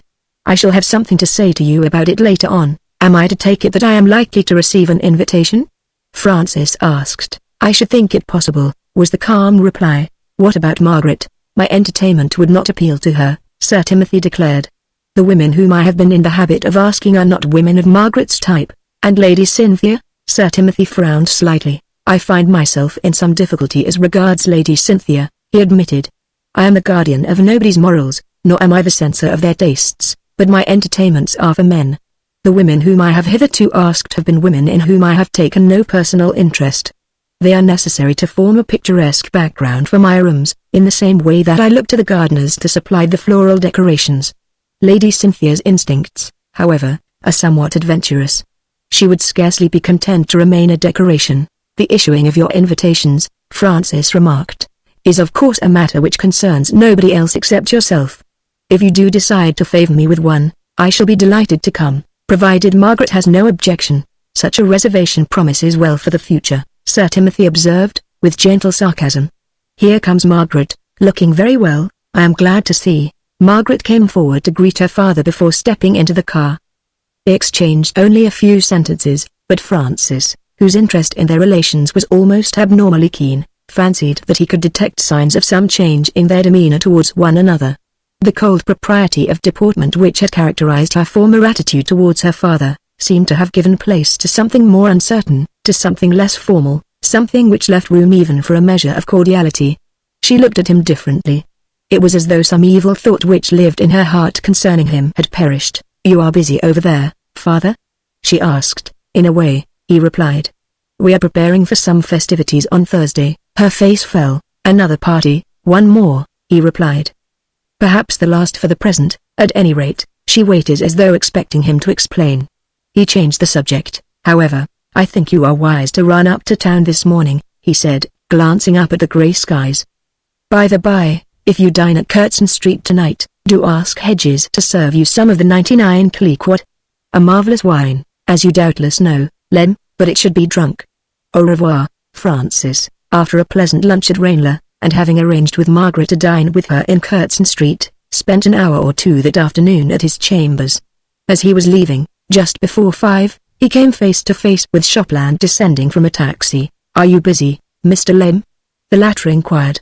Can you spare me half an hour? An hour, if you like, Francis assented. Shopland gave the driver an address and the two men seated themselves in the taxicab. Any news?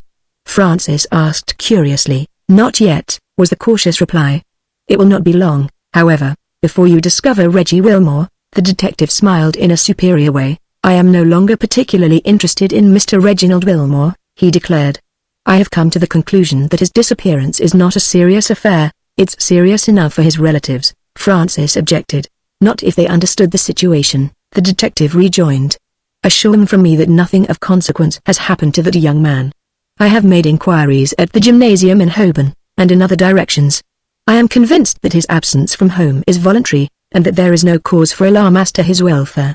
Then the sooner you make your way down to Kensington and tell his mother so, the better, Francis said, a little severely.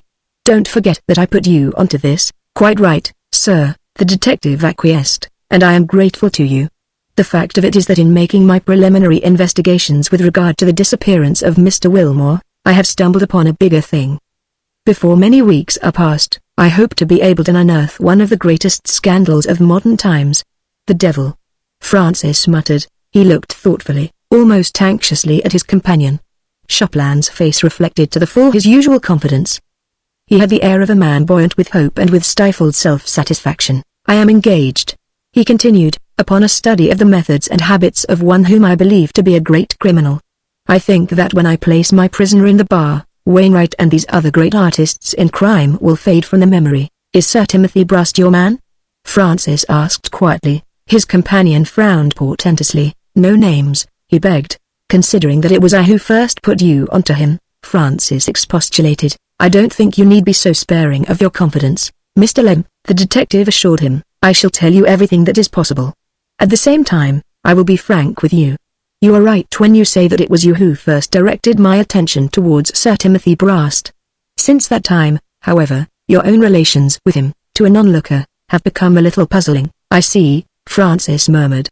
You've been spying on me? Shopland shook his head in deprecating fashion. A study of Sir Timothy during the last month, he said, has brought you many a time into the focus. Where are we going to now? Francis asked, a little abruptly. Just a sideshow, sir. It's one of those outside things I have come across which give light and shade to the whole affair. We get out here, if you please. The two men stepped onto the pavement. They were in a street a little north of Wardour Street, where the shops for the most part were of a miscellaneous variety. Exactly in front of them, the space behind a large plate glass window had been transformed into a sort of show place for dogs. There were 20 or 30 of them there, of all breeds and varieties. What the mischief is this? Francis demanded. Come in and make inquiries, Shopland replied. I can promise that you will find it interesting. It's a sort of dog's home. Francis followed his companion into the place. A pleasant-looking, middle-aged woman came forward and greeted the latter. Do you mind telling my friend what you told me the other day? He asked. Certainly, sir, she replied. We collect stray animals here, sir, she continued, turning to Francis. Everyone who has a dog or a cat he can't afford to keep, or which he wants to get rid of, may bring it to us. We have agents all the time in the streets, and if any official of the Society for the Prevention of Cruelty to Animals brings us news of a dog or a cat being ill-treated, we either purchase it or acquire it in some way or other and keep it here. But your dog's in the window, Francis observed. All seem to be in wonderful condition. The woman smiled. We have a large dog and cat hospital behind, she explained, and a veterinary surgeon who is always in attendance. The animals are treated there as they are brought in, and fed up if they are out of condition. When they are ready to sell, we show them. But is this a commercial undertaking? Francis inquired carefully, or is it a branch of the SPCA? It's quite a private affair, sir, the woman told him. "We charge only 5 shillings for the dogs and half a crown for the cats, but everyone who has one must sign our book, promising to give it to good home, and has to be either known to us or to produce references. We do not attempt, of course, to snake a profit. Who on earth is responsible for the upkeep? We are not allowed to mention any names here, sir, but as a matter of fact I think that your friend knows. He met the gentleman in here one day. Would you care to have a look at the hospital, sir?" Francis spent a quarter of an hour wandering around.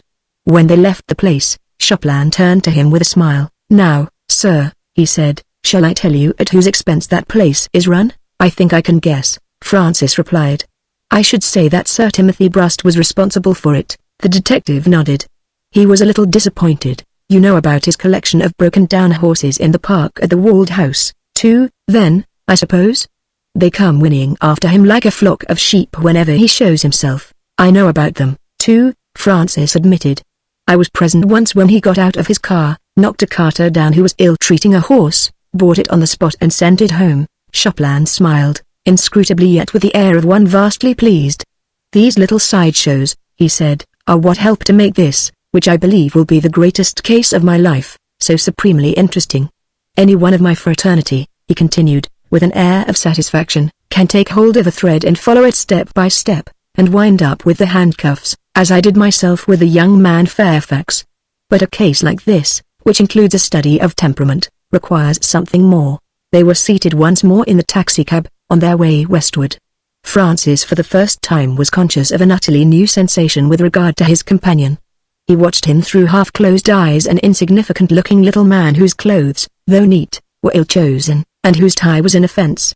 There was nothing in the face to denote unusual intelligence, but the eyes were small and cunning and the mouth dogged.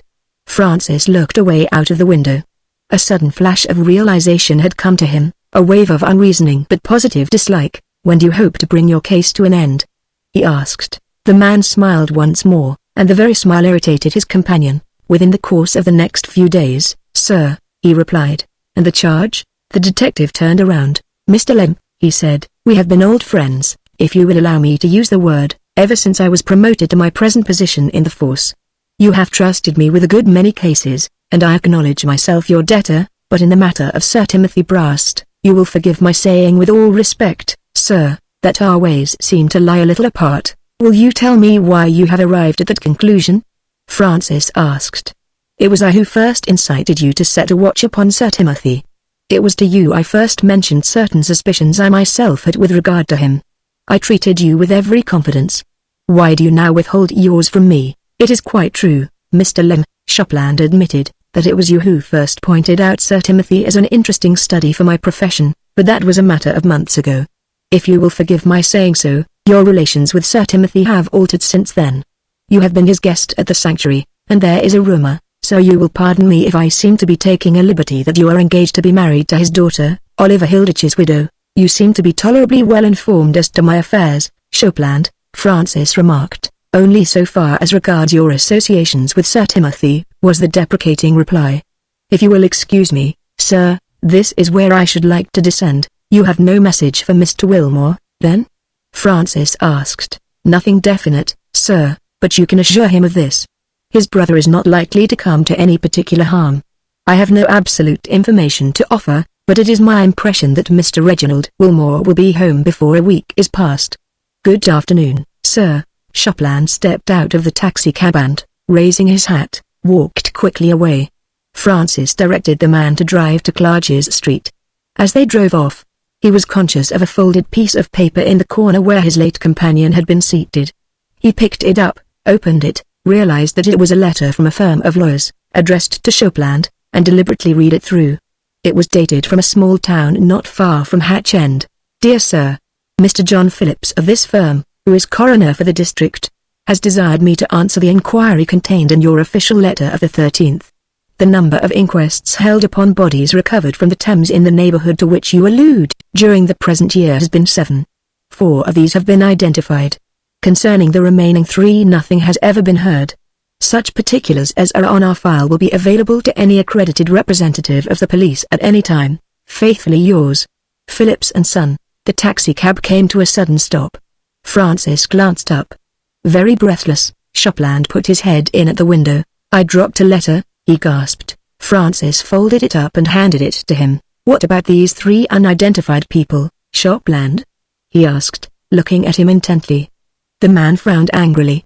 There was a note of defiance in his tone as he stowed the letter away in his pocketbook. "There were 2 men and 1 woman," he replied, "all 3 of the upper classes. The bodies were recovered from Wilson's Lock, some 300 yards from the walled house. Do they form part of your case?"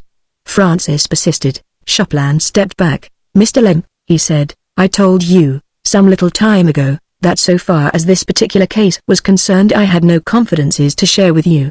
I am sorry that you saw that letter. Since you did, however, I hope you will not take it as a liberty from one in my position if I advise you most strenuously to do nothing which might impede the course of the law. Good day, sir." Chapter 24. Francis, in that pleasant half-hour before dinner which he spent in Margaret's sitting room, told her of the dog's home near Wardour Street. She listened sympathetically to his description of the place. "I had never heard of it," she acknowledged, "but I am not in any way surprised. My father spends at least an hour of every day, when he is down at Hatch End, amongst the horses, and every time a fresh crock is brought down, he is as interested as though it were a new toy. It is a remarkable trait in a very remarkable character," Francis commented. "I could tell you many things that would surprise you," Margaret continued. "One night, for instance, when we were staying at the sanctuary, he and I were going out to dine with some neighbors and he heard a cat mewing in the hedge somewhere. He stopped the car, got out himself, found that the cat had been caught in a trap, released it, and sent me on to the dinner alone whilst he took the animal back to the veterinary surgeon at the walled house. He was simply white with fury whilst he was tying up the poor thing's leg. I couldn't help asking him what he would have done if he could have found the farmer who set the trap. He looked up at me and I was almost frightened. I should have killed him, he said, and I believe he meant it. And, Francis, the very next day we were motoring to London and saw a terrible accident. A motorbicyclist came down a side road at full speed and ran into a motor lorry. My father got out of the car, helped them lift the body from under the wheels of the lorry, and came back absolutely unmoved. "Serve the silly young fool right," was his only remark. He was so horribly callous that I could scarcely bear to sit by his side. "Do you understand that? It isn't easy," he admitted. There was a knock at the door. Margaret glanced at the clock. "Surely dinner can't be served already," she exclaimed. "Come in." Very much to their surprise, it was Sir Timothy himself who entered. He was in evening dress and wearing several orders, one of which Francis noted with surprise. "My apologies," he said. "Hedges told me that there were cocktails here, and as I am on my way to a rather weary dinner, I thought I might inflict myself upon you for a moment." Margaret rose at once to her feet. "I am a shocking hostess," she declared. "Hedges brought the things in 20 minutes ago." She took up the silver receptacle, shook it vigorously and filled 3 glasses. Sir Timothy accepted his and bowed to them both. "My best wishes," he said. "Really, when one comes to think of it, however much it may be against my inclinations, I scarcely see how I shall be able to withhold my consent. I believe that you both have at heart the flair for domesticity. This little picture, and the thought of your tete-a-tete dinner, almost touches me." "Don't make fun of us, father," Margaret begged. "Tell us where you are going in all that splendor." Sir Timothy shrugged his shoulders. "A month or so ago," he explained, "I was chosen to induct a scion of royalty into the understanding of fighting as it is indulged in at the National Sporting Club. This, I suppose, is my reward, an invitation to something in the nature of a state dinner, which, to tell you the truth, I had forgotten until my secretary pointed it out to me this afternoon. I have grave fears of being bored or of misbehaving myself. I have, as Lem here knows, a distressing habit of truthfulness, especially to new acquaintances. However, we must hope for the best. By the by, Lem, in case you should have forgotten, I have spoken to Hedges about the 99 clique. What, shall we see you here later?" Margaret asked, after Francis had murmured his thanks. "I shall probably return direct to Hatch End," Sir Timothy replied. "There are various little matters down there which are interesting me just now. Preparations for my party. Au revoir. A delicious cocktail, but I am inclined to resent the Angostura." He sauntered out, after a glance at the clock. They heard his footsteps as he descended the stairs. "Tell me, what manner of a man is your father?" Francis asked impulsively. "I'm his daughter and I do not know," Margaret answered. "Before he came, I was going to speak to you of a strange misunderstanding which has existed between us and which has just been removed. Now I have a fancy to leave it until later." "You will not mind?" "When you choose," Francis assented. Nothing will make any difference. We are past the days when fathers or even mothers count seriously in the things that exist between two people like you and me, who have felt life. Whatever your father may be, whatever he may turn out to be, you are the woman I love. You are the woman who is going to be my wife." She leaned towards him for a moment. "You have an amazing gift," she whispered, "of saying just the thing one loves to hear in the way that convinces." Dinner was served to them in the smaller of the two dining rooms, an exquisite meal, made more wonderful still by the wine, which Hedges himself dispensed with jealous care. The presence of servants, with its restraining influence upon conversation, was not altogether unwelcome to Francis. He and Margaret had so little opportunity for general conversation that to discuss other than personal subjects in this pleasant, leisurely way had its charm. They spoke of music, of which he knew far more than he, of foreign travel, where they met on common ground, for each had only the tourist's knowledge of Europe, and each was anxious for a more individual acquaintance with it. She had tastes in books which delighted him, a knowledge of games which promised a common resource. It was only whilst they were talking that he realized with a shock how young she was, how few the years that lay between her serene schooldays and the tempestuous years of her married life. Her schooldays in Naples were most redolent of delightful memories. She broke off once or twice into the language, and he listened with delight to her soft accent. Finally the time came when dessert was set upon the table. "I have ordered coffee up in the little sitting room again," she said, a little shyly. "Do you mind, or would you rather have it here?" "I much prefer it there," he assured her.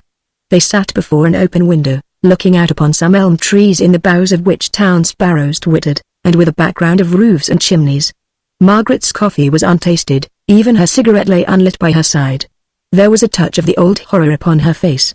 The fingers which he drew into his were as cold as ice. "You must have wondered sometimes," she began, "why I ever married Oliver Hilditch." "You were very young," he reminded her, with a little shiver, "and very inexperienced. I suppose he appealed to you in some way or another." "It wasn't that," she replied. "He came to visit me at Eastbourne, and he certainly knew all the tricks of making himself attractive and agreeable. But he never won my heart. He never even seriously took my fancy. I married him because I believed that by doing so I was obeying my father's wishes." "Where was your father at the time, then?" Francis asked. "In South America. Oliver Hilditch was nothing more than a discharged employee of his, discharged for dishonesty. He had to leave South America within a week to escape prosecution, and on the way to Europe he concocted the plot which very nearly ruined my life. He forged a letter from my father, begging me, if I found it in any way possible, to listen to Oliver Hilditch's proposals, and hinting guardedly at a very serious financial crisis which it was in his power to avert. It never occurred to me or to my chaperone to question his bona fides. He had lived under the same roof as my father, and knew all the intimate details of his life. He was very clever, and I suppose I was a fool. I remember thinking I was doing quite a heroic action when I went to the registrar with him. What it led to you know." There was a moment's throbbing silence. Francis, notwithstanding his deep pity, was conscious of an overwhelming sensation of relief. She had never cared for Oliver Hilditch. She had never pretended to. He put the thought into words. "You never cared for him, then?" "I tried to," she replied simply, "but I found it impossible. Within a week of our marriage I hated him." Francis leaned back, his eyes half closed. In his ears was the sonorous roar of Piccadilly, the hooting of motorcars, close at hand the rustling of a faint wind in the elm trees. It was a wonderful moment.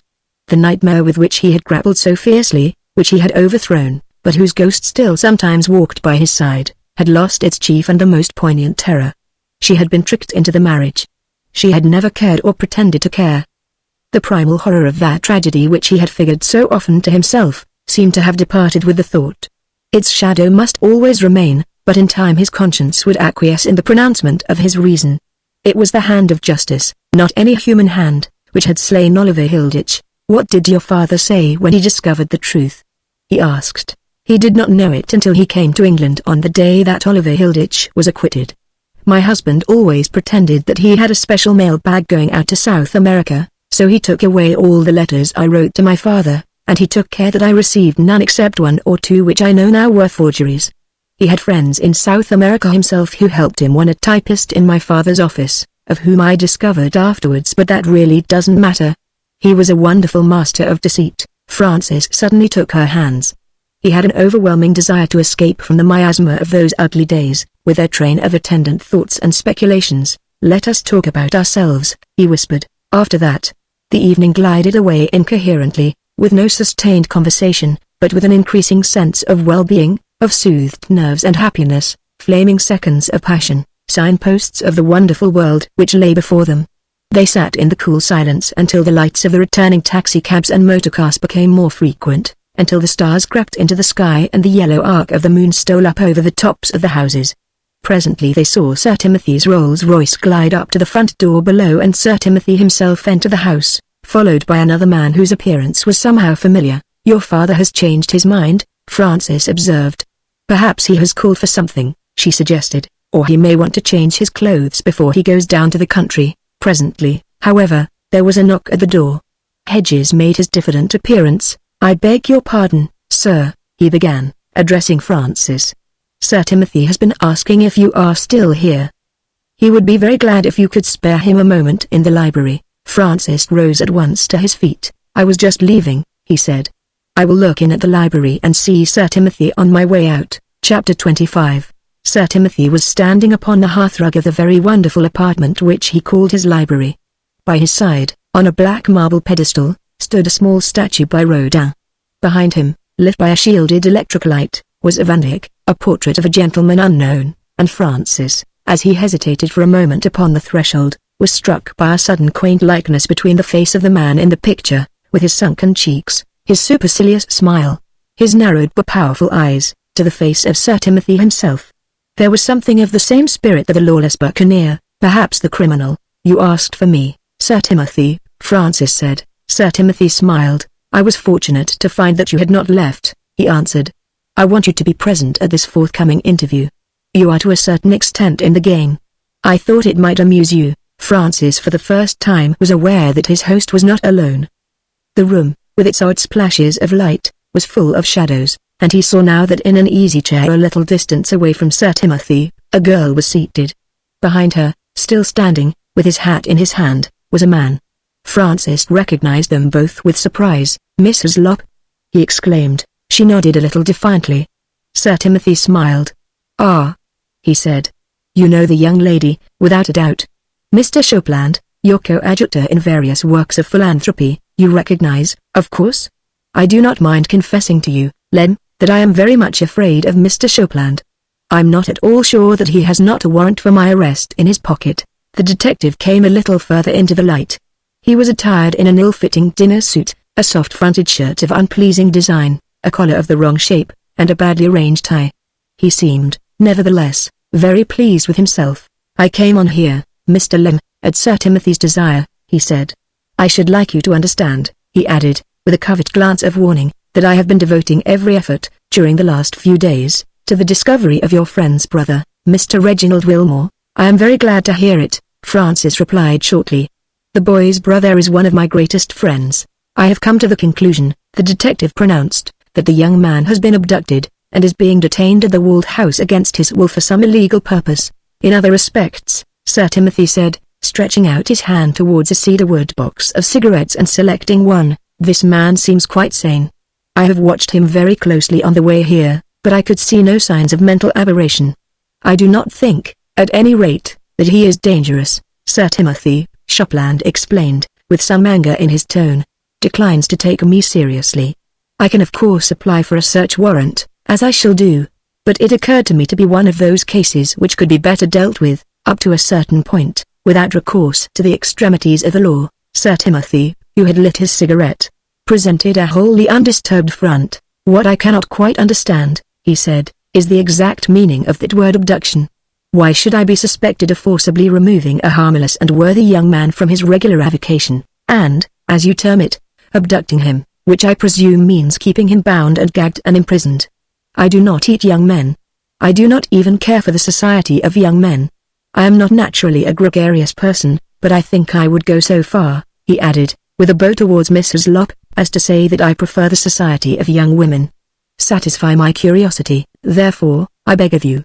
For what reason do you suppose that I have been concerned in the disappearance of this Mr. Reginald Wilmore?" Francis opened his lips, but Chopland, with a warning glance, intervened. "I work sometimes as a private person, sir," he said, "but it is not to be forgotten that I am an officer of the law. It is not for us to state motives or even to afford explanations for our behavior. I have watched your house at Hatch End, Sir Timothy, and I have come to the conclusion that unless you are willing to discuss this matter with me in a different spirit, I am justified in asking the magistrates for a search warrant." Sir Timothy sighed. "Mr. Lem," he said, "I think, after all, that yours is the most interesting end of this espionage business. It is you who search for motives, is it not, and pass them on to our more automatic friend, who does the rest. May I ask, have you supplied the motive in the present case?" "I have failed to discover any motive at all for Reginald Wilmore's disappearance," Francis admitted, "nor have I at any time been able to connect you with it. Mr. Shopland's efforts, however, although he has not seen well to take me into his entire confidence, have my warmest approval and sympathy. Although I have accepted your very generous hospitality, Sir Timothy, I think there has been no misunderstanding between us on this matter." "Most correct," Sir Timothy murmured. "The trouble seems to be, so far as I am concerned, that no one will tell me exactly of what I am suspected. I am to give Mr. Shopland the run of my house, or he will make his appearance in the magistrate's court and the evening papers will have placards with marvelous headlines at my expense. How will it run? Mr. Shopland, mysterious disappearance of a young gentleman, millionaire's house to be searched. We do not necessarily acquaint the press with our procedure," Shopland rejoined. "Nevertheless," Sir Timothy continued, "I have known awkward consequences arise from a search warrant too rashly applied for or granted. However, we are scarcely being polite. So far, Mrs. Lopp has had very little to say." The young lady was not altogether at her ease. "I have had very little to say," she repeated, "because I did not expect an audience." Sir Timothy drew a letter from his pocket, opened it and adjusted his eyeglass. "Here we are," he said. "After leaving my dinner party tonight, I called at the club and found this note. Quite an inviting little affair. You see young ladies writing, faint but very delicate perfume, excellent stationery, Milan Court the home of adventures. Dear Sir Timothy Brast, although I am not known to you personally, there is a certain matter concerning which information has come into my possession, which I should like to discuss with you. Will you call and see me as soon as possible? Sincerely yours, Daisy Hislop." On receipt of this note, Sir Timothy continued, folding it up, "I telephoned to the young lady and as I was fortunate enough to find her at home I asked her to come here. I then took the liberty of introducing myself to Mr. Shopland, whose interest in my evening has been unvarying, and whose uninvited company I have been compelled to bear with, and suggested that, as I was on my way back to Curtin Street, he had better come in and have a drink and tell me what it was all about. I arranged that he should find Mrs. Lopp here, and for a person of observation, which I flatter myself to be, it was easy to discover the interesting fact that Mr. Shopland and Miss Daisy Hislop were not strangers. Now tell me, young lady," Sir Timothy went on.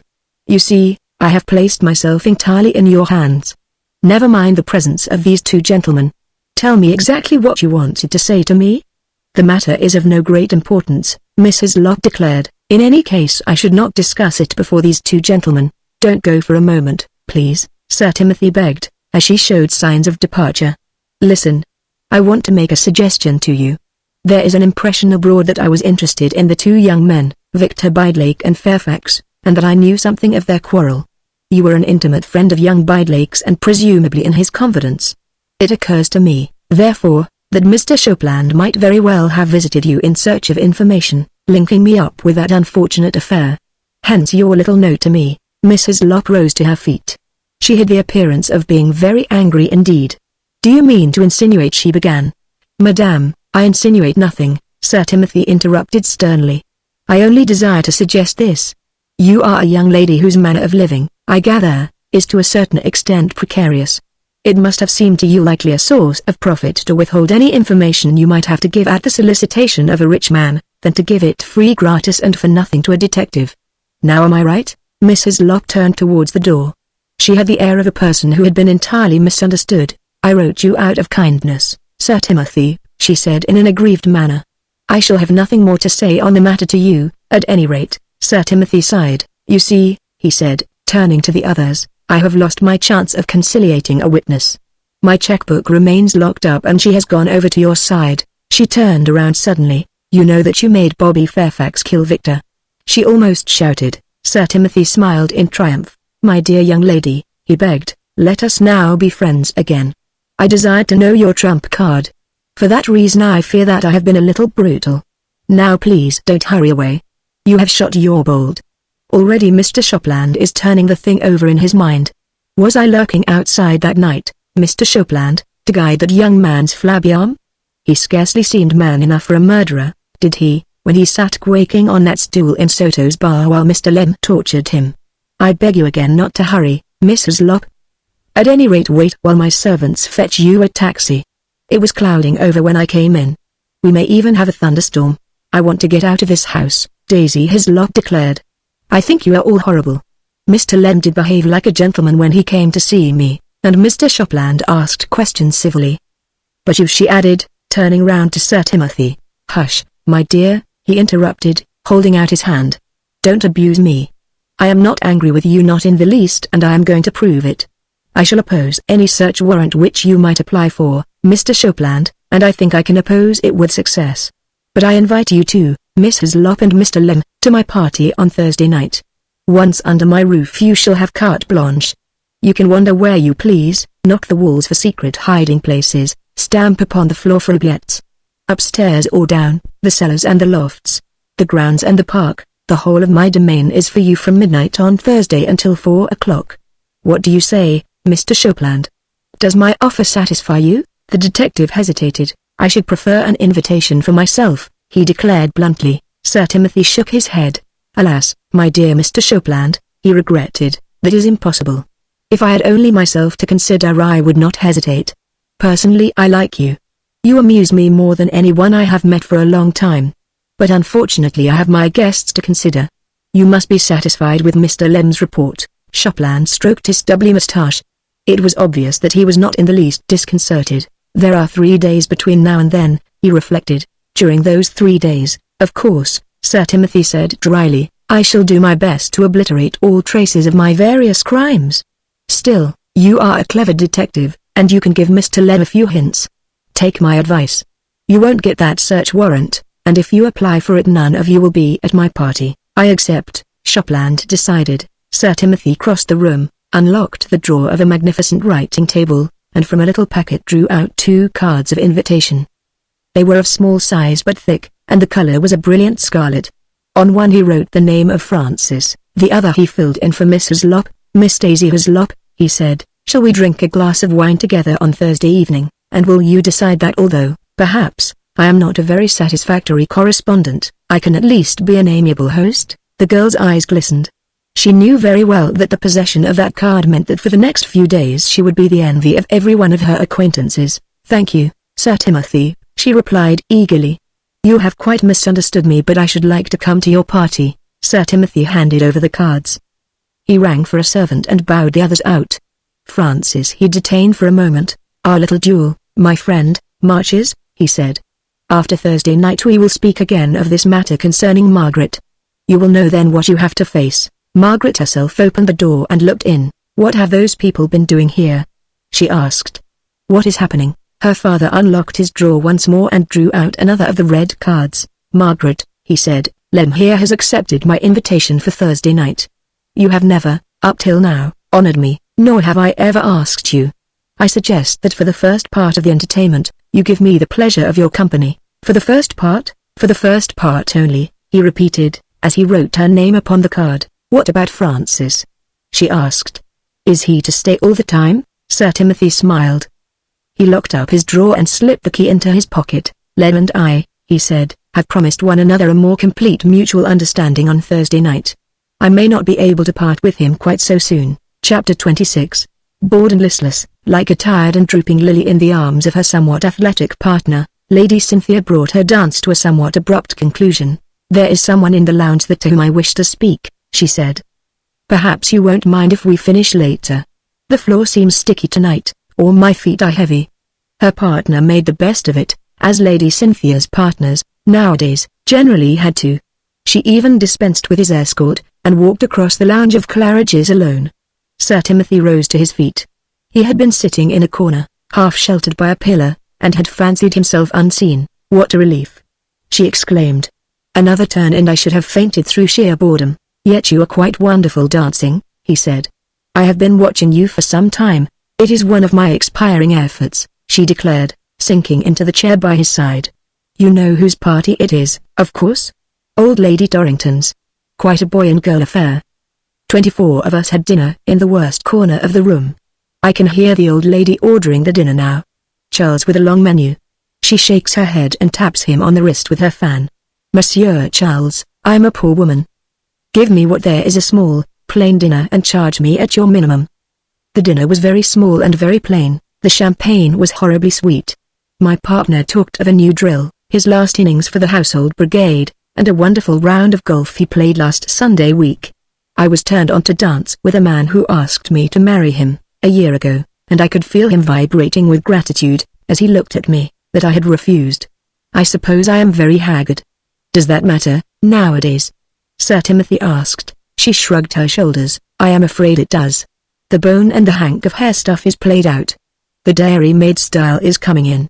Plump little Fanny Torrington had a great success tonight, in one of those simple white dresses, you know, which look like a sack with a hole cut in the top. What are you doing here by yourself? I have an engagement in a few minutes, he explained.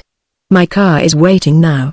I looked in at the club to dine, found my favorite table taken, and nearly every man I ever disliked sidling up to tell me that he hears I am giving a wonderful party on Thursday. I decided not to dine there, after all, and Charles found me a corner here. I am going in 5 minutes. Where to? She asked. Can't I come with you? I fear not, he answered. I am going down in the East End. Adventuring? More or less, he admitted. Lady Cynthia became beautiful. She was always beautiful when she was not tired. Take me with you, please, she begged. He shook his head. Not to be done. Don't shake your head like that, she enjoined, with a little grimace. People will think I am trying to borrow money from you and that you are refusing me. Just take me with you some of the way. I shall scream if I go back into that dancing room again. Sir Timothy glanced at the clock. If there is any amusement to you in a rather dull drive eastwards. She was on her feet with the soft, graceful speed which had made her so much admired before her present listlessness had set in. I'll get my cloak, she said. They drove along the embankment, citywards. The heat of the city seemed to rise from the pavements. The wall of the embankment was lined with people, leaning over to catch the languid breeze that crept up with the tide. They crossed the river and threaded their way through a nightmare of squalid streets, where half-dressed men and women hung from the top windows and were even to be seen upon the roof, struggling for air. The car at last pulled up at the corner of a long street. I am going down here, Sir Timothy announced. I shall be gone perhaps an hour. The neighborhood is not a fit one for you to be left alone in.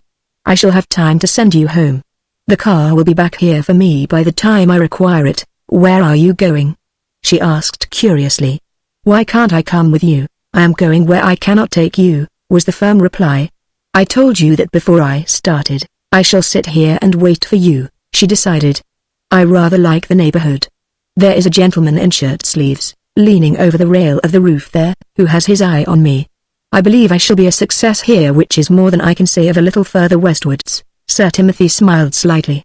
He had exchanged his hat for a tweed cap, and had put on a long dust coat. There is no gauge by which you may know the measure of your success, he said. If there were? She asked, leaning a little forward and looking at him with a touch of the old brilliancy in her eyes. If there were, he said, with a little show of mock gallantry, a very jealously guarded secret might escape me. I think you will be quite all right here, he continued. It is an open thoroughfare, and I see 2 policemen at the corner. Hassel, my chauffeur, too, is a reliable fellow. We will be back within the hour. We? She repeated. He indicated a man who had silently made his appearance during the conversation and was standing waiting on the sidewalk. Just a companion. I do not advise you to wait. If you insist, au revoir. Lady Cynthia leaned back in a corner of the car. Through half-closed eyes she watched the 2 men on their way down the crowded thoroughfare. Sir Timothy tall, thin as a lath, yet with a certain elegance of bearing, the man at his side shorter, his hands thrust into the pockets of his coat, his manner one of subservience. She wondered languidly as to their errand in this unsavory neighborhood. Then she closed her eyes altogether and wondered about many things. Sir Timothy and his companion walked along the crowded, squalid street without speech. Presently they turned to the right and stopped in front of a public house of some pretensions. This is the place? Sir Timothy asked. Yes, sir. Both men entered. Sir Timothy made his way to the counter, his companion to a table near, where he took a seat and ordered a drink. Sir Timothy did the same. He was wedged in between a heterogeneous crowd of shabby, depressed but apparently not ill-natured men and women. A man in a flannel shirt and pair of shabby plaid trousers, which owed their precarious position to a pair of worn-out braces, turned a beery eye upon the newcomer. "I'll have one with you, Governor," he said. "You shall indeed," Sir Timothy assented. "Strike me lucky but I've touched first time," the man exclaimed. "I'll have a double tot of whiskey," he added, addressing the barman. "Will it run to it, Governor?" "Certainly," was the cordial reply, "and the same to your friends, if you will answer a question." "Troop up, lads," the man shouted. "We've a tough air. He ain't a tech, I know the cut of them. Out with the question. Serve everyone who desires it with drinks," Sir Timothy directed the barman. "My question is easily answered. Is this the place which a man whom I understand they call Billy the Tanner frequents?" The question appeared to produce an almost uncomfortable sensation.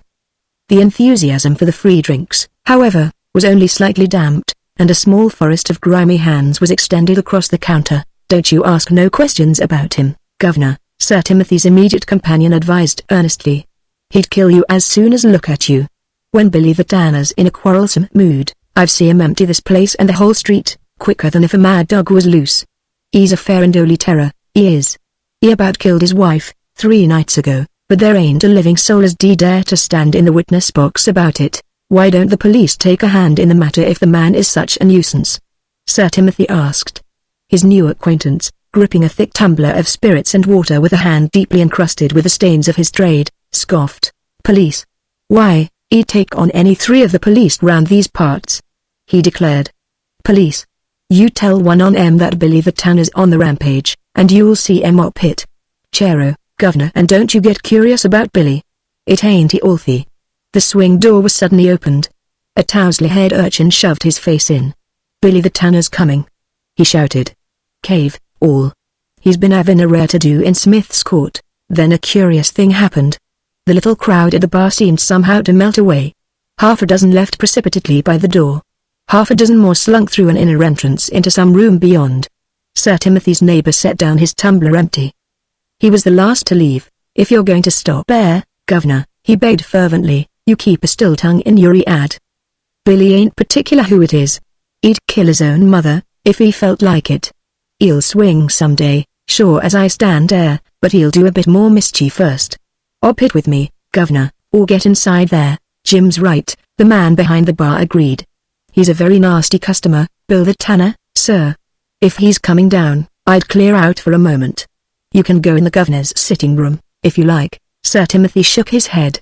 "Billy the Tanner will not hurt me," he said. "As a matter of fact, I came down to see him." His new friend hesitated no longer but made for the door through which most of his companions had already disappeared. The barman leaned across the counter. "Governor," he whispered hoarsely, "I don't know what the game is, but I've given you the office. Billy won't stand no truck from anyone. He's a holy terror." Sir Timothy nodded. "I quite understand," he said. There was a moment's ominous silence. The barman withdrew to the further end of his domain and busied himself cleaning some glasses. Suddenly the door was swung open. A man entered whose appearance alone was calculated to inspire a certain amount of fear. He was tall, but his height escaped notice by reason of the extraordinary breadth of his shoulders. He had a coarse and vicious face, a crop of red hair, and an unshaven growth of the same upon his face. He wore what appeared to be the popular dress in the neighborhood, a pair of trousers suspended by a belt, and a dirty flannel shirt. His hands and even his chest, where the shirt fell away, were discolored by yellow stains. He looked around the room at first with an air of disappointment. Then he caught sight of Sir Timothy standing at the counter, and he brightened up. "Where's all the crowd, Tom?" he asked the barman. "Scared of you, I reckon," was the brief reply. "There was plenty here a few minutes ago." "Scared of me, eh?" the other repeated, staring hard at Sir Timothy. "Did you hear that, Governor?" "I heard it," Sir Timothy acquiesced. Billy the Tanner began to cheer up. He walked all round this stranger, a doff. A big doff. "I'll have a drink with you, Governor," he declared, with a note of incipient truculence in his tone. The barman had already reached up for 2 glasses but Sir Timothy shook his head. "I think not," he said. There was a moment's silence. The barman made despairing signs at Sir Timothy. Billy the Tanner was moistening his lips with his tongue. "Why not?" he demanded. "Because I don't know you and I don't like you," was the bland reply. Billy the Tanner wasted small time upon preliminaries. He spat upon his hands. "I don't know you and I don't like you," he retorted. "Do you know what I'm going to do?" "I have no idea," Sir Timothy confessed. I'm going to make you look so that your own mother wouldn't know you, then I'm going to pitch you into the street," he added, with an evil grin. "That's what we does with big toffs who come manning around here, do you?" Sir Timothy said calmly. "Perhaps my friend may have something to say about that." The man of war was beginning to be worked up. "Where's your big friend?" he shouted. "Come on. I'll take on the two of you." The man who had met Sir Timothy in the street had risen to his feet. He strolled up to the two. Billy the Tanner eyed him hungrily. "The two of you, Jerry?" he shouted. "And there's just a flick for the toff to be going on with." He delivered a sudden blow at Sir Timothy, a full, vicious, jabbing blow which had laid many a man of the neighborhood in the gutter.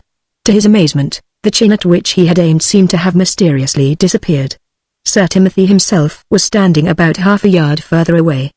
Billy the Tanner was too used to the game to be off his balance, but he received at that moment the surprise of his life. With the flat of his hand full open, Sir Timothy struck him across the cheek such a blow that it resounded through the place, a blow that brought both the inner doors ajar, that brought peering eyes from every direction. There was a moment's silence. The man's fists were clenched now, there was murder in his face. Sir Timothy stepped on one side. "I am not a fighter," he said coolly, leaning back against the marble table. "My friend will deal with you." Billy the Tanner glared at the newcomer, who had glided in between him and Sir Timothy. "You can come and join in, too," he shouted to Sir Timothy. "I'll knock your big head into pulp when I've done with this little job." The bully knew in precisely 30 seconds what had happened to him. So did the crowds who pressed back into the place through the inner door. So did the barman. So did the landlord, who had made a cautious appearance through a trapdoor. Billy the Tanner, for the first time in his life, was fighting a better man. For 2 years he had been the terror of the neighborhood, and he showed now that at least he had courage. His smattering of science, however, appeared only ridiculous. Once, through sheer strength and blundering force, he broke down his opponent's guard and struck him in a place that had dispatched many a man before, just over the heart. His present opponent scarcely winced, and Billy the Tanner paid the penalty then for his years of bullying. His antagonist paused for a single second, as though unnerved by the blow. Red fire seemed to stream from his eyes. Then it was all over. With a sickening crash, Billy the Tanner went down upon the sanded floor. It was no matter of account for him.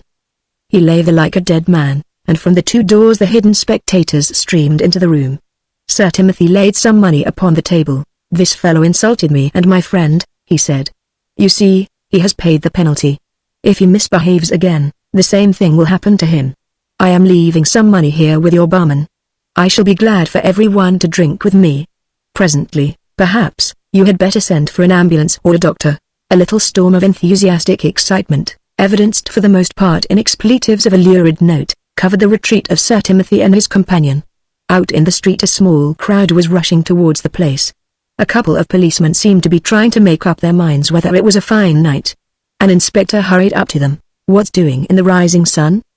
he demanded sharply. "Someone's giving Billy the Tanner a hiding," one of the policemen replied. "Honest, a fair, ripe, knockout hiding," was the emphatic confirmation. "I looked in at the window." The inspector grinned. "I'm glad you had the sense not to interfere," he remarked. Sir Timothy and his companion reached the car. The latter took a seat by the chauffeur. Sir Timothy stepped in. It struck him that Lady Cynthia was a little breathless. Her eyes, too, were marvelously bright. Wrapped around her knees was the chauffeur's coat. "Wonderful," she declared. "I haven't had such a wonderful 5 minutes since I can remember. You're a dear to have brought me, Sir Timothy." "What do you mean?" he demanded. "Mean?" She laughed, as the car swung around and they glided away. "You didn't suppose I was going to sit here and watch you depart upon a mysterious errand? I borrowed your chauffeur's coat and his cap, and slunk down after you. I can assure you I looked the most wonderful female Apache you ever saw. And I saw the fight. It was better than any of the prize fights I have ever been to. The real thing is better than the sham, isn't it?" Sir Timothy leaned back in his place and remained silent. Soon they passed out of the land of tired people, of stalls decked out with unsavory provender, of fetid smells and unwholesome-looking houses. They passed through a street of silent warehouses onto the embankment. A stronger breeze came down between the curving arc of lights. "You are not sorry that you brought me?" Lady Cynthia asked, suddenly holding out her hand. Sir Timothy took it in his. For some reason or other, he made no answer at all. Chapter 27. The car stopped in front of the great house in Grosvenor Square. Lady Cynthia turned to her companion. "You must come in, please," she said. "I insist, if it is only for 5 minutes." Sir Timothy followed her across the hall to a curved recess, where the footman who had admitted them touched a bell, and a small automatic lift came down. "I am taking you to my own quarters," she explained. "They are rather cut off, but I like them especially on hot nights." They glided up to the extreme top of the house. She opened the gates and led the way into what was practically an attic sitting room, decorated in black and white. Wide-flung doors opened onto the leads, where comfortable chairs, a small table and an electric standard were arranged. They were far above the tops of the other houses, and looked into the green of the park. "This is where I bring very few people," she said. "This is where, even after my 28 years of fraudulent life, I am sometimes myself." Wait. There were feminine drinks and sandwiches arranged on the table. She opened the cupboard of a small sideboard just inside the sitting room, however, and produced whiskey and a siphon of soda. There was a pail of ice in a cool corner. From somewhere in the distance came the music of violins floating through the window of a house where a dance was in progress. They could catch a glimpse of the striped awning and the long line of waiting vehicles with their twin eyes of fire. She curled herself up on a settee, flung a cushion at Sir Timothy, who was already ensconced in a luxurious easy-chair, and with a tumbler of iced sherbet in one hand, and a cigarette in the other, looked across at him. "I am not sure," she said, "that you have not tonight dispelled an illusion." "What manner of one?" he asked. "Above all things," she went on, "I have always looked upon you as wicked. Most people do. I think that is one reason why so many of the women find you attractive. I suppose it is why I have found you attractive." The smile was back upon his lips. He bowed a little, and, leaning forward, dropped a chunk of ice into his whiskey and soda. "Dear Lady Cynthia," he murmured, "don't tell me that I am going to slip back in your estimation into some normal place." "I am not quite sure," she said deliberately. "I have always looked upon you as a kind of amateur criminal, a man who loved black things and dark ways. You know how weary one gets of the ordinary code of morals in these days. You were such a delightful antidote. And now, I am not sure that you have not shaken my faith in you." "In what way?" "You really seem to have been engaged tonight in a very sporting and philanthropic enterprise. I imagined you visiting some den of vice and mixing as an equal with these terrible people who never seem to cross the bridges. I was perfectly thrilled when I put on your chauffeur's coat and hat and followed you." "The story of my little adventure is a simple one," Sir Timothy said. "I do not think it greatly affects my character. I believe, as a matter of fact, that I am just as wicked as you would have me be. But I have friends in every walk of life, and, as you know, I like to peer into the unexpected places. I had heard of this man Billy the Tanner. He beats women, and has established a perfect reign of terror in the court and neighborhood where he lives. I fear I must agree with you that there were some elements of morality of conforming, at any rate, to the recognized standards of justice in what I did. You know, of course, that I am a great patron of every form of boxing, fencing, and the various arts of self-defense and attack. I just took along one of the men from my gymnasium who I knew was equal to the job, to give this fellow a lesson. He did it all right," Lady Cynthia murmured. "But this is where I think I re-establish myself," Sir Timothy continued, the peculiar nature of his smile reasserting itself. "I did not do this for the sake of the neighborhood. I did not do it from any sense of justice at all. I did it to provide for myself an enjoyable and delectable spectacle." She smiled lazily. "That does rather let you out," she admitted. "However, on the whole I am disappointed. I am afraid that you are not so bad as people think." "People?" he repeated. "Francis Lem, for instance, my son-in-law in Posse." Francis Lem is one of those few rather brilliant persons who have contrived to keep sane without becoming a prig, she remarked. "You know why?" he reminded her. "Francis Lem has been a tremendous worker. It is work which keeps a man sane. Brilliancy without the capacity for work drives people to the madhouse, where we are all going, I suppose." She sighed. "Not you," he answered. "You have just enough. I don't know what we moderns call it, soul, shall I say, to keep you from the muddy ways." She rose to her feet and leaned over the rails. Sir Timothy watched her thoughtfully. Her figure, notwithstanding its suggestions of delicate maturity, was still as slim as a young girl's.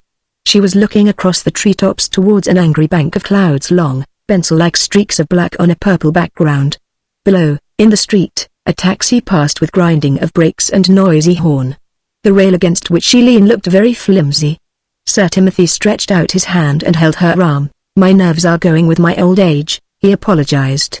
"That support seems too fragile." She did not move. The touch of his fingers grew firmer. We have entered upon an allegory, she murmured. You are preserving me from the depths, he laughed harshly. He exclaimed, with a sudden touch of real and fierce bitterness which brought the light dancing into her eyes and a spot of color to her cheeks. I preserve you. Why, you can never hear my name without thinking of sin, of crime of some sort. Do you seriously expect me to ever preserve anyone from anything? You haven't made any very violent attempts to corrupt me, she reminded him. Women don't enter much into my scheme of life, he declared. They played a great part once. It was a woman, I think, who first headed me off from the pastures of virtue. I know, she said softly. It was Margaret's mother. His voice rang out like a pistol shot. How did you know that? She turned away from the rail and threw herself back in her chair. His hand, however, she still kept in hers. Uncle Joe was minister at Rio, you know, the year it all happened, she explained. He told us the story years ago how you came back from Europe and found things were not just as they should be between Margaret's mother and your partner, and how you killed your partner. His nostrils quivered a little. One felt that the fire of suffering had touched him again for a moment. Yes, I killed him, he admitted. That is part of my creed. The men who defend their honor in the law courts are men I know nothing of. This man would have wronged me and robbed me of my honor. I bade him defend himself in any way he thought well. It was his life or mine. He was a poor fighter and I killed him, and Margaret's mother died from the shock. She died soon afterwards. The stars grew paler. The passing vehicles, with their brilliant lights, grew fewer and fewer. The breeze which had been so welcome at first, turned into a cold night wind. She led the way back into the room. I must go, he announced. You must go, she echoed, looking up at him. Goodbye. She was so close to him that his embrace, sudden and passionate though it was, came about almost naturally. She lay in his arms with perfect content and raised her lips to his. He broke away. He was himself again, self-furious. Lady Cynthia, he said, I owe you my most humble apologies. The evil that is in me does not as a rule break out in this direction, you dear, foolish person, she laughed. That was good, not evil. You like me, don't you? But I know you do. There is one crime you have always forgotten to develop. You haven't the simplest idea in the world how to lie. Yes, I like you, he admitted. I have the most absurd feeling for you that any man ever found it impossible to put into words. We have indeed strayed outside the world of natural things, he added. Why? She murmured. I never felt more natural or normal in my life. I can assure you that I am loving it. I feel like muslin gowns and primroses and the scent of those first March violets underneath a warm hedge where the sun comes sometimes. I feel very natural indeed, Sir Timothy. What about me? He asked harshly. In 3 weeks' time I shall be 50 years old, she laughed softly, and in no time at all I shall be 30 and entering upon a terrible period of spinsterhood. Spinsterhood. He scoffed. Why, whenever the society papers are at a loss for a paragraph, they report a few more offers of marriage to the ever-beautiful Lady Cynthia. Don't be sarcastic, she begged. I haven't yet had the offer of marriage I want, anyhow. You'll get one you don't want in a moment, he warned her. She made a little grimace. Don't. She laughed nervously.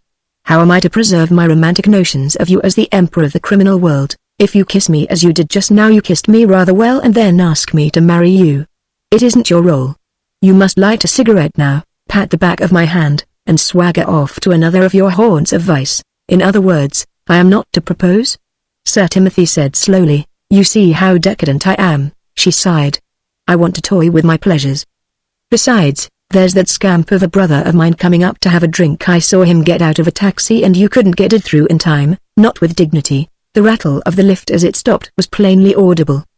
He stooped and kissed her fingers. I fear someday, he murmured, I shall be a great disappointment to you. Chapter 28. There was a great deal of discussion, the following morning at the Sheridan Club, during the gossipy half-hour which preceded luncheon, concerning Sir Timothy Brust's forthcoming entertainment. One of the men, Philip Baker, who had been for many years the editor of a famous sporting weekly, had a ticket of invitation which he displayed to an envious little crowd. You fellows who get invitations to these parties, a famous actor declared, are the most elusive chaps on earth. Half London is dying to know what really goes on there. And yet, if by any chance one comes across a prospective or retrospective guest, he is as dumb about it as though it were some Masonic function. We've got you this time, Bella, though. We'll put you under the Inquisition on Friday morning. There won't be any need, the other replied. One hears a great deal of rot talked about these affairs, But so far as I know, nothing very much out of the way goes on. There are always 1 or 2 pretty stiff fights in the gymnasium, and you get the best variety show and supper in the world. Why is there this aroma of mystery hanging about the affair, then? Someone asked. Well, for 1 or 2 reasons, Baker answered. 1, no doubt, is because Sir Timothy has a great idea of arranging the fights himself, and the opponents actually don't know until the fight begins whom they are meeting, and sometimes not even then. There has been some gossiping, too, about the rules, and the weight of the gloves, but that I know nothing about. And the rest of the show? A younger member inquired. Is it simply dancing and music and that sort of thing? Just a variety entertainment, the proud possessor of the scarlet-hued ticket declared. Sir Timothy always had something up his sleeve. Last year, for instance, he had those 6 African girls over from Paris in that queer dance which they wouldn't allow in London at all. This time no one knows what is going to happen. The house, as you know, is absolutely surrounded by that hideous stone wall, and from what I have heard, reporters who try to get in aren't treated too kindly. Here's Lem. Very likely he knows more about it. Lem, someone demanded, as Francis joined the group, are you going to Sir Timothy Brust's show tomorrow night? I hope so, Francis replied, producing his strip of pasteboard. Ever been before? Never. Do you know what sort of a show it's going to be? The actor inquired. Not the slightest idea. I don't think anyone does. That's rather a feature of the affair, isn't it? It is the envious outsider who has never received an invitation, like myself, someone remarked, who probably spreads these rumors, for one always hears it hinted that some disgraceful and illegal exhibition is on tap. They're a new sort of drugging party, or some novel form of debauchery. I don't think, Francis said quietly, that Sir Timothy is quite that sort of man. Dash it all, what sort of man is he? The actor demanded. They tell me that financially he is utterly unscrupulous, although he is rolling in money. He has the most Mephistophelian expression of any man I ever met. Looks as though he'd set his heel on anyone's neck for the sport of it, and yet they say he has given at least £50,000 to the Society for the Prevention of Cruelty to Animals, and that the whole of the park round that estate of his down the river is full of lamed and decrepit beasts which he has bought himself off the streets. The man must have an interesting personality, a novelist who had joined the party observed. Of course, you know that he was in prison for 6 months. What for? Someone asked. Murder. Only they brought it in manslaughter, was the terse reply. He killed his partner. It was many years ago, and no one knows all the facts of the story. I am not holding a brief for Sir Timothy, Francis remarked, as he sipped his cocktail. As a matter of fact, he and I are very much at cross purposes. But as regards that particular instance, I am not sure that he was very much to be blamed, any more than you can blame any injured person who takes the law into his own hands. He isn't a man I should care to have for an enemy, Baker declared. Well, we'll shake the truth out of you fellows, somehow or other, one of the group threatened. On Friday morning we are going to have the whole truth, none of this Masonic secrecy which Baker indulged in last year. The men drifted into luncheon and Francis, leaving them, took a taxi onto the Ritz. Looking about in the vestibule for Margaret, he came face to face with Lady Cynthia. She was dressed with her usual distinction in a gown of yellow muslin and a beflowered hat, and was the cynosure of a good many eyes, one would almost imagine. Lady Cynthia, he said, as they exchanged greetings, that you had found that elixir we were talking about. Perhaps I have, she answered, smiling. Are you looking for Margaret? She is somewhere about. We were just having a chat when I was literally carried off by that terrible Lanchester woman. Let's find her. They strolled up into the lounge. Margaret came to meet them. Her smile, as she gave Francis her left hand, transformed and softened her whole appearance. You don't mind my having asked Cynthia to lunch with us? She said. I really couldn't get rid of the girl. She came in to see me this morning, the most aggressively cheerful person I ever knew. I believe that she had an adventure last night. All that she will tell me is that she dined and danced at Claridge's with a party of the dullest people in town. A tall, familiar figure passed down the vestibule. Lady Cynthia gave a little start, and Francis, who happened to be watching her, was amazed at her expression. Your father, Margaret, she pointed out. I wonder if he is lunching here. He told me that he was lunching somewhere with a South American friend, one of his partners, I believe, Margaret replied. I expect he is looking for him. Sir Timothy caught sight of them, hesitated for a moment and came slowly in their direction. Have you found your friend? Margaret asked. The poor fellow is ill in bed, her father answered. I was just regretting that I had sent the car away, or I should have gone back to Hatch End. "Stay and lunch with us," Lady Cynthia begged, a little impetuously. "I shall be very pleased if you will," Francis put in. "I'll go and tell the waiter to enlarge my table." He hurried off. On his way back, a page boy touched him on the arm. "If you please, sir," he announced, "you are wanted on the telephone." "I?" Francis exclaimed. "Some mistake, I should think." "Nobody knows that I am here, Mr. Lem," the boy said. "This way, sir." Francis walked down the vestibule to the row of telephone boxes at the further end. The attendant who was standing outside, indicated one of them and motioned the boy to go away. Francis stepped inside. The man followed, closing the door behind him. "I am asking your pardon, sir, for taking a great liberty," he confessed. "No one wants you on the telephone." "I wished to speak to you." Francis looked at him in surprise. The man was evidently agitated. Somehow or other, his face was vaguely familiar. "Who are you, and what do you want with me?" Francis asked. "I was butler to Mr. Hilditch, sir," the man replied. "I waited upon you the night you dined there, sir, the night of Mr. Hilditch's death." "Well, I have a revelation to make with regard to that night, sir," the man went on, "which I should like to place in your hands. It is a very serious matter, and there are reasons why something must be done about it at once. Can I come and see you at your rooms, sir?" Francis studied the man for a moment intently. He was evidently agitated, evidently, too, in very bad health. His furtive manner was against him. On the other hand, that might have arisen from nervousness. "I shall be in at 3:30, number 13B, Clarges Street," Francis told him. "I can get off for half an hour then, sir," the man replied. "I shall be very glad to come. I must apologize for having troubled you, sir." Francis went slowly back to his trio of guests. All the way down the carpeted vestibule he was haunted by the grim shadow of a spectral fear. The frozen horror of that ghastly evening was before him like a hateful tableau. Hilditch's mocking words rang in his cars, "My death is the one thing in the world which would make my wife happy." The court scene, with all its gloomy tragedy, rose before his eyes only in the dock. Instead of Hilditch, he saw another. Chapter 29. There were incidents connected with that luncheon which Francis always remembered. In the first place, Sir Timothy was a great deal more silent than usual. A certain vein of half-cynical, half-amusing comment upon things and people of the moment, which seemed, whenever he cared to exert himself, to flow from his lips without effort, had deserted him. He sat where the rather brilliant light from the high windows fell upon his face, and Francis wondered more than once whether there were not some change there, perhaps some prescience of trouble to come, which had subdued him and made him unusually thoughtful. Another slighter but more amusing feature of the luncheon was the number of people who stopped to shake hands with Sir Timothy and made more or less clumsy efforts to obtain an invitation to his coming entertainment. Sir Timothy's reply to these various hints was barely cordial. The most he ever promised was that he would consult with his secretary and see if their numbers were already full. Lady Cynthia, as a somewhat blatant but discomforted peer of the realm, took his awkward leave of them, laughed softly. "Of course, I think they all deserve what they get," she declared. "I never heard such brazen impudence in my life from people who ought to know better, too." Lord Meadowson, a sporting peer, who was one of Sir Timothy's few intimates, came over to the table.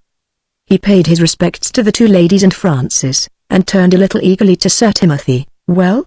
he asked. Sir Timothy nodded. "We shall be quite prepared for you," he said. "Better bring your checkbook, capital." The other exclaimed.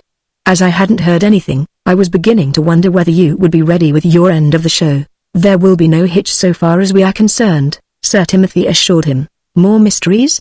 Margaret inquired, as Meadowson departed with a smile of satisfaction. Her father shrugged his shoulders. "Scarcely that," he replied. "It is a little wager between Lord Meadowson and myself which is to be settled tomorrow." Lady Torrington, a fussy little woman, her hostess of the night before, on her way down the room stopped and shook hands with Lady Cynthia. "Why, my dear," she exclaimed, "wherever did you vanish to last night? Claude told us all that, in the middle of a dance with him, you excused yourself for a moment and he never saw you again. I quite expected to read in the papers this morning that you had eloped." "Precisely what I did," Lady Cynthia declared. "The only trouble was that my partner had had enough of me before the evening was over, and deposited me once more in Grosvenor Square. It is really very humiliating," she went on meditatively, "how everyone always returns me." "You talk such nonsense, Cynthia," Lady Torrington exclaimed, a little pettishly. "However, you found your way home all right?" "Quite safely, thank you. I was going to write you a note this afternoon. I went away on an impulse. All I can say is that I am sorry. Do forgive me." "Certainly," was the somewhat chilly reply. "Somehow or other, you seem to have earned the right to do exactly as you choose. Some of my young men whom you had promised to dance with, were disappointed, but after all, I suppose that doesn't matter." "Not much," Lady Cynthia assented sweetly. "I think a few disappointments are good for most of the young men of today." "What did you do last night, Cynthia?"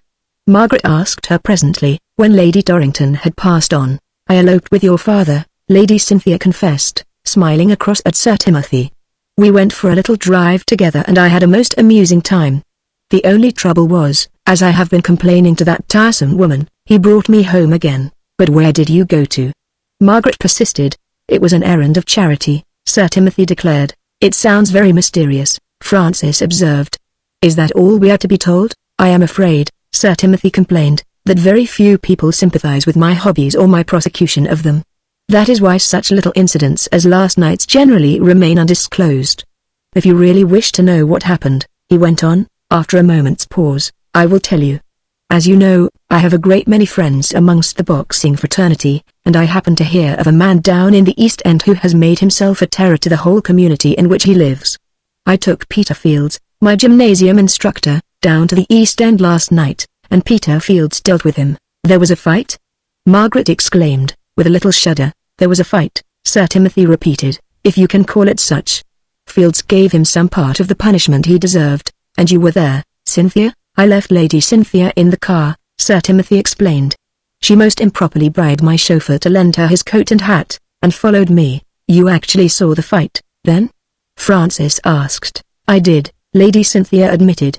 "I saw it from the beginning to the end." Margaret looked across the table curiously. It seemed to her that her friend had turned a little paler. "Did you like it?" she asked simply. Lady Cynthia was silent for a moment. She glanced at Sir Timothy. He, too, was waiting for her answer with evident interest. "I was thrilled," she acknowledged.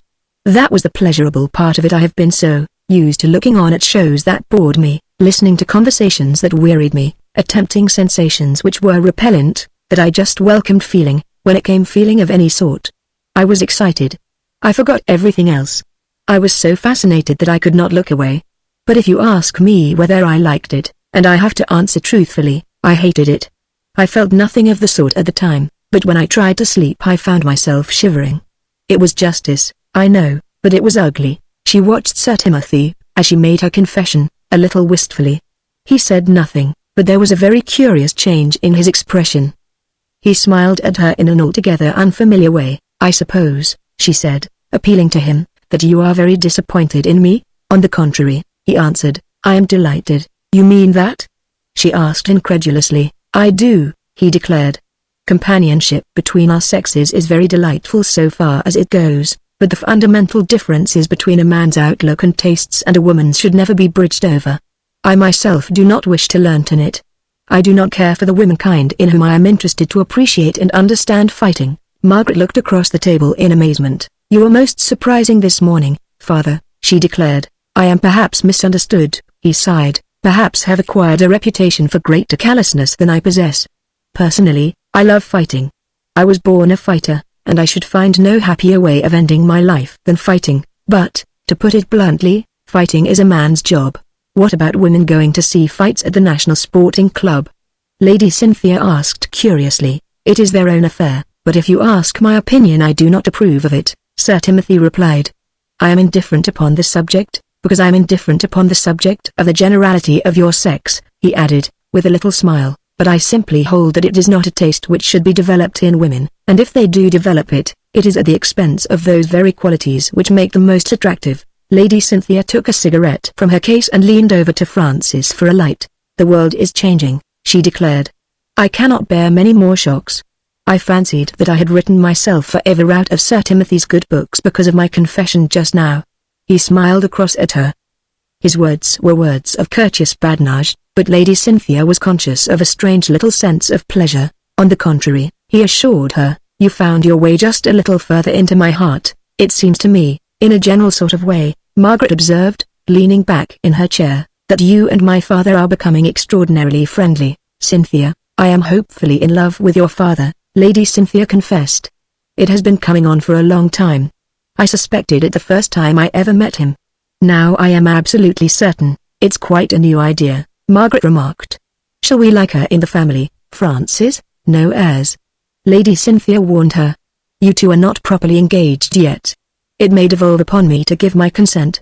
In that case, Francis replied, I hope that we may at least count upon your influence with Sir Timothy, if you'll return the compliment and urge my suit with him. Lady Cynthia laughed. I am afraid he can't quite make up his mind about me, and I am so nice. I haven't flirted nearly so much as people think, and my instincts are really quite domestic. My position, Sir Timothy remarked, as he made an unsuccessful attempt to possess himself of the bill which Francis had called for, is becoming a little difficult. Not really difficult, Lady Cynthia objected, because the real decision rests in your hands. Just listen to the woman. Margaret exclaimed. Do you realize, Father, that Cynthia is making the most brazen advances to you? And I was going to ask her if she'd like to come back to the sanctuary with us this evening. Lady Cynthia was suddenly eager. Margaret glanced across at her father. Sir Timothy seemed almost imperceptibly to stiffen a little. Margaret has carte blanche at the sanctuary as regards her visitors, he said. I am afraid that I shall be busy over at the walled house. But you'd come and dine with us? Sir Timothy hesitated. An issue which had been looming in his mind for many hours seemed to be suddenly joined. Please. Lady Cynthia begged. Sir Timothy followed the example of the others and rose to his feet. He avoided Lady Cynthia's eyes. He seemed suddenly a little tired. I will come and dine, he assented quietly. I am afraid that I cannot promise more than that. Lady Cynthia, as she knows, is always welcome at the sanctuary. Chapter 30. Punctual to his appointment that afternoon, the man who had sought an interview with Francis was shown into the latter's study in Clarges Street. He wore an overcoat over his livery, and directly he entered the room Francis was struck by his intense pallor. He had been trying feverishly to assure himself that all that the man required was the usual sort of help, or assistance into a hospital. Yet there was something furtive in his visitor's manner, something which suggested the bearer of a guilty secret. Please tell me what you want as quickly as you can, Francis begged. I am due to start down into the country in a few minutes. I won't keep you long, sir, the man replied.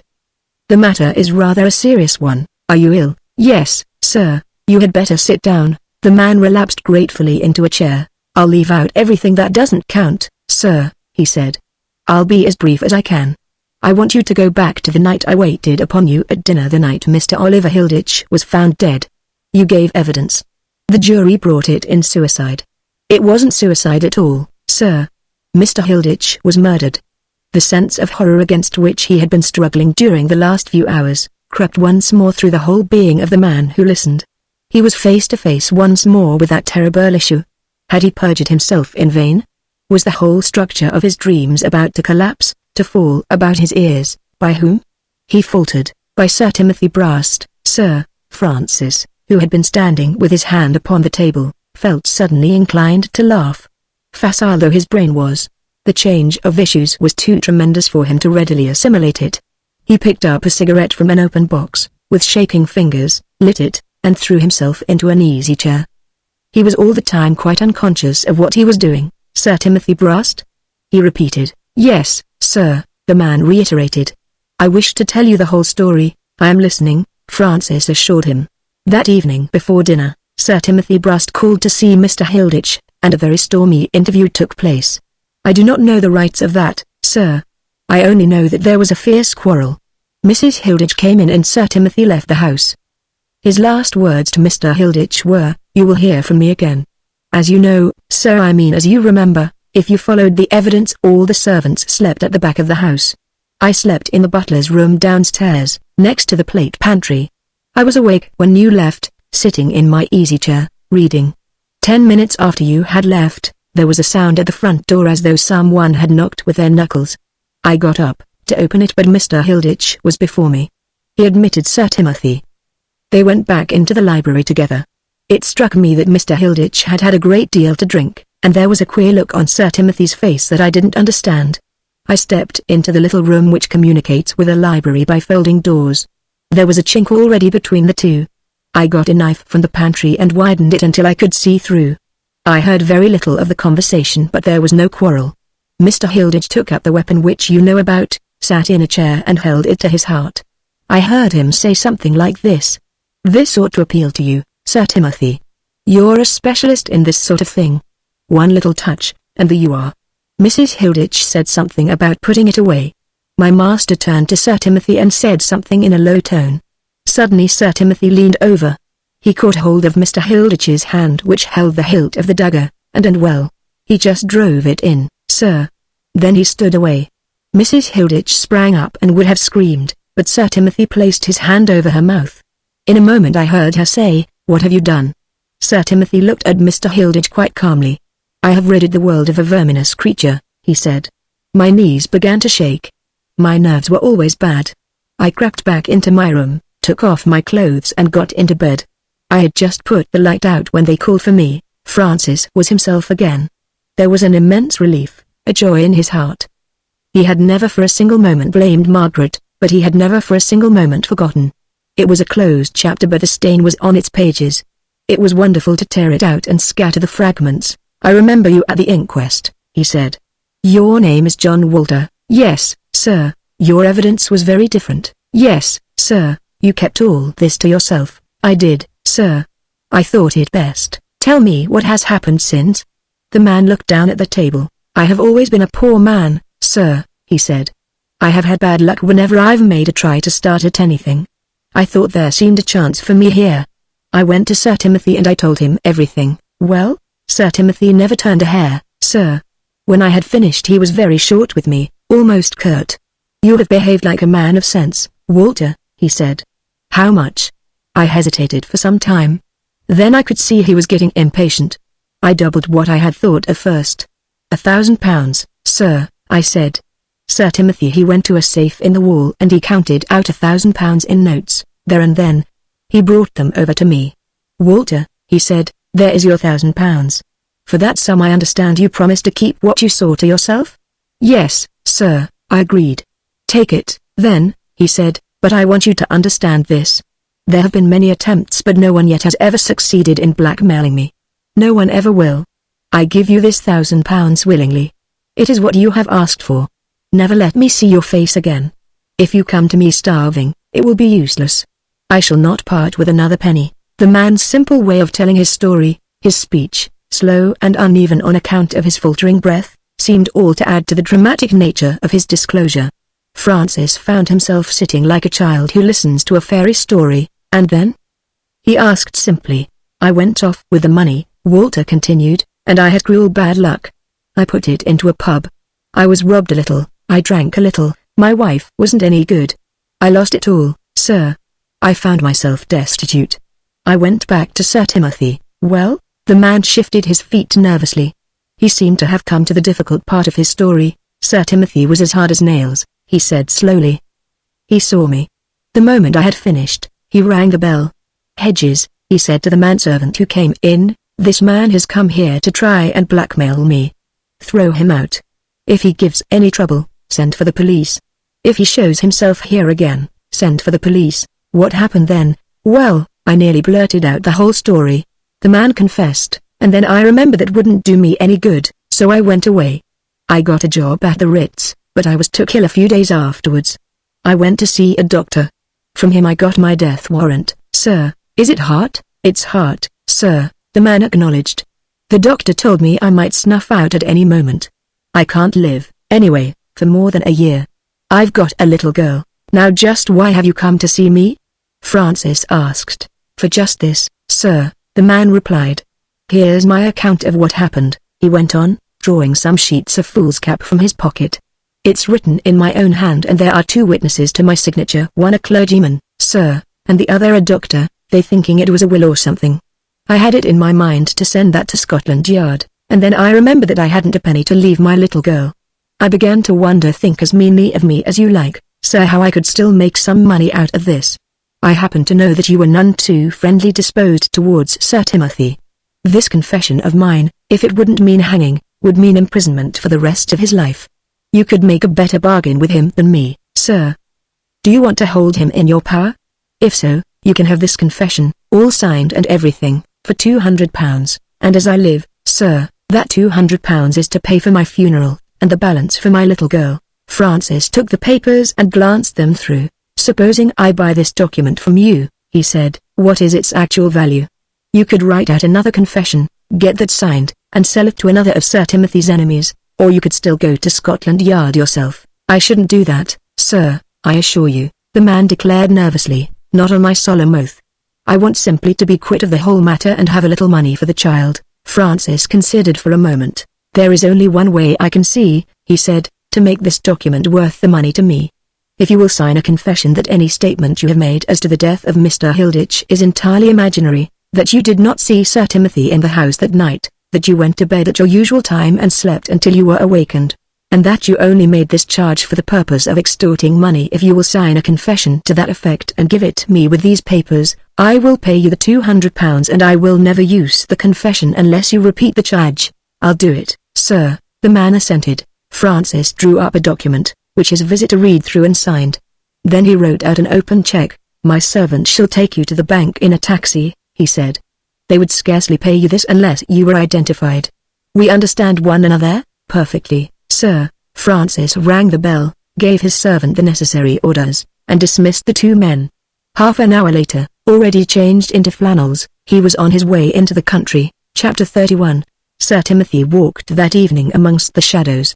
2 hours ago, the last of the workmen from the great furnishing and catering establishments who undertook the management of his famous entertainments, had ceased work for the day and driven off in the motor brakes hired to take them to the nearest town. The long, low wing whose use no one was able absolutely to divine, was still full of animation, but the great reception rooms and stately hall were silent and empty. In the gymnasium, an enormous apartment as large as an ordinary concert hall, 2 or 3 electricians were still at work, directed by the man who had accompanied Sir Timothy to the East End on the night before. The former crossed the room, his footsteps awaking strange echoes. There will be seating for 50, sir, and standing room for 50, he announced. I have had the ring slightly enlarged, as you suggested, and the lighting is being altered so that the start is exactly north and south. Sir Timothy nodded thoughtfully. The beautiful oak floor of the place was littered with sawdust and shavings of wood. Several tiers of seats had been arranged on the space usually occupied by swings, punching balls and other artifices. On a slightly raised dais at the further end was an exact replica of a ring, corded around and with sawdust upon the floor. Upon the walls hung a marvelous collection of weapons of every description, from the modern rifle to the curved and terrible knife used by the most savage of known tribes. How are things in the quarters? Sir Timothy asked. Everyone is well, sir. Dr. Ballantyne arrived this afternoon. His report is excellent. Sir Timothy nodded and turned away. He looked into the great gallery, its waxen floors shining with polish, ready for the feet of the dancers on the morrow, looked into a beautiful concert room, with an organ that reached to the roof, glanced into the banqueting hall, which extended far into the winter garden, made his way up the broad stairs, turned down a little corridor, unlocked the door and passed into his own suite. There was a small dining room, a library, a bedroom, and a bathroom fitted with every sort of device. A manservant who had heard him enter, hurried from his own apartment across the way. You are not dining here, sir? He inquired. Sir Timothy shook his head. No, I am dining late at the sanctuary, he replied. I just strolled over to see how the preparations were going on. I shall be sleeping over there, too. Any prowlers? Photographer brought some steps and photographed the horses in the park from the top of the wall this afternoon, sir, the man announced. Jenkins let him go. 2 or 3 pressmen sent in their cards to you, but they were not allowed to pass the lodge. Sir Timothy nodded. Soon he left the house and crossed the park towards the sanctuary. He was followed all the way by horses, of which there were more than 30 in the great enclosure. One mare greeted him with a neigh of welcome and plodded slowly after him. Another pressed her nose against his shoulder and walked by his side, with his hand upon her neck. Sir Timothy looked a little nervously around, but the park itself lay almost like a deep green pool, unobserved, and invisible from anywhere except the house itself. He spoke a few words to each of the horses, and, producing his key, passed through the door in the wall into the sanctuary garden, closing it quickly as he recognized Francis standing under the cedar tree. Has Lady Cynthia arrived yet? He inquired. Not yet, Francis replied. Margaret will be here in a minute. She told me to say that cocktails are here and that she has ordered dinner served on the terrace. Excellent. Sir Timothy murmured. Let me try one of your cigarettes. Everything ready for the great show tomorrow night? Francis asked, as he served the cocktails. Everything is in order. I wonder, really, Sir Timothy went on, looking at Francis curiously. "What you expect to see? I don't think we any of us have any definite idea," Francis replied. "We have all, of course, made our guesses. You will probably be disappointed," Sir Timothy warned him. "For some reason or other, perhaps I have encouraged the idea. People look upon my parties as mysterious orgies where things take place which may not be spoken of. They are right to some extent. I break the law, without a doubt, but I break it, I am afraid, in rather a disappointing fashion." A limousine covered in dust raced in at the open gates and came to a standstill with a grinding of brakes. Lady Cynthia stepped lightly out and came across the lawn to them. "I am hot and dusty and I was disagreeable," she confided, "but the peace of this wonderful place, and the sight of that beautiful silver thing have cheered me. May I have a cocktail before I go up to change? I am a little late, I know," she went on, "but that wretched garden party. I thought my turn would never come to receive my few words. Mother would have been broken-hearted if I had left without them. What slaves we are to royalty. Now shall I hurry and change? You men have the air of wanting your dinner, and I am rather that way myself. You look tired, dear host," she added, a little hesitatingly. "The heat," he answered. "Why you ever leave this spot I can't imagine," she declared, as she turned away, with a lingering glance around. "It seems like paradise to come here and breathe this air. London is like a furnace." The two men were alone again. In Francis' pocket were the two documents, which he had not yet made up his mind how to use. Margaret came out to them presently, and he strolled away with her towards the rose garden. "Margaret," he said, "is it my fancy or has there been a change in your father during the last few days?" "There is a change of some sort," she admitted. "I cannot describe it. I only know it is there. He seems much more thoughtful and less hard. The change would be an improvement," she went on, "except that somehow or other it makes me feel uneasy. It is as though he were grappling with some crisis." They came to a standstill at the end of the pergola, where the masses of drooping roses made the air almost faint with their perfume. Margaret stretched out her hand, plucked a handful of the creamy petals and held them against her cheek. A thrush was singing noisily. A few yards away they heard the soft swish of the river. "Tell me," she asked curiously, "my father still speaks of you as being in some respects an enemy. What does he mean?" "I will tell you exactly," he answered. "The first time I ever spoke to your father I was dining at Soto's. I was talking to Andrew Wilmore. It was only a short time after you had told me the story of Oliver Hilditch, a story which made me realize the horror of spending one's life keeping men like that out of the clutch of the law." "Go on, please," she begged. "Well, I was talking to Andrew. I told him that in future I should accept no case unless I not only believed in but was convinced of the innocence of my client. I added that I was at war with crime. I think, perhaps, I was so deeply in earnest that I may have sounded a little flamboyant. At any rate, your father, who had overheard me, moved up to our table. I think he deduced from what I was saying that I was going to turn into a sort of amateur crime investigator, a person who I gathered later was particularly obnoxious to him. At any rate, he held out a challenge. 'If you are a man who hates crime,' he said, 'or something like it, I am one who loves it.' He then went on to prophesy that a crime would be committed close to where we were, within an hour or so, and he challenged me to discover the assassin. That night Victor Bidlake was murdered just outside Soto's, I remember." "Do you mean to tell me, then," Margaret went on, with a little shiver, "that father told you this was going to happen?" "He certainly did," Francis replied. "How his knowledge came I am not sure yet. But he certainly knew. Have you anything else against him?" she asked. "There was the disappearance of Andrew Wilmore's younger brother, Reginald Wilmore. I have no right to connect your father with that. But Shopland, the Scotland Yard detective, who has charge of the case, seems to believe that the young man was brought into this neighborhood, and some other indirect evidence which came into my hands to seem to point towards your father being concerned in the matter. I appealed to him at once but he only laughed at me. That matter, too, remains a mystery." Margaret was thoughtful for a moment. Then she turned towards the house. They heard the soft ringing of the gong. "Will you believe me when I tell you this?" she begged, as they passed arm in arm down the pergola. "I am terrified of my father, though in many ways he is almost princely in his generosity and in the broad view he takes of things. Then his kindness to all dumb animals, and the way they love him, is the most amazing thing I ever knew. If we were alone here tonight, every animal in the house would be around his chair. He has even the cats locked up if we have visitors, so that no one shall see it. But I am quite honest when I tell you this. I do not believe that my father has the ordinary outlook upon crime. I believe that there is a good deal more of the Old Testament about him than the New. And this change which we were speaking about?" he asked, lowering his voice as they reached the lawn. "I believe that somehow or other the end is coming," she said.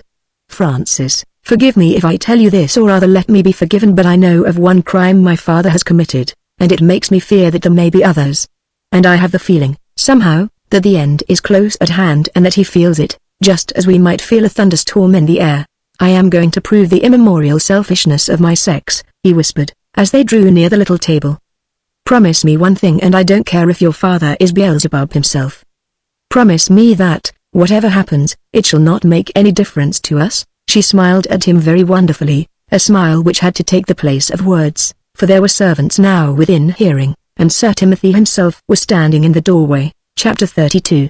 Lady Cynthia and Sir Timothy strolled after dinner to the bottom of the lawn and watched the punt which Francis was propelling turn from the stream into the river. Perfectly idyllic. Lady Cynthia sighed. "We have another punt," her companion suggested. She shook her head. "I am one of those unselfish people," she declared, "whose idea of repose is not only to rest oneself but to see others rest. I think these 2 chairs, plenty of cigarettes, and you in your most gracious and discursive mood, will fill my soul with content." "Your decision relieves my mind," her companion declared, as he arranged the cushions behind her back. "I rather fancy myself with a pair of sculls, but a punt pole never appealed to me. We will sit here and enjoy the peace. Tomorrow night you will find it all disturbed music and raucous voices and the stampede of my poor, frightened horses in the park. This is really a very gracious silence. Are those 2 really going to marry?" Lady Cynthia asked, moving her head lazily in the direction of the disappearing punt. "I imagine so. And you? What are you going to do then?" "I am planning a long cruise. I telegraphed to Southampton today. I am having my yacht provisioned and prepared. I think I shall go over to South America." She was silent for a moment. "Alone?" she asked presently. "I am always alone," he answered. "That is rather a matter of your own choice, is it not?" "Perhaps so. I have always found it hard to make friends. Enemies seem to be more in my line." "I have not found it difficult to become your friend," she reminded him. "You are one of my few successes," he replied. She leaned back with half-closed eyes. There was nothing new about their environment: the clusters of roses, the perfume of the lilies in the rock garden, the even sweeter fragrance of the trim border of mignonette. Away in the distance, the night was made momentarily ugly by the sound of a gramophone on a passing launch, yet this discordant note seemed only to bring the perfection of present things closer. Back across the velvety lawn, through the feathery strips of foliage, the lights of the sanctuary, shaded and subdued, were dimly visible. The dining table under the cedar tree had already been cleared. Hedges, newly arrived from town to play the major domo, was putting the finishing touches to a little array of cool drinks. And beyond, dimly seen but always there, the wall. She turned to him suddenly. "You build a wall around your life," she said, "like the wall which encircles your mystery house. Last night I thought that I could see a little way over the top. Tonight you are different." "If I am different," he answered quietly, "it is because, for the first time for many years, I have found myself wondering whether the life I had planned for myself, the things which I had planned should make life for me, are the best. I have had doubts, perhaps I might say regrets. I should like to go to South America," Lady Cynthia declared softly. He finished the cigarette which he was smoking and deliberately threw away the stump. Then he turned and looked at her. His face seemed harder than ever, clean-cut, the face of a man able to defy fate, but she saw something in his eyes which she had never seen before. "Dear child," he said, "if I could roll back the years, if from all my deeds of sin, as the world knows sin, I could cancel one, there is nothing in the world would make me happier than to ask you to come with me as my cherished companion to just whatever part of the world you cared for. But I have been playing pitch and toss with fortune all my life, since the great trouble came which changed me so much. Even at this moment, the coin is in the air which may decide my fate." "You mean?" she ventured. "I mean," he continued, "that after the event of which we spoke last night, nothing in life has been more than an incident, and I have striven to find distraction by means which none of you, not even you, Lady Cynthia, with all your breadth of outlook and all your craving after new things, would justify. Nothing that you may have done troubles me in the least," she assured him. "I do wish that you could put it all out of your mind and let me help you to make a fresh start." "I may put the thing itself out of my mind," he answered sadly, "but the consequences remain." "There is a consequence which threatens?" she asked. He was silent for a moment. When he spoke again, he had recovered all his courage. "There is the coin in the air of which I spoke," he replied. Let us forget it for a moment. Of the minor things I will make you my judge. Len and Margaret are coming to my party tomorrow night. You, too, shall be my guest. Such secrets as lie on the other side of that wall shall be yours. After that, if I survive your judgment of them, and if the coin which I have thrown into the air comes down to the tune I call, after that I will remind you of something which happened last night, of something which, if I live for many years, I shall never forget. She leaned towards him. Her eyes were heavy with longing. Her arms, sweet and white in the dusky twilight, stole hesitatingly out. Last night was so long ago. Won't you take a later memory? Once again she lay in his arms, still and content. As they crossed the lawn, an hour or so later, they were confronted by Hedges, who hastened, in fact, to meet them. You are being asked for on the telephone, sir, he announced. It is a trunk call. I have switched it through to the study. Any name? Sir Timothy asked indifferently. The man hesitated. His eyes sought his master's respectfully but charged with meaning. The person refuses to give his name, sir, but I fancied that I recognized his voice. I think it would be as well for you to speak, sir. Lady Cynthia sank into a chair. You shall go and answer your telephone call, she said, and leave Hedges to serve me with one of these strange drinks. I believe I see some of my favorite orangeade. Sir Timothy made his way into the house and into the low, oak-beamed study with its dark furniture and latticed windows. The telephone bell began to ring again as he entered. He took up the receiver. Sir Timothy? A rather hoarse, strained voice asked. I am speaking, Sir Timothy replied. Who is it? The man at the other end spoke as though he were out of breath. Nevertheless, what he said was distinct enough. I am John Walter. Well, I am just ringing you up, the voice went on, to give you what's called a sporting chance. There's a boat from Southampton midday tomorrow. If you're wise, you'll catch it. Or better still, get off on your own yacht. They carry a wireless now, these big steamers. Don't give a criminal much of a chance. Does it? I'm to understand, then, Sir Timothy said calmly, that you have laid your information. I've parted with it and serve you right, was the bitter reply. I'm not saying that you're not a brave man, Sir Timothy, but there's such a thing as being foolhardy, and that's what you are. I wasn't asking you for half your fortune, nor even a dab of it, but if your life wasn't worth a few £100 you, with all that money, well, it wasn't worth saving. So now you know. I've spent 9p to give you a chance to hop it, because I met a gent who has been good to me. I've had a good dinner and I feel merciful. So there you are, do I gather, Sir Timothy asked, in a perfectly level tone, that the deed is already done. It's already done and done thoroughly, was the uncompromising answer. I'm not ringing up to ask you to change your mind. If you were to offer me 5,000 now, or 10, I couldn't stop the bally thing. You've a sporting chance of getting away if you start at once. That's all there is to it. You have nothing more to say, nothing. Only I wish to God I'd never stepped into that Mayfair agency. I wish I'd never gone to Mrs. Hilditch's as a temporary butler. I wish I'd never seen any one of you. That's all. You can go to hell which way you like, only, if you take my advice, you'll go by the way of South America. The scaffold isn't every man's fancy. There was a burr of the instrument and then silence. Sir Timothy carefully replaced the receiver, paused on his way out of the room to smell a great bowl of lavender, and passed back into the garden. More applicants for invitations? Lady Cynthia inquired lazily. Her host smiled. Not exactly. Although, he added, as a matter of fact my party would have been perhaps a little more complete with the presence of the person to whom I have been speaking. Lady Cynthia pointed to the stream, down which the punt was slowly drifting. The moon had gone behind a cloud, and Francis' figure, as he stood there, was undefined and ghostly. A thought seemed to flash into her mind. She leaned forward. Once, she said, he told me that he was your enemy. The term is a little melodramatic, Sir Timothy protested. We look at certain things from opposite points of view. You see, my prospective son-in-law, if ever he becomes that, represents the law with a capital L, which recognizes no human errors or weaknesses, and judges crime out of the musty books of the lawgivers of old. He makes of the law a mechanical thing which can neither bend nor give, and he judges humanity from the same standpoint. Yet at heart he is a good fellow and I like him. And you? My weakness lies the other way. He confessed, and my sympathy is with those who do not fear to make their own laws. She held out her hand, white and spectral in the momentary gloom. At the other end of the lawn, Francis and Margaret were disembarking from the punt. Does it sound too shockingly obvious, she murmured, if I say that I want to make you my law? Chapter 33. It would have puzzled anybody, except, perhaps, Lady Cynthia herself, to have detected the slightest alteration in Sir Timothy's demeanor during the following day, when he made fitful appearances at the sanctuary, or at the dinner which was served a little earlier than usual, before his final departure for the scene of the festivities.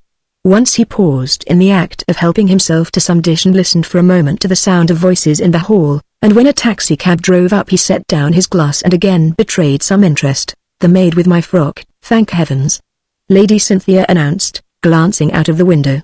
"My last anxiety is removed. I am looking forward now to a wonderful night." "You may very easily be disappointed," her host warned her.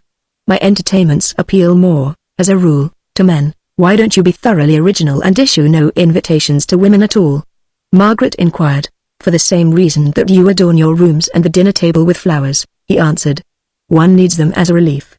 Apart from that, I am really proud of my dancing room, and there again, you see, your sex is necessary." "We are flattered," Margaret declared, with a little bow. "It does seem queer to think that you should own what Cynthia's cousin, Davy Hinton, once told me was the best floor in London, and that I have never danced on it." "Nor I," Lady Cynthia put in. "There might have been some excuse for not asking you, Margaret, but why an ultra-bohemian like myself has had to beg and plead for an invitation, I really cannot imagine." "You might find," Sir Timothy said, "you may even now that some of my men guests are not altogether to your liking, quite content to take my risk," Lady Cynthia declared cheerfully. "The man with the best manners I ever met, it was at one of Maggie's studio dances, too, was a bookmaker. And a retired prize fighter brought me home once from an Albert Hall dance." "How did he behave?" Francis asked. "He was wistful but restrained," Lady Cynthia replied. "Quite the gentleman, in fact." "You encourage me to hope for the best," Sir Timothy said, rising to his feet. "You will excuse me now? I have a few final preparations to make." "Are we to be allowed," Margaret inquired, "to come across the park?" "You would not find it convenient," her father assured her. "You had better order a car, say for 10 o'clock. Don't forget to bring your cards of invitation, and find me immediately you arrive. I wish to direct your proceedings to some extent." Lady Cynthia strolled across with him to the postern gate and stood by his side after he had opened it. Several of the animals, grazing in different parts of the park, pricked up their ears at the sound. An old mare came hobbling towards him, a flea-bitten grey came trotting down the field, his head in the air, neighing loudly. "You waste a great deal of tenderness upon your animal friends, dear host," she murmured. He deliberately looked away from her. "The reciprocation, at any rate, has its disadvantages," he remarked, glancing a little disconsolately at the brown hairs upon his coat sleeve. "I shall have to find another coat before I can receive my guests, which is a further reason," he added, "why I must hurry." At the entrance to the great gates of the walled house, 2 men in livery were standing. One of them examined with care the red cards of invitation, and as soon as he was satisfied the gates were opened by some unseen agency. The moment the car had passed through, they were closed again. "Father seems thoroughly medieval over this business," Margaret remarked, looking about her with interest. "What a quaint courtyard, too. It really is quite Italian. It seems almost incredible that you have never been here," Lady Cynthia exclaimed. "Curiosity would have brought me if I had had to climb over the wall. It does seem absurd in one way," Margaret agreed, "but, as a matter of fact, my father's attitude about the place has always rather set me against it. I didn't feel that there was any pleasure to be gained by coming here. I won't tell you really what I did think. We must keep to our bargain. We are not to anticipate."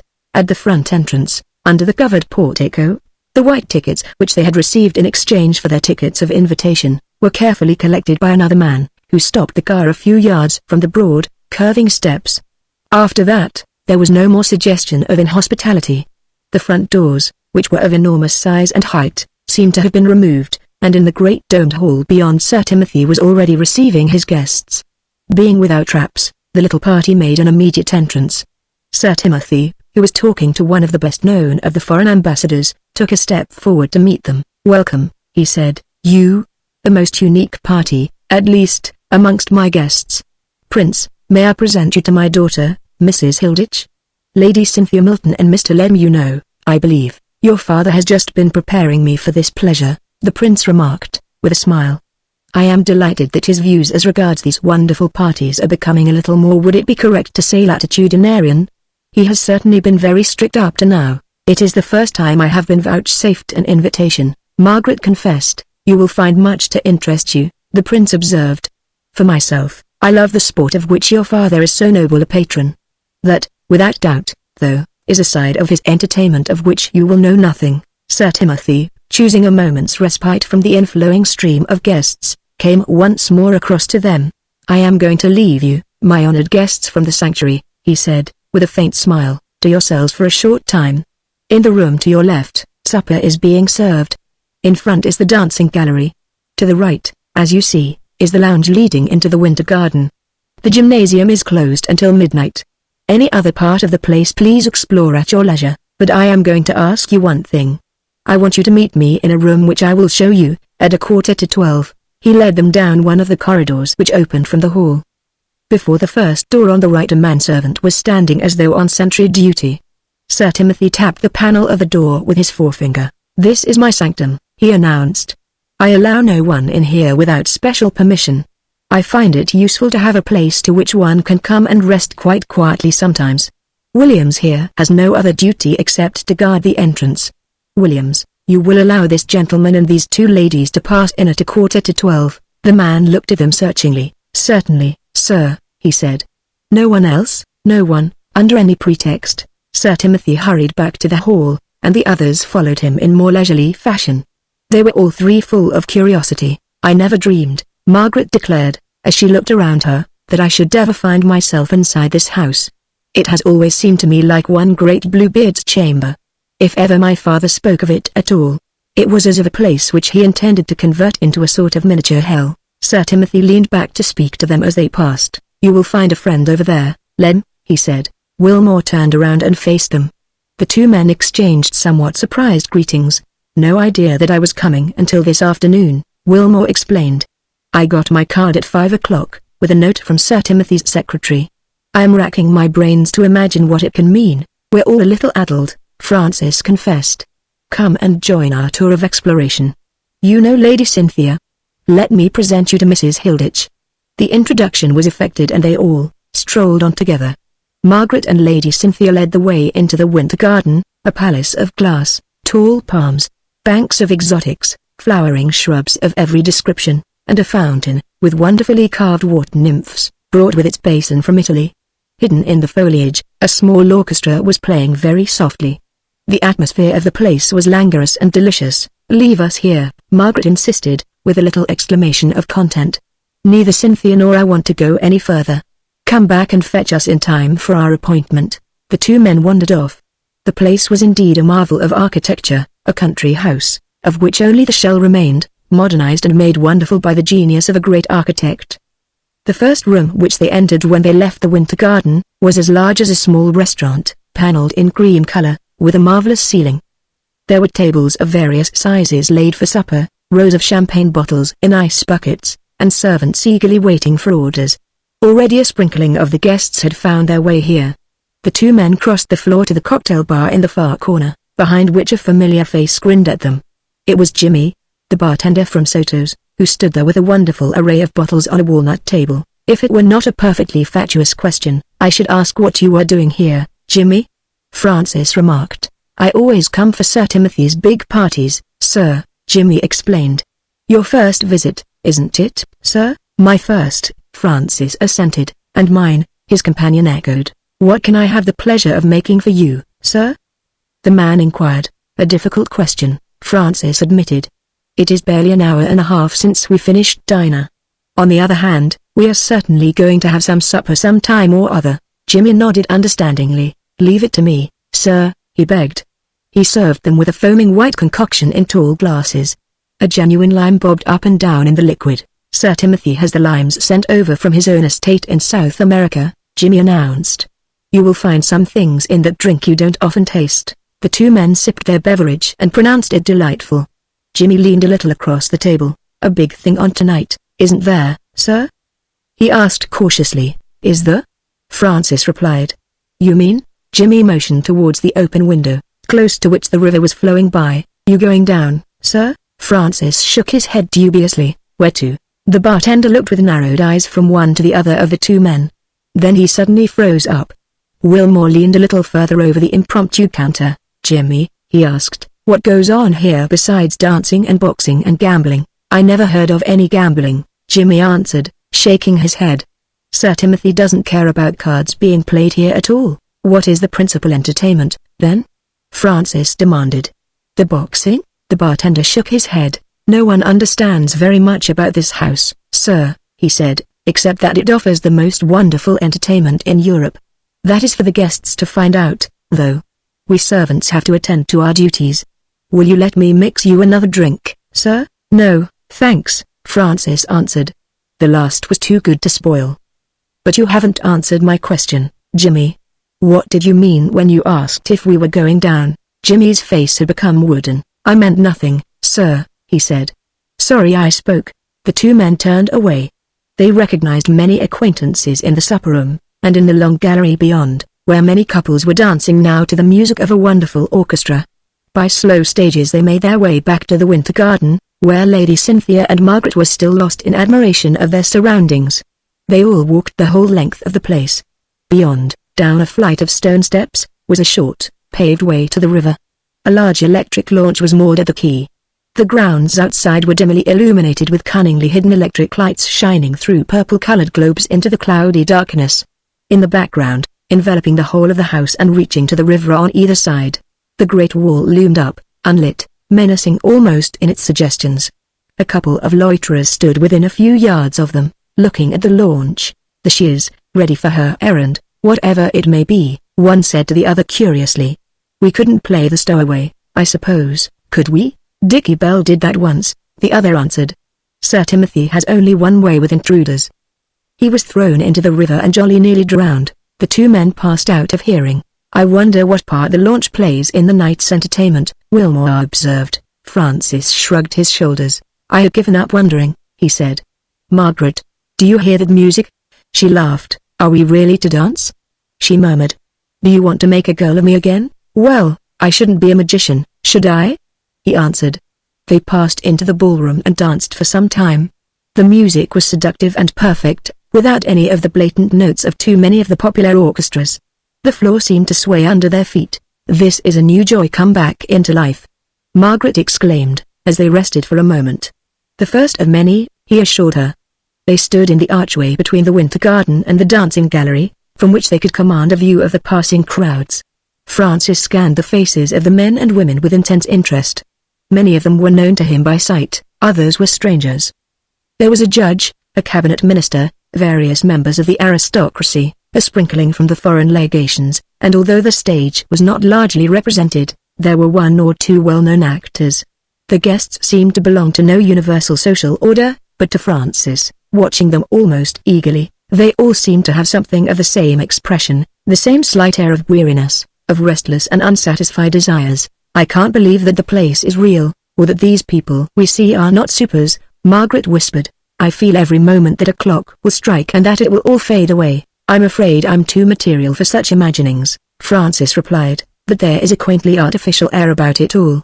We must go and look for Wilmore and Lady Cynthia.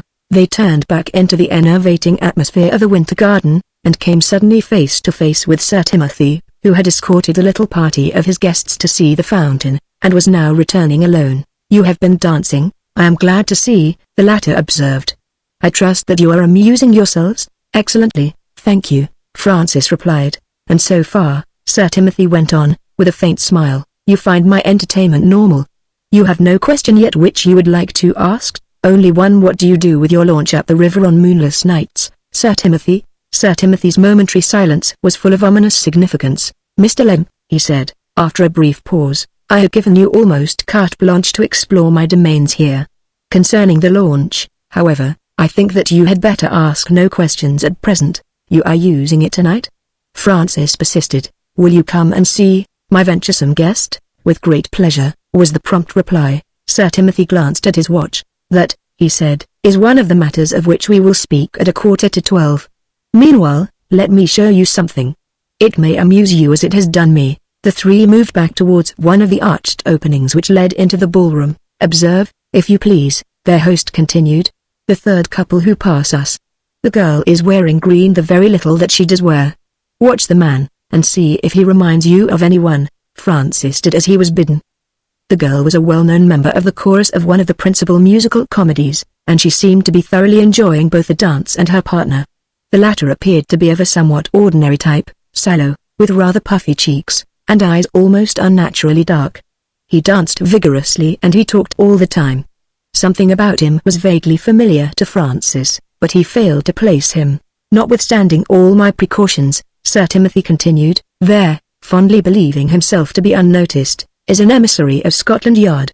Really, of all the obvious, the dry as dust, hunt your criminal by a rule of three kind of people I ever met, the class of detective to which this man belongs can produce the most blatant examples. What are you going to do about him? Francis asked. Sir Timothy shrugged his shoulders. I have not yet made up my mind, he said. I happen to know that he has been laying his plans for weeks to get here, frequenting Soto's and other restaurants, and scraping acquaintances with some of my friends. The Duke of Tadchester brought him a few hundreds from him at baccarat, I suppose. His Grace will never again find these doors open to him. Francis' attention had wandered. He was gazing fixedly at the man whom Sir Timothy had pointed out. You still do not fully recognize our friend? The latter observed carelessly. He calls himself Manuel Loito, and he professes to be a Cuban. His real name I understood, when you introduced us, to be Shopland. Great heavens, so it is! Francis exclaimed. Let us leave him to his precarious pleasures, Sir Timothy suggested. I am free for a few moments. We will wander round together. They found Lady Cynthia and Wilmore, and looked in at the supper room, where people were waiting now for tables, a babel of sound and gaiety. The grounds and winter gardens were crowded. Their guide led the way to a large apartment on the other side of the hall, from which the sound of music was proceeding. My theatre, he said. I wonder what is going on. They passed inside. There was a small stage with steps leading down to the floor, easy chairs and round tables everywhere, and waiters serving refreshments. A girl was dancing. Sir Timothy watched her approvingly. Nadia Listov, he told them. She was in the last Russian ballet, and she is waiting now for the rest of the company to start again at Covent Garden. You see, it is Metzger who plays there. They improvise. Rather a wonderful performance, I think. They watched her breathlessly, a spirit in great Yule, with great black eyes now and then half closed. It is Wind Before Dawn, Lady Cynthia whispered. I heard him play it 2 days after he composed it, only there are variations now. She is the soul of the south wind. The curtain went down amidst rapturous applause. The dancer had left the stage, floating away into some sort of wonderfully contrived nebulous background. Within a few moments, the principal comedian of the day was telling stories. Sir Timothy led them away. But how on earth do you get all these people? Lady Cynthia asked. It is arranged for me, Sir Timothy replied. I have an agent who sees to it all. Every man or woman who is asked to perform, has a credit at Cartier's for 100 guineas. I pay no fees. They select some little keepsake. Margaret laughed softly. No wonder they call this place a sort of Arabian Nights. She declared. Well, there isn't much else for you to see, Sir Timothy said thoughtfully. My gymnasium, which is one of the principal features here, is closed just now for a special performance, of which I will speak in a moment. The concert hall I see they are using for an overflow dance room. What you have seen, with the grounds and the winter garden, comprises almost everything. They moved back through the hall with difficulty. People were now crowding in. Lady Cynthia laughed softly. Why, it is like a gala night at the opera, Sir Timothy. She exclaimed. How dare you pretend that this is Bohemia? It has never been I who have described my entertainments, he reminded her. They have been called everything orgies, debauches, everything you can think of. I have never ventured myself to describe them. Their passage was difficult. Every now and then Sir Timothy was compelled to shake hands with some of his newly arriving guests.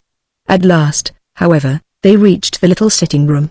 Sir Timothy turned back to Wilmore, who hesitated. You had better come in, too, Mr. Wilmore, if you will, he invited.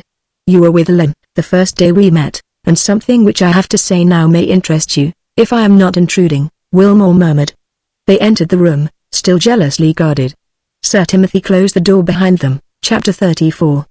The apartment was one belonging to the older portion of the house, and had been, in fact, an annex to the great library. The walls were oak-panelled, and hung with a collection of old prints. There were some easy chairs, a writing table, and some well-laden bookcases. There were 1 or 2 bronze statues of gladiators. A wonderful study of 2 wrestlers, no minor ornaments.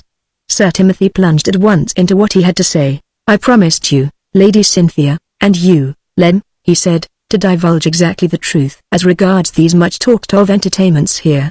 You, Margaret, under present circumstances, are equally interested. You, Wilmore, are Lem's friend, and you happen to have an interest in this particular party. Therefore, I am glad to have you all here together. The superficial part of my entertainment you have seen. The part which renders it necessary for me to keep closed doors, I shall now explain. I give prizes here of considerable value for boxing contests which are conducted under rules of our own. One is due to take place in a very few minutes. The contests vary in character, but I may say that the chief officials of the National Sporting Club are usually to be found here, only, of course, in an unofficial capacity. The difference between the contests arranged by me, and others, is that my men are here to fight. They use sometimes an illegal weight of glove and they sometimes hurt one another. If any two of the boxing fraternity have a grudge against one another, and that often happens, they are permitted here to fight it out, under the strictest control as regards fairness, but practically without gloves at all. You heard of the accident, for instance, to Norris? That happened in my gymnasium. He was knocked out by Bergen. It was a wonderful fight, however, I pass on. There is another class of contest which frequently takes place here. Two boxers place themselves unreservedly in my hands. The details of the match are arranged without their knowledge. They come into the ring without knowing whom they are going to fight. Sometimes they never know, for my men wear masks. Then we have private matches. There is one tonight. Lord Meadowson and I have a wager of 1,000 guineas. He has brought tonight from the East End a boxer who, according to the terms of our bet, has never before engaged in a professional contest. I have brought an amateur under the same conditions. The weight is within a few pounds the same, neither has ever seen the other. Only in this case the fight is with regulation gloves and under Queensberry rules. Who is your amateur, Sir Timothy? Wilmore asked harshly. Your brother, Mr. Wilmore, was the prompt reply. You shall see the fight if I have your promise not to attempt in any way to interfere. Wilmore rose to his feet. Do you mean to tell me, he demanded, that my brother has been decoyed here, kept here against his will, to provide amusement for your guests? Mr. Wilmore, I beg that you will be reasonable, Sir Timothy expostulated. I saw your brother box at his gymnasium in Holborn. My agent made him the offer of his fight. One of my conditions had to be that he came here to train and that whilst he was here he held no communication whatever with the outside world. My trainer has ideas of his own and this he insists upon. Your brother in the end acquiesced. He was at first difficult to deal with as regards this condition, and he did, in fact, I believe, Mr. Lem, pay a visit to your office, with the object of asking you to become an intermediary between him and his relatives. He began a letter to me, Francis interposed, and then mysteriously disappeared. The mystery is easily explained, Sir Timothy continued. My trainer, Roger Hagan, a varsity blue, and the best heavyweight of his year, occupies the chambers above yours. He saw from the window the arrival of Reginald Wilmore, which was according to instructions, as they were to come down to Hatch End together, went down the stairs to meet him, and, to cut a long story short, fetched him out of your office, Lem, without allowing him to finish his letter. This absolute isolation seems a curious condition, perhaps, but Hagan insists upon it, and I can assure you that he knows his business. The mystery, as you have termed it, of his disappearance that morning, is that he went upstairs with Hagan for several hours to undergo a medical examination, instead of leaving the building forthwith. Queer thing, I never thought of Hagan, Francis remarked. As a matter of fact, I never see him in the temple, and I thought that he had left. May I ask, Wilmore intervened, when my brother will be free to return to his home? Tonight, directly the fight is over, Sir Timothy replied. Should he be successful, he will take with him a sum of money sufficient to start him in any business he chooses to enter. Wilmore frowned slightly. But surely, he protested, that would make him a professional pugilist? Not at all, Sir Timothy replied. For one thing, the match is a private one in a private house, and for another the money is a gift. There is no purse. If your brother loses, he gets nothing. Will you see the fight, Mr. Wilmore? Yes, I will see it, was the somewhat reluctant assent. You will give me your word not to interfere in any way? I shall not interfere, Wilmore promised. If they are wearing regulation gloves, and the weights are about equal, and the conditions are what you say, it is the last thing I should wish to do. Capital! Sir Timothy exclaimed. Now to pass on. There is one other feature of my entertainments concerning which I have something to say, a series of performances which takes place on my launch at odd times. There is one fixed for tonight. I can say little about it except that it is unusual. I am going to ask you, Lady Cynthia, and you, Lem, to witness it. When you have seen that, you know everything. Then you and I, Lem, can call one another's hands. I shall have something else to say to you, but that is outside the doings here. Are we to see the fight in the gymnasium? Lady Cynthia inquired. Sir Timothy shook his head. I do not allow women there under any conditions, he said. You and Margaret had better stay here whilst that takes place. It will probably be over in 20 minutes. It will be time then for us to find our way to the launch. After that, if you have any appetite, supper. I will order some caviar sandwiches for you, Sir Timothy went on, ringing the bell, and some wine. Lady Cynthia smiled. It is really a very wonderful party, she murmured. Their host ushered the two men across the hall, now comparatively deserted, for everyone had settled down to his or her chosen amusement down a long passage, through a private door which he unlocked with a Yale key, and into the gymnasium. There were less than 50 spectators seated around the ring, and Francis, glancing at them hastily, fancied that he recognized nearly every one of them. There was Baker, a judge, a couple of actors, Lord Meadowson, the most renowned of sporting peers, and a dozen who followed in his footsteps, a little man who had once been amateur champion in the bantam class, and who was now considered the finest judge of boxing in the world, a theatrical manager, the present amateur boxing champion, and a sprinkling of others. Sir Timothy and his companions took their chairs amidst a buzz of welcome. Almost immediately, the man who was in charge of the proceedings, and whose name was Harrison, rose from his place. Gentlemen, he said, this is a sporting contest, but one under usual rules and usual conditions. An amateur, who tips the scales at 12 stone 7, who has never engaged in a boxing contest in his life, is matched against a young man from a different sphere of life, who intends to adopt the ring as his profession, but who has never as yet fought in public. Names, gentlemen, as you know, are seldom mentioned here.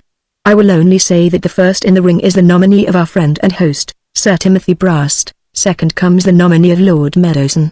Wilmore, notwithstanding his pre-knowledge, gave a little gasp. The young man who stood now within a few yards of him, carelessly swinging his gloves in his hand, was without a doubt his missing brother. He looked well and in the pink of condition, not only well but entirely confident and at his ease. His opponent, on the other hand, a sturdier man, a few inches shorter, was nervous and awkward, though none the less determined-looking. Sir Timothy rose and whispered in Harrison's ear. The lad nodded. In a very few moments the preliminaries were concluded, the fight begun. Chapter 35. Francis, glad of a moment or two's solitude in which to rearrange his somewhat distorted sensations, found an empty space in the stern of the launch and stood leaning over the rail. His pulses were still tingling with the indubitable excitement of the last half hour. It was all there, even now, before his eyes like a cinematograph pictured the duel between those two men, a duel of knowledge, of strength, of science, of courage. From beginning to end, there had been no moment when Francis had felt that he was looking on at what was in any way a degrading or immoral spectacle. Each man had fought in his way to win. Young Wilmore, graceful as a panther, with a keen, joyous desire of youth for supremacy written in his face and in the dogged lines of his mouth, the budding champion from the East and less graceful, perhaps, but with even more strength and at least as much determination, had certainly done his best to justify his selection. There were no points to be scored. There had been no undue feinting, no holding, few of the tricks of the professional ring. It was a fight to a finish, or until Harrison gave the word. And the better man had won. But even that knockout blow which Reggie Wilmore had delivered after a wonderful feint, had little that was cruel in it. There was something beautiful almost in the strength and grace with which it had been delivered, the breathless eagerness, the waiting, the end. Francis felt a touch upon his arm and looked around. A tall, sad-faced-looking woman, whom he had noticed with a vague sense of familiarity in the dancing room, was standing by his side. "You have forgotten me, Mr. Lem," she said. "For the moment," he admitted. "I am Isabel Culbridge," she told him, watching his face. "Lady Isabel?" Francis repeated incredulously. "But surely, better not contradict me," she interrupted. "Look again." Francis looked again. "I am very sorry," he said. "It is some time, is it not, since we met?" She stood by his side, and for a few moments neither of them spoke. The little orchestra in the bows had commenced to play softly, but there was none of the merriment amongst the handful of men and women generally associated with a midnight river picnic. The moon was temporarily obscured, and it seemed as though some artist's hand had so dealt with a few electric lights that the men, with their pale faces and white shirt fronts, and the 3 or 4 women, most of them, as it happened, wearing black, were like some ghostly figures in some somber procession. Only the music kept up the pretense that this was in any way an ordinary excursion. Amongst the human element there was an air of tenseness which seemed rather to increase as they passed into the shadowy reaches of the river. "You have been ill, I am afraid?" Francis said tentatively. "If you will," she answered, "but my illness is of the soul. I have become one of a type," she went on, "of which you will find many examples here. We started life thinking that it was clever to despise the conventional and the known and to seek always for the daring and the unknown. New experiences were what we craved for. I married a wonderful husband. I broke his heart and still looked for new things. I had a daughter of whom I was fond. She ran away with my chauffeur and left me, a son whom I adored, and he was killed in the war, a lover who told me that he worshipped me, who spent every penny I had and made me the laughingstock of town.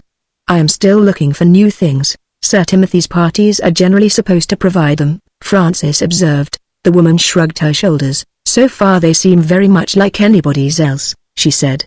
"The fight might have been amusing, but no women were allowed. The rest was very wonderful in its way, but that is all. I am still hoping for what we are to see downstairs." They heard Sir Timothy's voice a few yards away, and turned to look at him. He had just come from below, and had paused opposite a man who had been standing a little apart from the others, one of the few who was wearing an overcoat, as though he felt the cold. In the background were the 2 servants who had guarded the gangway. "Mr. Manuel Loito," Sir Timothy said, "or shall I say Mr. Shopland? My invited guests are welcome. I have only one method of dealing with uninvited ones." The 2 men suddenly stepped forward. Shopland made no protest, attempted no struggle. They lifted him off his feet as though he were a baby, and a moment later there was a splash in the water. They threw a life belt after him. "Always humane, you see," Sir Timothy remarked, as he leaned over the side. "Ah. I see that even in his overcoat our friend is swimmer enough to reach the bank. You find our methods harsh, lame?" he asked, turning a challenging gaze towards the latter. Francis, who had been watching Shopland come to the surface, shrugged his shoulders. He delayed answering for a moment while he watched the detective, disdaining the life belt, swim to the opposite shore. "I suppose that under the circumstances," Francis said, "he was prepared to take his risk." "You should know best about that," Sir Timothy rejoined. "I wonder whether you would mind looking after Lady Cynthia? I shall be busy for a few moments." Francis stepped across the deck towards where Lady Cynthia had been sitting by her host's side. They had passed into the mouth of a tree-hung strip of the river. The engine was suddenly shut off. A gong was sounded. There was a murmur, almost a sob of relief, as the little sprinkling of men and women rose hastily to their feet and made their way towards the companionway. Downstairs, in the saloon, with its white satinwood panels and rows of swing chairs, heavy curtains were drawn across the portholes. All outside light was shut out from the place. At the further end, raised slightly from the floor, was a sanded circle. Sir Timothy made his way to one of the pillars by its side and turned around to face the little company of his guests. His voice, though it seemed scarcely raised above a whisper, was extraordinarily clear and distinct. Even Francis, who, with Lady Cynthia, had found seats only just inside the door, could hear every word he said. "My friends," he began, "you have often before been my guests at such small fights as we have been able to arrange in as unorthodox a manner as possible between professional boxers. There has been some novelty about them, but on the last occasion I think it was generally observed that they had become a little too professional, a little ultra-scientific. There was something which they lacked. With that something I am hoping to provide you tonight." "Thank you, Sir Edgar," he murmured, leaning down towards his neighbor. He held his cigarette in the flame of a match which the other had kindled. Francis, who was watching intently, was puzzled at the expression with which for a moment, as he straightened himself, Sir Timothy glanced down the room, seeking for Lady Cynthia's eyes. In a sense it was as though he was seeking for something he needed: approbation, sympathy, understanding. "Our hobby, as you know, has been reality," he continued. "That is what we have not always been able to achieve. Tonight I offer you reality. There are 2 men here, one an East End coster, the other an Italian until lately associated with an itinerant vehicle of musical production. These 2 men have not outlived sensation as I fancy so many of us have. They hate one another to the death. I forget their surnames, but Giuseppe has stolen Jim's girl, is living with her at the present moment, and proposes to keep her. Jim has sworn to have the lives of both of them. Jim's career, in its way, is interesting to us. He has spent already 6 years in prison for manslaughter, and a year for a brutal assault upon a constable. Giuseppe was tried in his native country for a particularly fiendish murder, and escaped, owing, I believe, to some legal technicality. That, however, has nothing to do with the matter.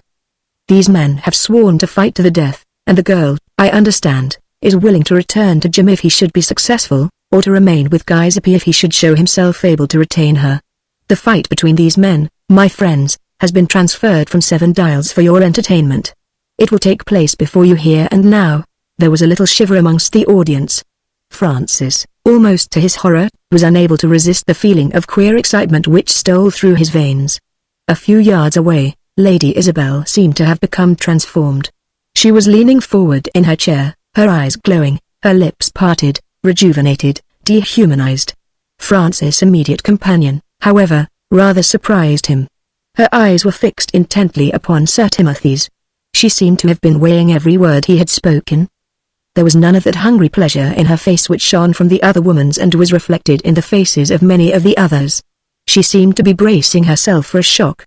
Sir Timothy looked over his shoulder towards the door which opened upon the sanded space. "You can bring your men along," he directed. One of the attendants promptly made his appearance.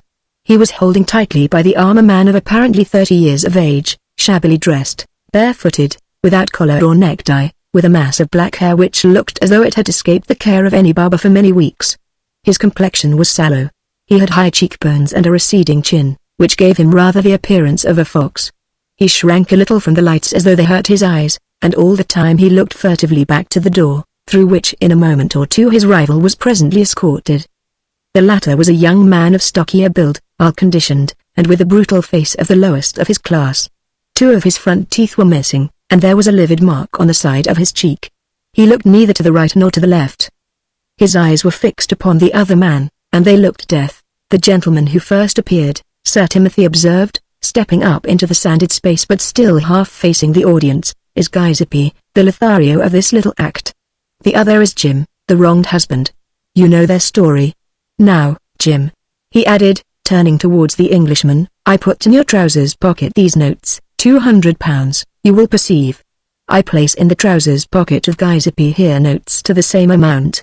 I understand you have a little quarrel to fight out.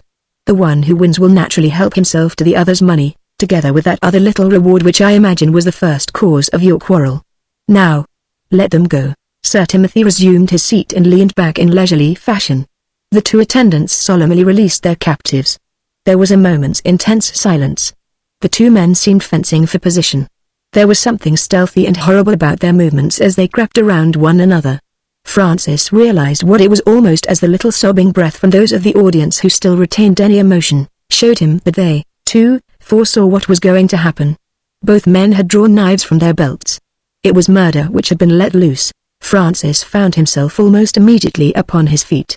His whole being seemed crying out for interference. Lady Cynthia's death-white face and pleading eyes seemed like the echo of his own passionate aversion to what was taking place. Then he met Sir Timothy's gaze across the room and he remembered his promise.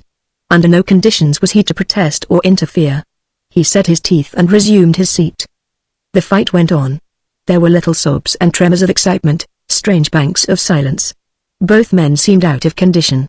The sound of their hoarse breathing was easily heard against the curtain of spellbound silence. For a time their knives stabbed the empty air, but from the first the end seemed certain. The Englishman attacked wildly. His adversary waited his time, content with avoiding the murderous blows struck at him, striving all the time to steal underneath the other's guard. And then, almost without warning, it was all over. Jim was on his back in a crumpled heap. There was a horrid stain upon his coat. The other man was kneeling by his side, hate glaring out of his eyes, guiding all the time the rising and falling of his knife. There was one more shriek, then silence, only the sound of the victor's breathing as he rose slowly from his ghastly task. Sir Timothy rose to his feet and waved his hand. The curtain went down. "On deck, if you please, ladies and gentlemen," he said calmly. No one stirred. A woman began to sob. A fat, unhealthy-looking man in front of Francis reeled over in a dead faint. 2 other of the guests near had risen from their seats and were shouting aimlessly like lunatics. Even Francis was conscious of that temporary imprisonment of the body due to his lacerated nerves. Only the clinging of Lady Cynthia to his arm kept him from rushing from the spot. "You are faint?" he whispered hoarsely. "Upstairs air," she faltered. They rose to their feet. The sound of Sir Timothy's voice reached them as they ascended the stairs. "On deck, everyone, if you please," he insisted. "Refreshments are being served there. There are inquisitive people who watch my launch, and it is inadvisable to remain here long." People hurried out then as though their one desire was to escape from the scene of the tragedy. Lady Cynthia, still clinging to Francis' arm, led him to the furthermost corner of the launch. There were real tears in her eyes, her breath was coming in little sobs. "Oh, it was horrible," she cried. "Horrible. Mr. Lem, I can't help it. I never want to speak to Sir Timothy again." One final horror arrested for a moment the sound of voices. There was a dull splash in the river. Something had been thrown overboard. The orchestra began to play dance music. Conversation suddenly burst out. Everyone was hysterical. A peer of the realm, red-eyed and shaking like an aspen leaf, was drinking champagne out of the bottle. Everyone seemed to be trying to outvie the other in loud conversation, in outrageous mirth.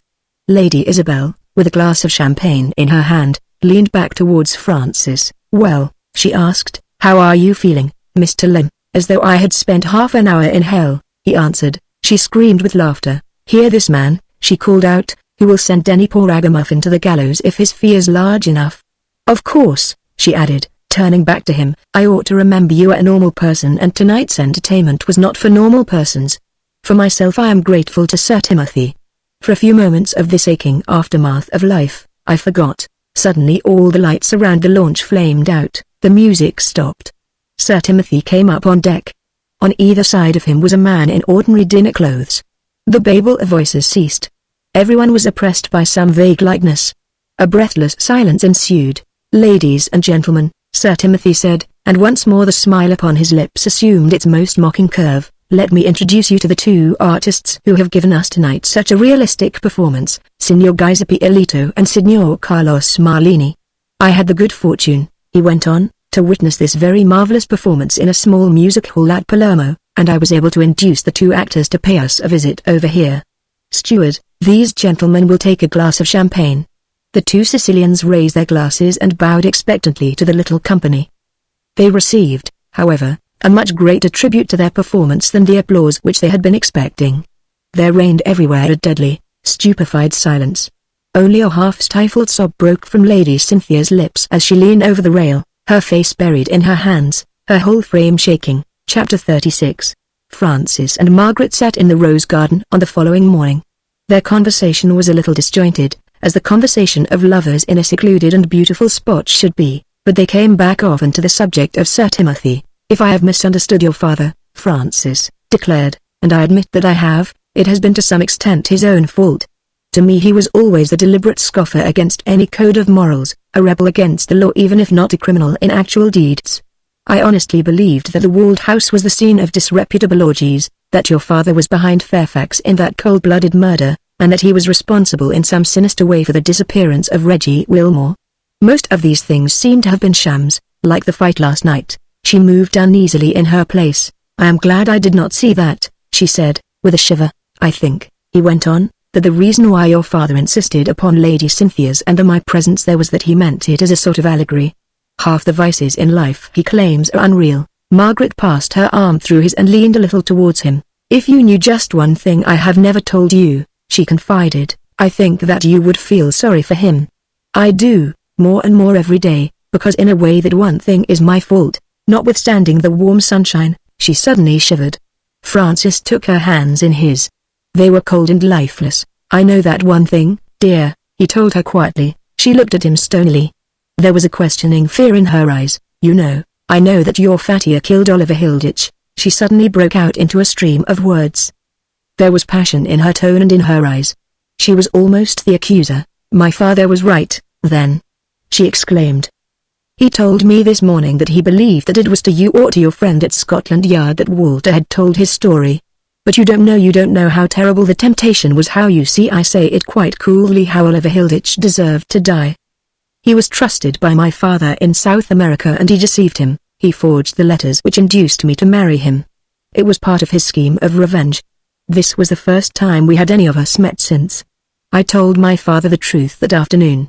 He knew for the first time how my marriage came about. My husband had prayed me to keep silent.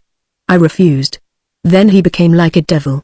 We were there, We three, that night after you left, and Francis, as I live, if my father had not killed him, I should have. There was a time when I believed that you had, he reminded her. I didn't behave like a pedagogic upholder of the letter of the law then. Did I? She drew closer to him. You were wonderful, she whispered. Dearest, your father has nothing to fear from me, he assured her tenderly. On the contrary, I think that I can show him the way to safety. She rose impulsively to her feet. He will be here directly, she said. He promised to come across at 12:30. Let us go and meet him. But, Francis. For a single moment she crept into his arms. Their lips met, her eyes shone into his. He held her away from him a moment later. The change was amazing. She was no longer a tired woman. She had become a girl again. Her eyes were soft with happiness, the little lines had gone from about her mouth, she walked with all the spring of youth and happiness. It is marvelous, she whispered. I never dreamed that I should ever be happy again. They crossed the rustic bridge which led onto the lawn. Lady Cynthia came out of the house to meet them. She showed no signs of fatigue, but her eyes and her tone were full of anxiety. Margaret, she cried. Do you know that the hall is filled with your father's luggage, and that the car is ordered to take him to Southampton directly after lunch? Margaret and Francis exchanged glances. Sir Timothy may change his mind, the latter observed. I have news for him directly he arrives. On the other side of the wall they heard the whinnying of the old mare, the sound of galloping feet from all directions. Here he comes. Lady Cynthia exclaimed. I shall go and meet him. Francis laid his hand upon her arm. Let me have a word with him first, he begged. She hesitated. You are not going to say anything that will make him want to go away? I am going to tell him something which I think will keep him at home. Sir Timothy came through the postern gate, a moment or two later. He waved his hat and crossed the lawn in their direction. Francis went alone to meet him and, as he drew near, was conscious of a little shock. His host, although he held himself bravely, seemed to have aged in the night. I want one word with you, sir, in your study, please, Francis said. Sir Timothy shrugged his shoulders and led the way. He turned to wave his hand once more to Margaret and Lady Cynthia, however, and he looked with approval at the luncheon table which a couple of servants were laying under the cedar tree. Wonderful thing, these alfresco meals, he declared. I hope Hedges won't forget the maraschino with the melons. Come into my den, Lem. He led the way in courtly fashion. He was the ideal host leading a valued guest to his sanctum for a few moments' pleasant conversation.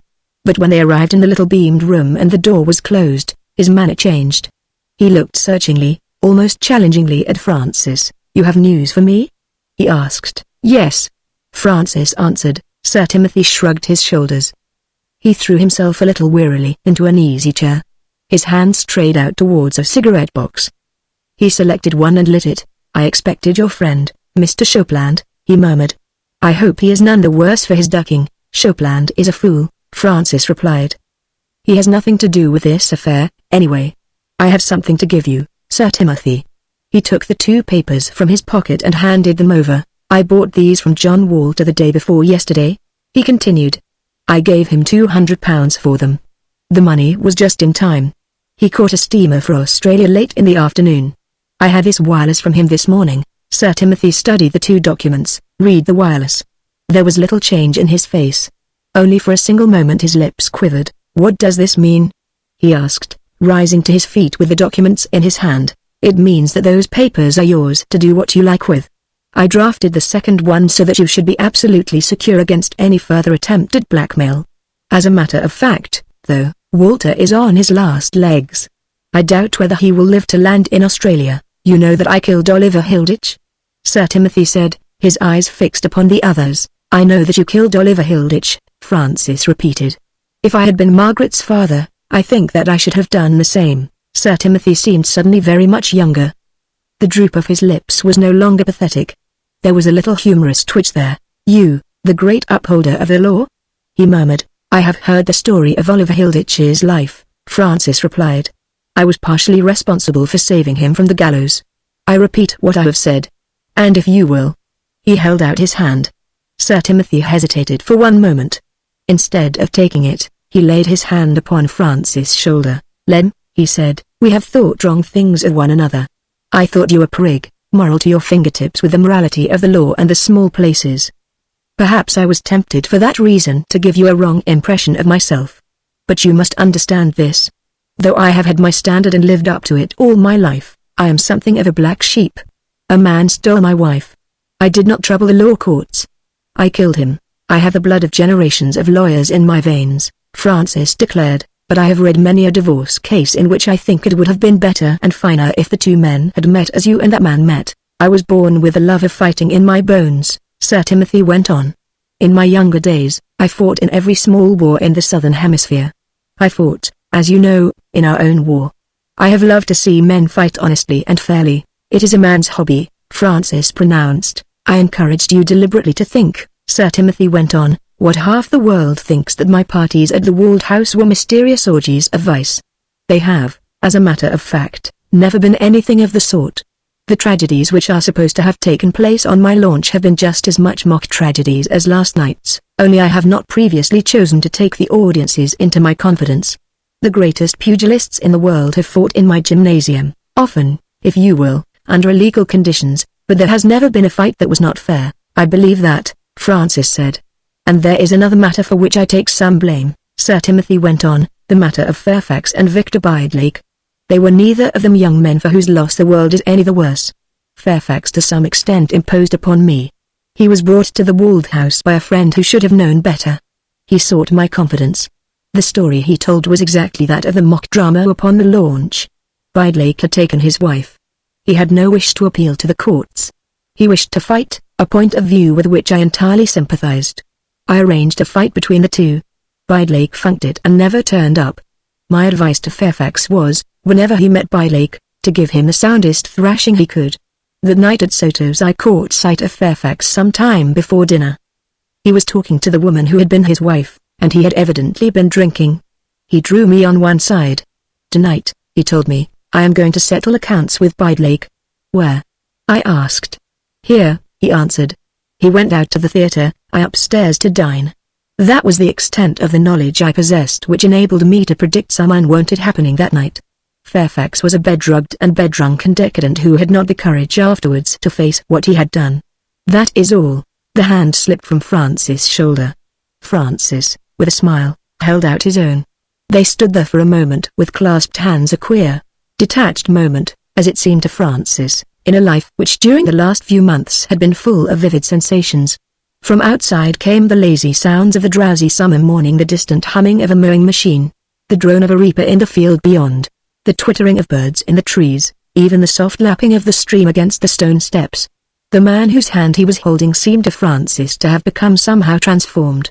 It was as though he had dropped a mask and was showing a more human, a more kindly self. Francis wondered no longer at the halting gallop of the horses in the field. You'll be good to Margaret? Sir Timothy begged. She's had a wretched time, Francis smiled confidently. I'm going to make up for it, sir, he promised. And this South American trip, he continued, as they turned towards the French windows, you'll call that off? Sir Timothy hesitated. I am not quite sure. When they reached the garden, Lady Cynthia was alone.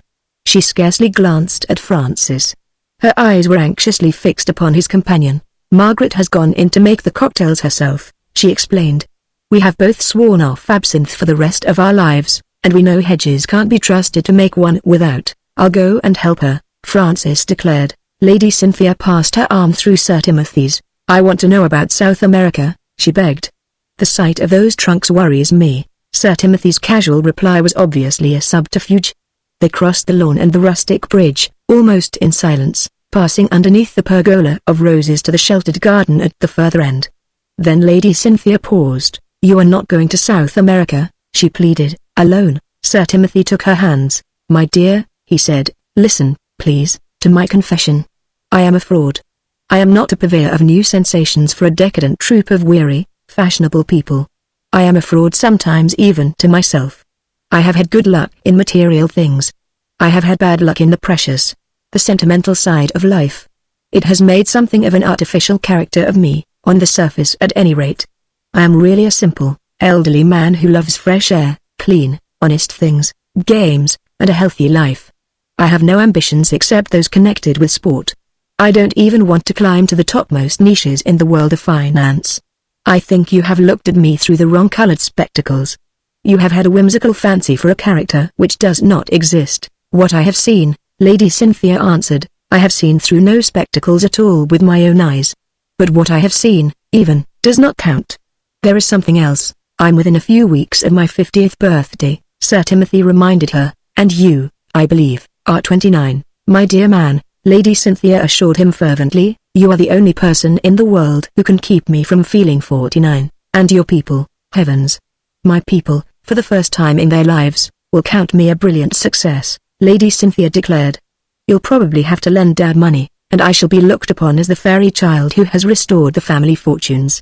Sir Timothy leaned a little towards her. Last of all, he said, and this time his voice was not quite so steady, are you really sure that you care for me, dear, because I have loved you so long, and I have wanted love so badly, and it is so hard to believe. It was the moment, it seemed to her, for which she had prayed. She was in his arms, tired no longer, with all the splendid fire of life in her lovelit eyes and throbbing pulses. Around them the bees were humming, and a soft summer breeze shook the roses and brought little wafts of perfume from the carnation bed. There is nothing in life, Lady Cynthia murmured brokenly, so wonderful as this. Francis and Margaret came out from the house, the former carrying a silver tray. They had spent a considerable time over their task, but Lady Cynthia and Sir Timothy were still absent. Hedges followed them, a little worried. Shall I ring the gong, madam? He asked Margaret. Cook has taken such pains with her omelette. I think you had better, Hedges, Margaret assented. The gong rang out and rang again. Presently Lady Cynthia and Sir Timothy appeared upon the bridge and crossed the lawn. They were walking a little apart. Lady Cynthia was looking down at some roses which she had gathered. Sir Timothy's unconcern seemed a trifle overdone. Margaret laughed very softly. A stepmother, Francis, she whispered. Just fancy Cynthia as a stepmother,